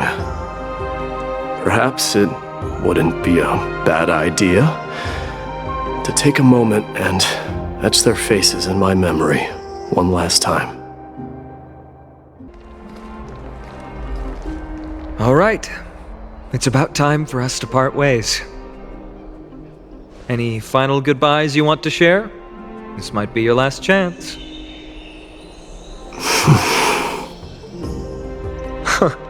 Why so quiet? I thought divinity would wash away some of your sentiments. Do you truly feel as carefree as you seem? Or is this just a facade you wear? You know what? You sound just like Aglaia at this moment. But you're not off the mark. I just thought that putting on a nonchalant front for this occasion might help us preserve some dignity. I can see through your deception, even without the power of mind reading. Am I really that terrible at controlling my facial expressions? Well, with that said, thank you for aiding me in defeating my archenemy, Mightimos. No need to thank me. This triumph brings no delight, nor does it signify closure. You understand that more than me. Indeed. In the end, I still haven't unraveled the mystery behind that black-robed swordmaster, and I can't even ascertain their demise. Maybe I've never managed to cut off my destiny. But that matters not. Pain may be cured, but scars remain, and this should not be effaced. Even with the divine might of Ornyx, you cannot stop the past from leaving its marks in our blind spots. Can you genuinely let go of everything as soon as that swordmaster is dead? That's impossible. Revenge is merely an obligation that must be carried out, and no one can find mental fulfillment through it. You're right. Look forward. Chew up and swallow your past. And make sure emptiness and bitterness are not the only flavors you know. Remember that there is a whole world behind you waiting to be saved.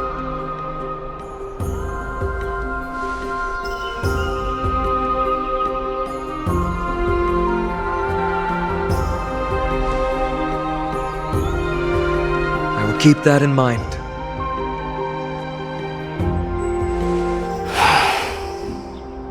I have a final favor to ask. Please look after the Kremnoan warriors in my absence. They will undoubtedly face challenges while assimilating into Akama. It is my sole regret that I cannot stand by them during this time. Do not worry. Leave it to me.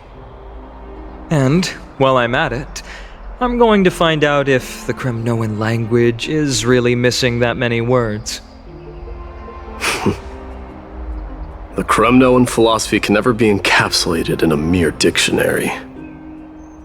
But if there's a chance in the next life, you should come visit my library.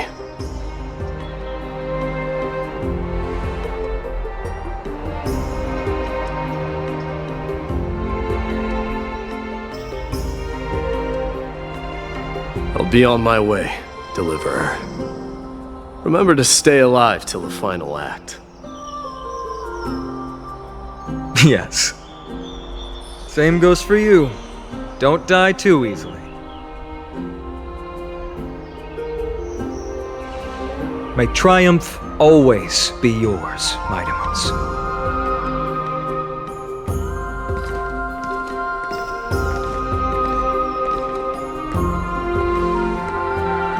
Oh, right.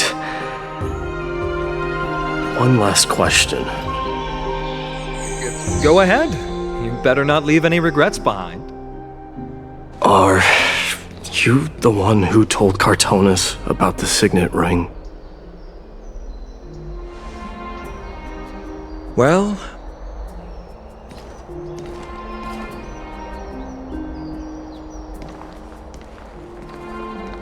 who knows?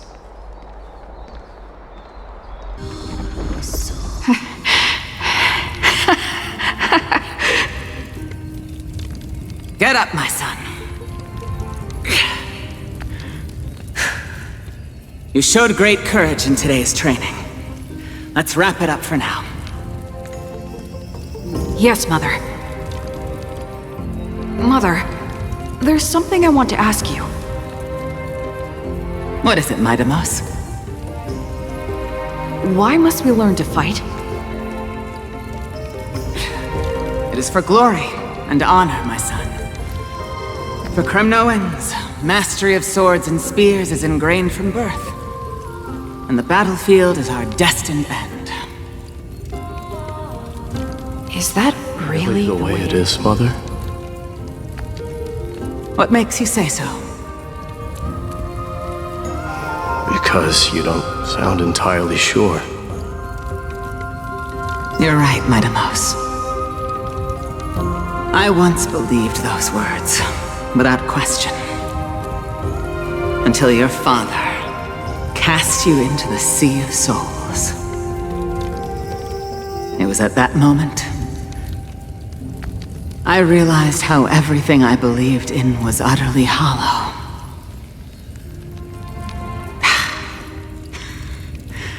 Perhaps the spirit of Kremnos had once existed. But as greed bloomed in the hearts of humanity over the years, such spirit had long faded alongside our glory. I no longer put my faith in any oath or doctrine. Now I have just one role. That of your mother, Mightymouse. Your guardian.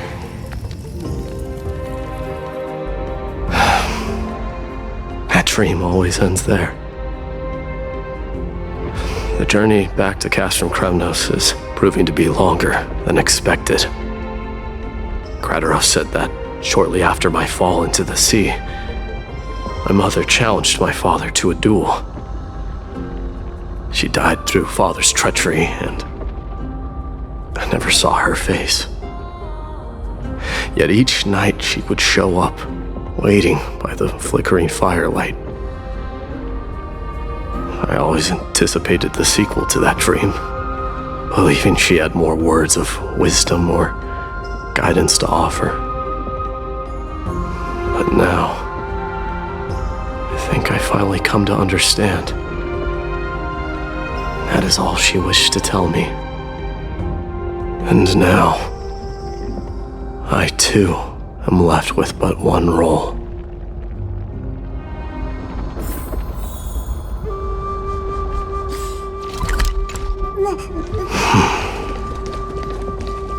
It is time for this journey to reach its end. Look! Mightymouse is back! Glory belongs to you! We've got fresh pomegranate juice. Want to try some? We meet again, Your Highness. Welcome back!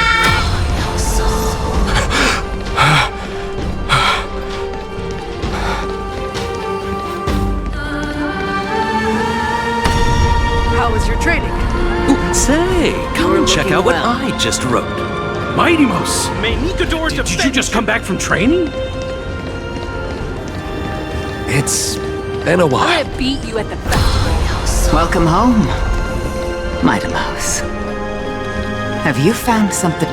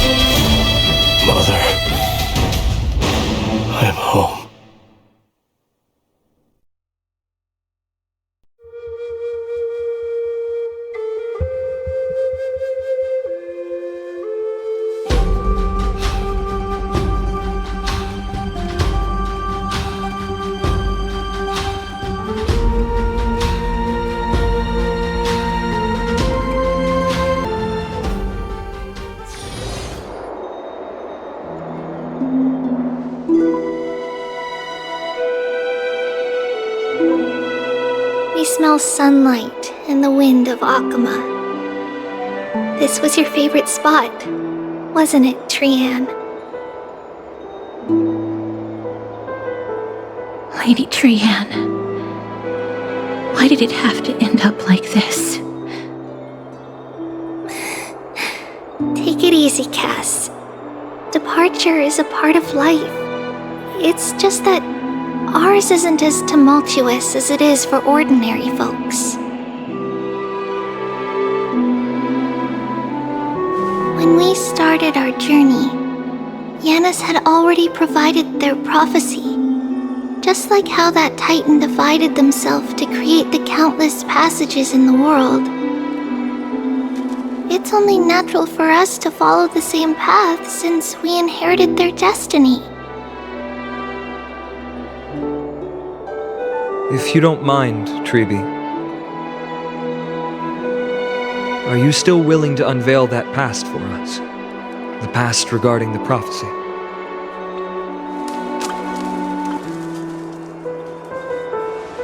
What do you seek to learn, Snowy?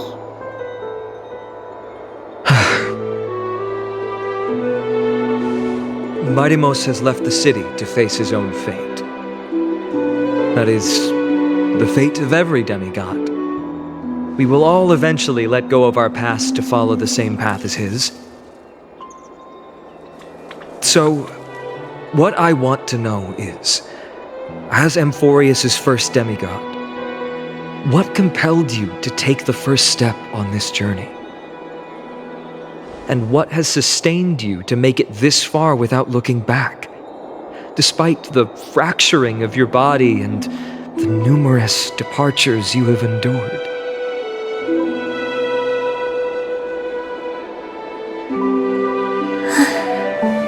All right. Teacher, are you sure about this? Dee is already doing what he has to do. What reason do we have to keep it from them? Let's go, everyone. Let's go to the abyss of fate and see how it used to be.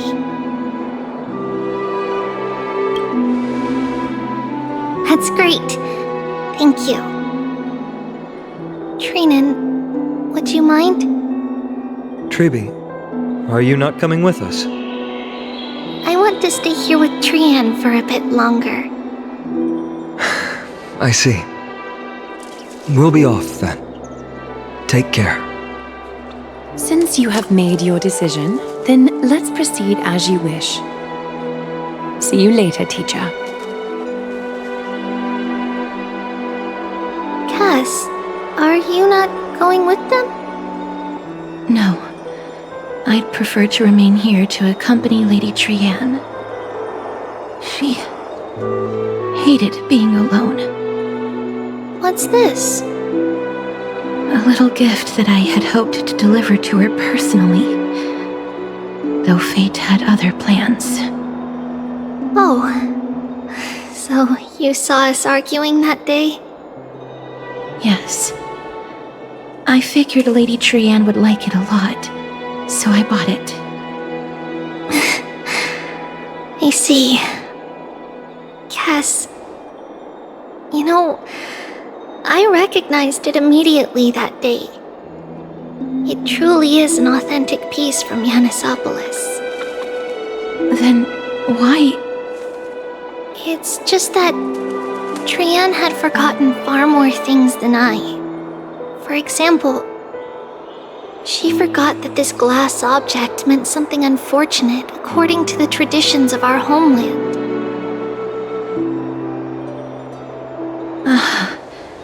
I'm sorry, Lady Treeby. Should I... No need to apologize, Cass.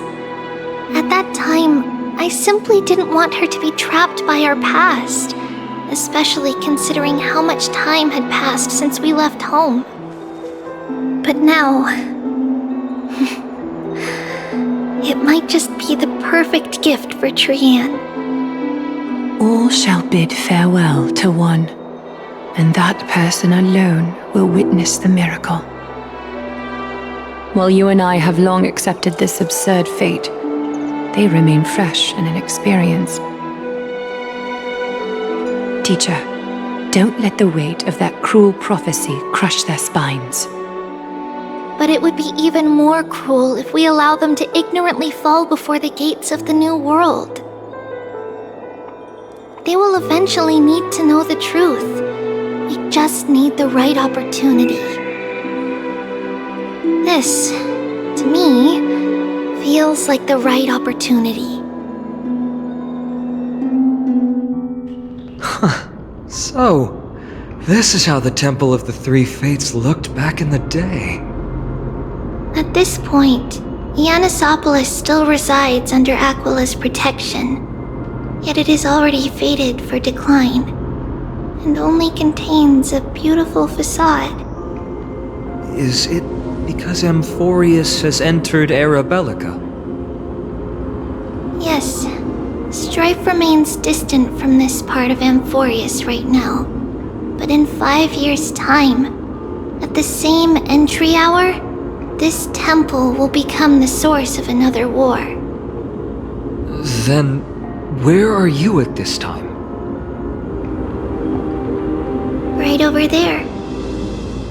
Why does she look somewhat different? It's because we don't quite recall how we used to look. Oh, my apologies. Please don't. We should be the ones apologizing. Come, everyone.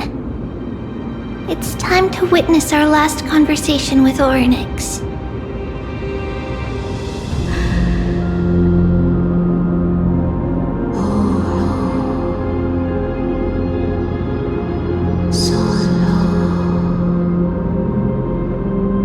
You're here, Orynyx. This is our memory, so your senses are also aligned with the Trebios of that moment.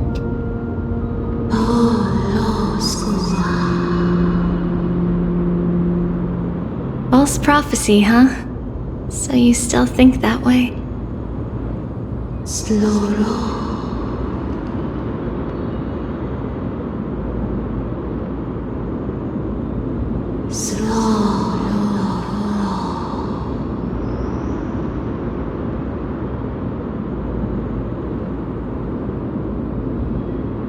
But the black tide has already arrived, and Yanis remains in slumber. If even the god of passages, known for guiding mortals, cannot resist this catastrophe, then what can we do against the incoming destruction?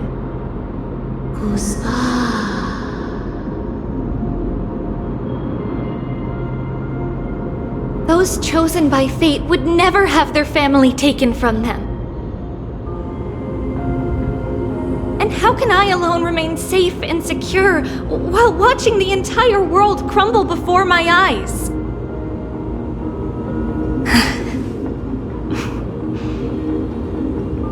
This might be our last conversation, Orynyx. I will do everything I can to protect you from the Black Tide.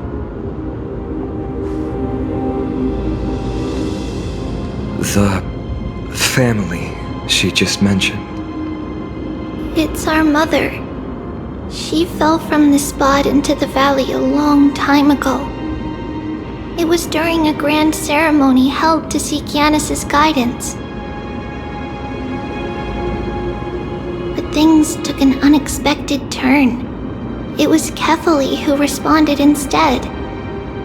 Did something go wrong with the ceremony? Yes, but those two occurrences were in fact unrelated. Kefali's response was simply a coincidence. On that frosty night with treachery abound, as the Holy Maiden of Yanisopolis met her demise, the world-bearing Titan also fell in another corner of the world. Let's keep up with her. This story... she should be the one to tell it. Is this Yanis's maze that Trinon used for divination in the past? Not only that, it also serves as a lock. Our childhood abode lies sealed within. This is the largest puzzle I've ever laid eyes on. And it even acts as a door lock. Should have expected something like this in the homeland of puzzles, I suppose. So, how are we going to solve it? Just follow the designated path and let the stone ball fall into the pool twice. Seems pretty straightforward. Even Mighty might be able to complete it in a single try. That's not talking smack. It's clearly a compliment. Mighty. If he were still here, we'd probably take a lot fewer detours to solve our issues. Enough with the talking. Let's just get started.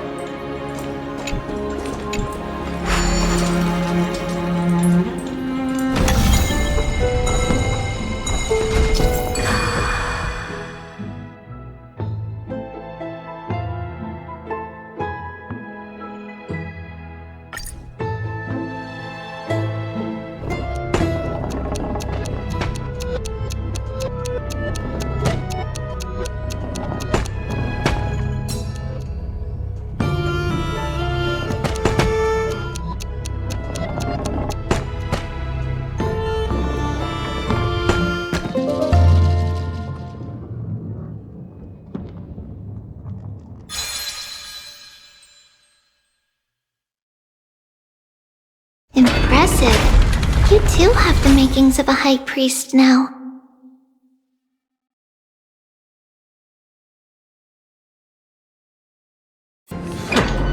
You grew up in a place like this? By the time we were born, the role of the Holy Maiden had already diminished to a mere title. Those in tune with the Titan's guidance are bound to become messengers for others. To maintain appearances, those in authority added some embellishments. And with Mother around, our childhood wasn't entirely without joy. Even so, I still find it hard to imagine. 20 years can go by in no time. Trinon, for most people, 20 years is a long period of time. Right. Becoming a demigod sure changes how one lives through time. It's hard to believe it's been so long. Your power is exceptional, Little Gray. This place looks exactly as before. The shelf is packed full, but all I see are annals of geography for various cities. There are also documents about various kinds of Titan worship. Because we believed that we would need to travel great distances to convey Kefali's prophecy to everyone, and should learn about the terrains and customs of various places beforehand. Back then, our memories were still sharp. 10 years was enough for us to memorize all these. Mother left us these scrolls too. When we were young, she would read them to us as bedtime stories. Her stories were so engaging that we could vividly imagine all of Amphorius in our dreams. Unfortunately, only after Mother was gone did we realize that what was written in the scrolls was far from engaging. There are so many boxes here. These should be our belongings. What's this? A red glass fragment? We were still very young the first time we saw it. Mother came back with a beautiful glass piece, but her face was streaked with tears. She simply placed it on the table. It looked so sparkly that we couldn't resist playing with it, but we ended up breaking it by accident. Mother didn't get angry. She simply held us quietly for a long time. It wasn't until we were older that we learned in Yanissopolis, if someone gloriously died for destiny, the Holy Maiden must pick a piece of glass from the volcano's quarry and polish it, then give it to the deceased's family. On the day Mother returned with the glass, her friend lost his life on the battlefield. Since he had no family left, Mother had to keep it herself. Later, on the eve of the ritual, Mother also gave us a beautiful piece of glass. It's Trebio's. Just as expected. It's time to get going after all. Mama, are you going to that ritual tomorrow? That's right, my sweet girl. What's the matter? I wish I could go too. I have something to ask Yanis. Oh. What do you want to ask? I want to know how to chase the black tide away. Ah, I see. Unfortunately, it's a secret ritual, and only I can preside over it. If you want me to consult the Titan on your behalf, you'll have to promise me something. What is it? Be a good girl and go to sleep now. And whatever you dream of, don't be afraid. Just sleep through the night until morning comes. Until the next time Aquila opens their eyes. Can you do that for me, sweetie? That's it? Of course I can! Trebios is the most amazing Holy Maiden of Yanis! Well, little Holy Maiden. But why, Mama? Because this ritual might take a long time. How long? Tomorrow, my sweet child. I'll be back tomorrow. If not tomorrow, then the next tomorrow. If not, the tomorrow after that. But if I still haven't returned for a very long time, that means the ritual has succeeded. It means I found a way to chase away the black tide and reach the new world on the other side. But for various reasons, I can't return to bring my sweet girl with me. But I'll be waiting for you there. As long as you stay brave and kind, we'll meet again in that new world. It's the end of the west wind, the black tide's other shore. A radiant sea of flowers, blessed and protected by the gods. In the rosy horizon, you'll see a silver-white shoal. It marks the end of your voyage, the haven free from storms, cold, and heavy rains. No sorrow can linger there. That is where I'll be, waiting for you. Wow, that sounds just like the island from my dream. Oh, I know. I'll turn the moon into a ship and the stars into sails to go find Mama. Pinky promise? Pinky promise. As long as you sail toward tomorrow, as long as the sun will rise for the next day, our wishes will come true together. If the final murmurs of the Titan are true, if such a place really exists on the shore beyond the Black Tide at the end of Genesis, then our promise still stands. Please, wait for me, Mother.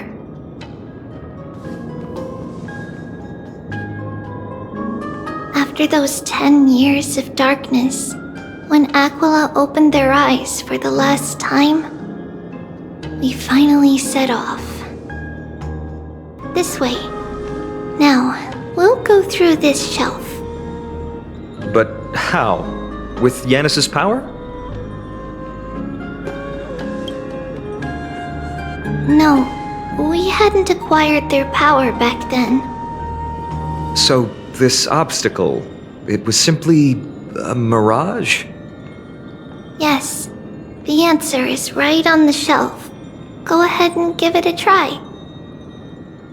The path to the temple was in quite a state. Did someone do it on purpose? No surprise at all. Some people caught on to what we were planning and tried to intercept us, while others were willing to clear the way for the Holy Maiden. This. Regardless of our actions, the past will remain unchanged. It was someone else who helped Trebios in the actual events of history. We don't remember the details. As for why memory recreated the past to be like this, it must be because it's closer to the answer within our heart. Whoa! It looked truly magnificent back then. Relax. Take it easy. All these people, they're just civilians, not enemies, correct? Mostly, but it might not be the case later on.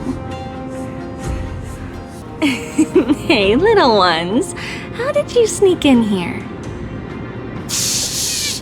Please keep it down. We had to be really sneaky to get in here. Okay. But what did you sneak in here for? I heard there's a lovely holy maiden living in the temple, and I want to meet her. I couldn't stop her, so I had to think of a way to sneak her in. Oh, really? I was here to meet the Holy Maiden as well, but the guard said she had to go somewhere far away today. Huh? What a bummer. Mommy even asked me to bring her gift to the Holy Maiden. It's getting late. We couldn't go home now, okay? Okay then. We'll come back next time. Thank you. By the way they are dressed, the siblings look like civilians living outside the temple. Mother mentioned that when she was a holy maiden, she caught a girl sneaking into the temple to steal the tributes. Stealing from the temple was punishable by death, but that poor girl had no family and just wanted something to eat. So Mother took her outside and even gave her some food. Perhaps these two children are the descendants of that girl from back then. Lady Maiden, you need to dress warmer. It's pretty cold out. Let me get you a blanket. need to trouble yourself.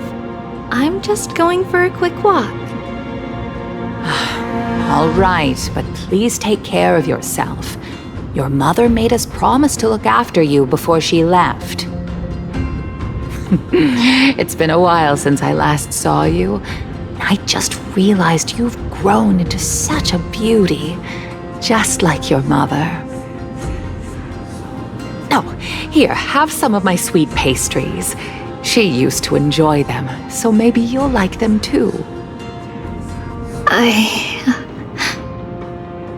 What's wrong, Lady Maiden? I'm fine. It tastes really good. This lady is Mother's old friend. When we were little, we sometimes got to eat the sweet pastries she brought back. We've always remembered the familiar taste, and only now do we learn where it came from.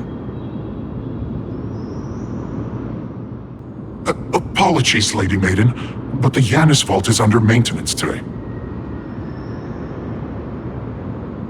Perfect. That way, no one will disturb me while I'm talking to Mother. All right then. May Yanis guide your path. The Yanis vault? It's where Yanis's heart lies and the core flame is kept. Just enter on the left. It's also the place where Trebios was born.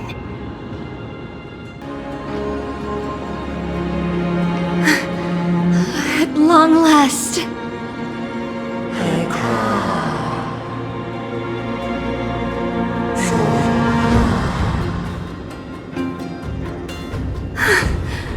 I knew there was some sanity left in you, Yanis. Just as I thought, you too have been confined.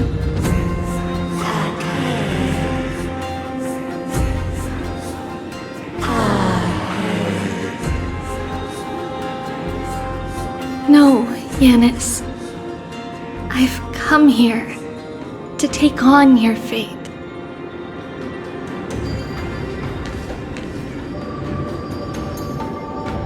By the blood of the Lamb and the strength of my blade-wielding right hand, I am Trebios, the listener, the announcer, and the witness of the prophecy.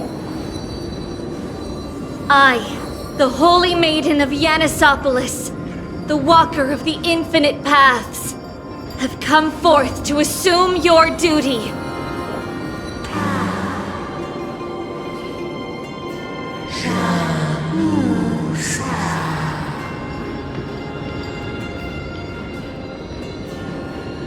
Just as I wished. This journey promises to be a long one, with 1,000 selves to accompany me. I'll never be lonely.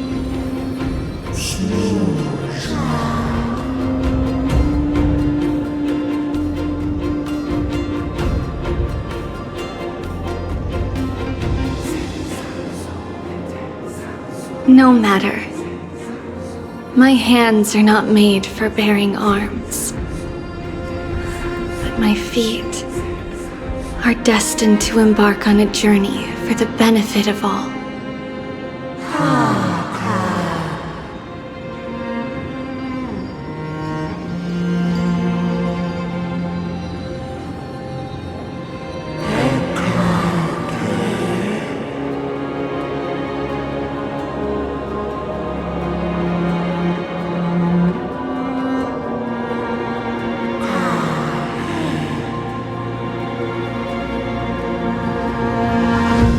Without a doubt, Titan. Let the prophecy shatter me, so that I may open a myriad of paths for this imperiled world.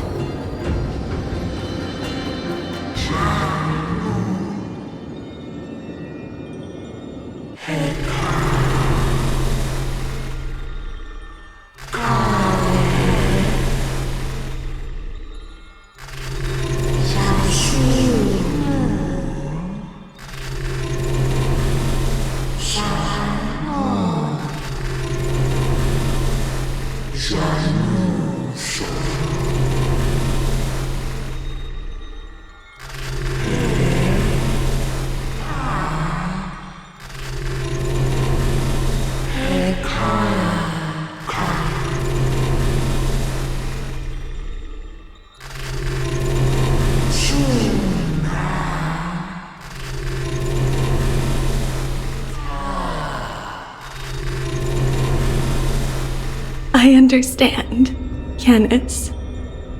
Thank you. Now, may you rest well.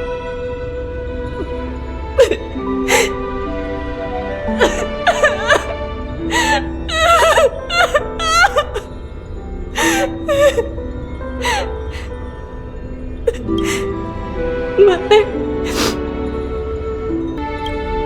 did you see that?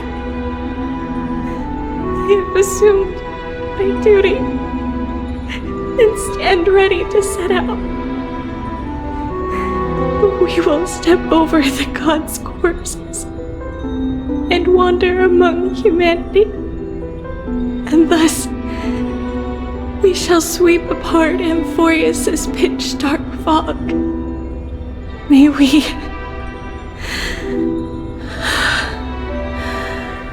the world follow the myriad paths trodden and reunite at the end of the west wind, where flowers bloom in spring. Mother, I shall see you tomorrow. Who dares lay hands on the core flame? Drop your weapon and surrender at once! I knew this would come. What's happening here? Lady Maiden, where's the thief who stole the core flame? Look at what she's holding, you buffoon! She is the thief! Take your positions in front of your arms! We're taking back the core flame! Bring it on! What? Come forth, loyal guards. At least do it properly. Pierce me in the chest. What are you scheming? This is your last chance. If anyone wants to earn a promotion and rise through the ranks, I'm right here. You all know who I am. Go ahead. However, if there's still any loyalty within you, step aside for the Holy Maiden. Otherwise, by the decree of the Holy City's Codex, anyone who dares to harm the Holy Maiden shall face execution! Captain, what should we do?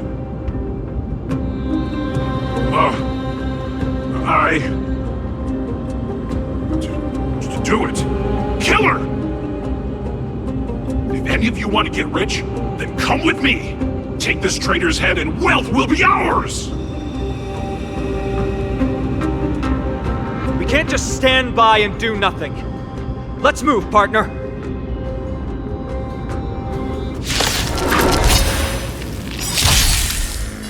I'm honored by your... Since you're already here, why not have a meal before you leave? Ready for another? Net markers activate. Time for a good old counterattack. How's that possible? Could the Titan actually be on her side? Get her! That woman is the traitor!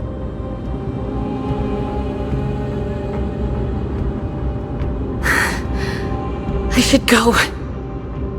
Let's keep up. A creature of the Holy City Guards? But I'm already so close! This should be the last fight. We have to help her get through. But I don't get it. This has been puzzling me for a while now. Who has been aiding Trebios in her escape?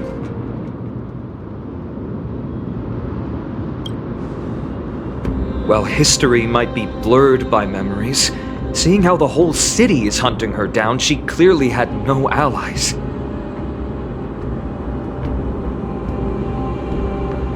If she pulled it off alone, were we too involved in this process? Trebios had been on her own since she entered the vault. But what did we truly mean to her? You'll find that answer at the end of this memory. In that case, let's focus on the mission at hand now. Let's do this, everyone!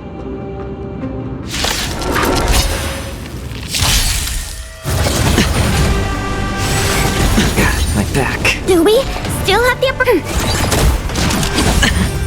Watch your head. The dice have been cast. Bust. Or maybe I'll take it all. Oh. No dirty tricks, all right.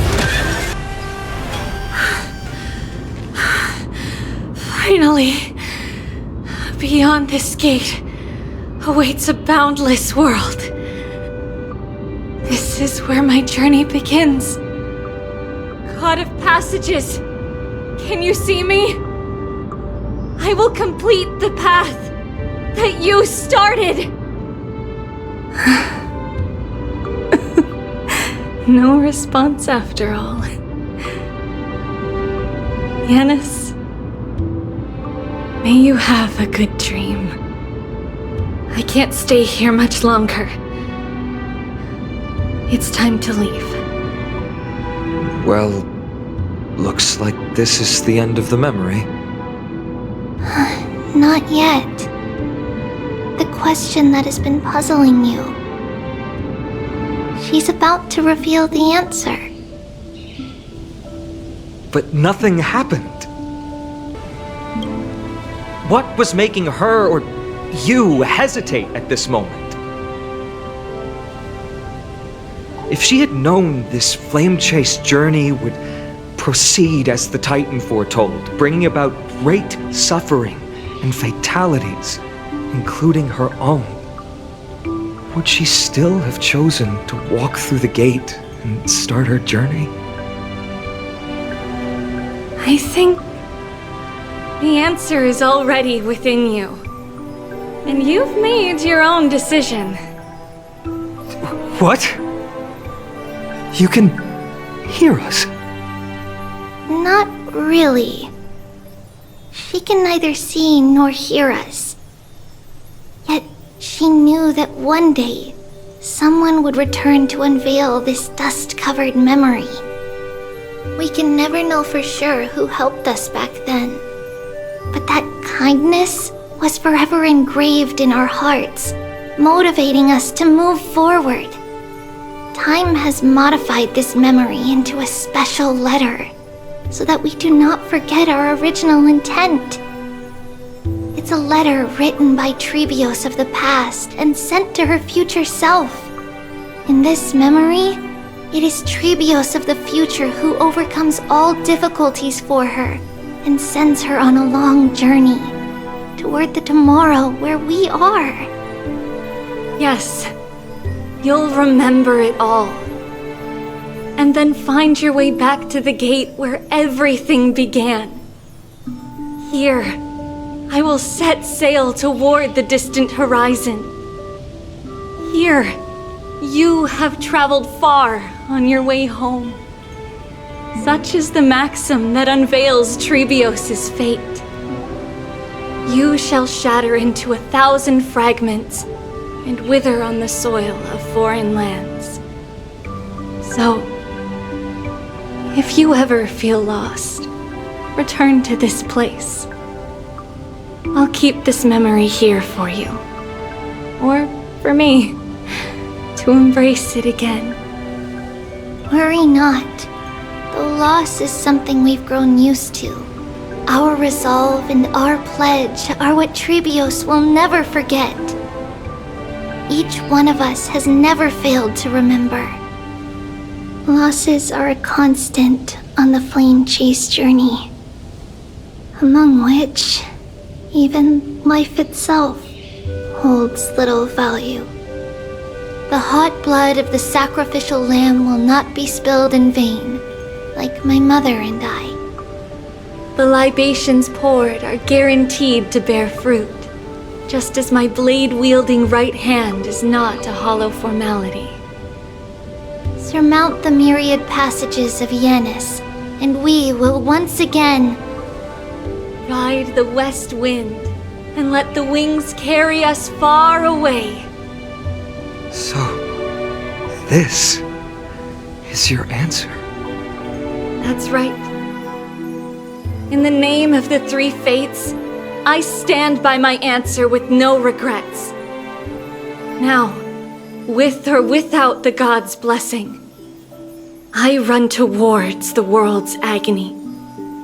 If I can truly pierce through the utter darkness, we will meet again at the end of the west wind, where flowers bloom in spring.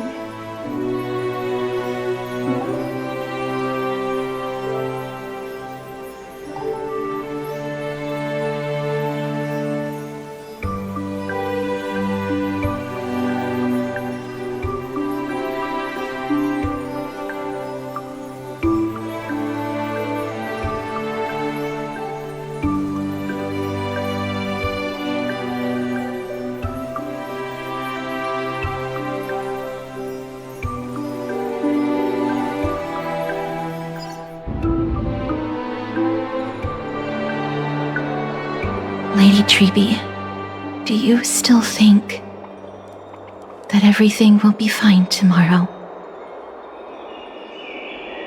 Yeah, that's what Trianne would say as well. With all due respect, Lady Treby, you know perfectly well that see you tomorrow is nothing but a white lie. I hope your toughness is not a mask hiding a lonely heart.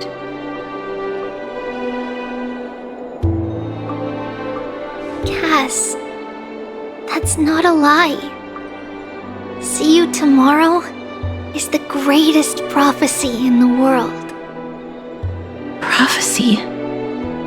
Listen, in every corner of this land, every heartbeat carries a prayer for that prophecy to come true. It may be that only a few heroes will bring tomorrow to the new world, but the prophecy of leading everyone to tomorrow belongs to all in Amphorius. But not everyone has the chance to see tomorrow. How can such words be called a prophecy? Because people believe it will come true, and they are trying hard to hold on to that belief. Even as the world teeters on the brink of collapse, everyone is pressing forward, longing to reach farther and move toward tomorrow. And that is why a holy maiden exists to lead the world toward tomorrow, and why Yanisopoulos' prophecy unfolds as passages. Fate is not about the outcome, but the journey.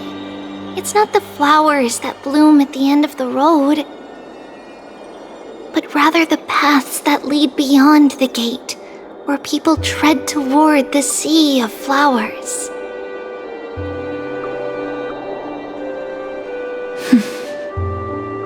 So, Cass, if anything is troubling you, just set it aside for tomorrow. There's no difference between demigods and mortals. The troubles we encounter can only be resolved by our future selves. Reflect through the long night. Wait for the dawn as you think, then set off at daybreak.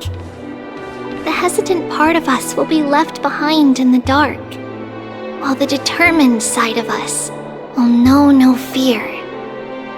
Because that's how Tribios has journeyed so far to spread the prophecy. Beckoning the morning sun and the tomorrow it promises to bring. We will now continue the journey and face our destiny. We will step over the gods' corpses and wander among humanity, and thus we shall sweep apart Amphorius' pitch-dark fog. And at the end, all will reach that silver-white shoal. That end of the journey, that new world and new tomorrow. It is a haven free from storms, cold, and heavy rains. No sorrow can linger there. We've made a promise to meet again at the end of the west wind, where flowers bloom in spring. See you tomorrow, Trianne. See you tomorrow!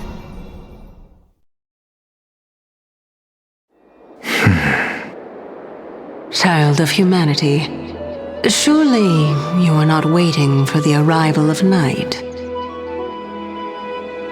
Nights do not fall upon Akama. That's why it's futile for you to wait here. Honestly, I didn't expect the renowned Reason Titan to behave like this. And that's all thanks to you. If your soul weren't as prickly as a hedgehog, I wouldn't have to act this way. If you were more accommodating, you wouldn't be opposing me all the time, and I could teach you more freely instead. It was you who insisted on implanting the core flame in me. Forget it. Cut the sarcasm and just say what you need to say. Fine, fine. All I want is to remind you. There's not much left in your soul. If you don't do something soon, I will have to take over this body. If I'm not worried, why should you be? I know what you're planning. You just want my help answering the question. What exactly are we? Correct? It's good that you remember. Thus, equivalent exchange. It's only fair. Then rest easy. The answer will soon be revealed, and you'll have to return my body shortly. Is that true? Certainly.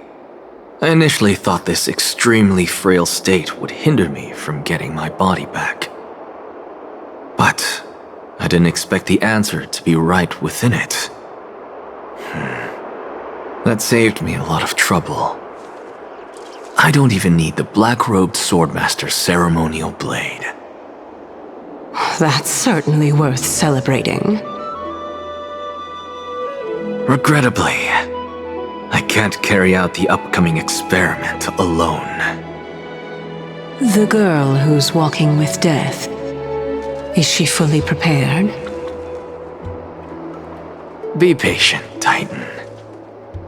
If we're always so guarded, how can death reach us easily? Unfortunately, on behalf of Akama, I must ask you to slow your pace. I forgot about you. My apologies. A child's words are always carefree. I'll just dismiss these words as nonsense from a cheeky child. Come now, conceited performer. It's time to address your relationship with that Titan. What if I refuse? Provocation will only tip Talantan's scales further toward your demise. There's no need to go to such lengths. Oh, monster neither human nor divine. Don't forget that you won't dare kill me. If you snuff out the core flame of reason, what else can you use to stand against the council? Do you two mind if I cut in? I warned you. Do not interrupt me. I just have been meaning to ask. Does death really matter to you? What do you mean? What I mean is, before I implanted the core flame into your heart, you were already a silent, cold corpse.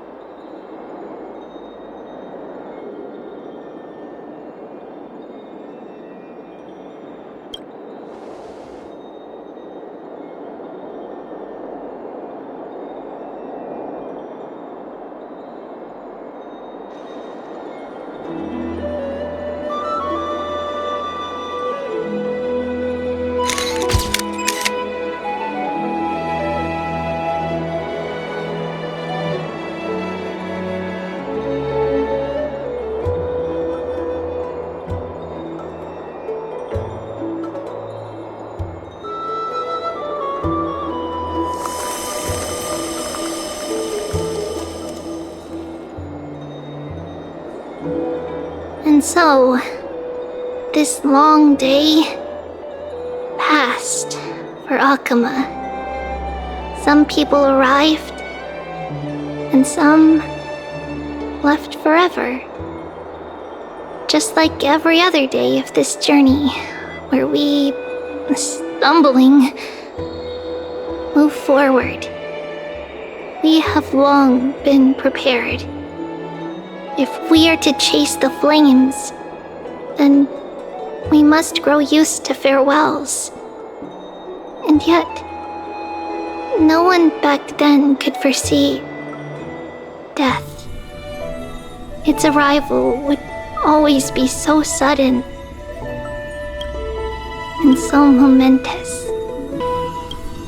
Even little Gray, coming from beyond the sky, could not escape the Reaper's two hands. And what people gained and lost in that trial of death was far heavier than life itself. Just like the destiny that the prophecy revealed for Cass. At the end of the Sea of Flowers, the souls of the living shall warm thy fingertips. And after an embrace, there shall be eternal separation.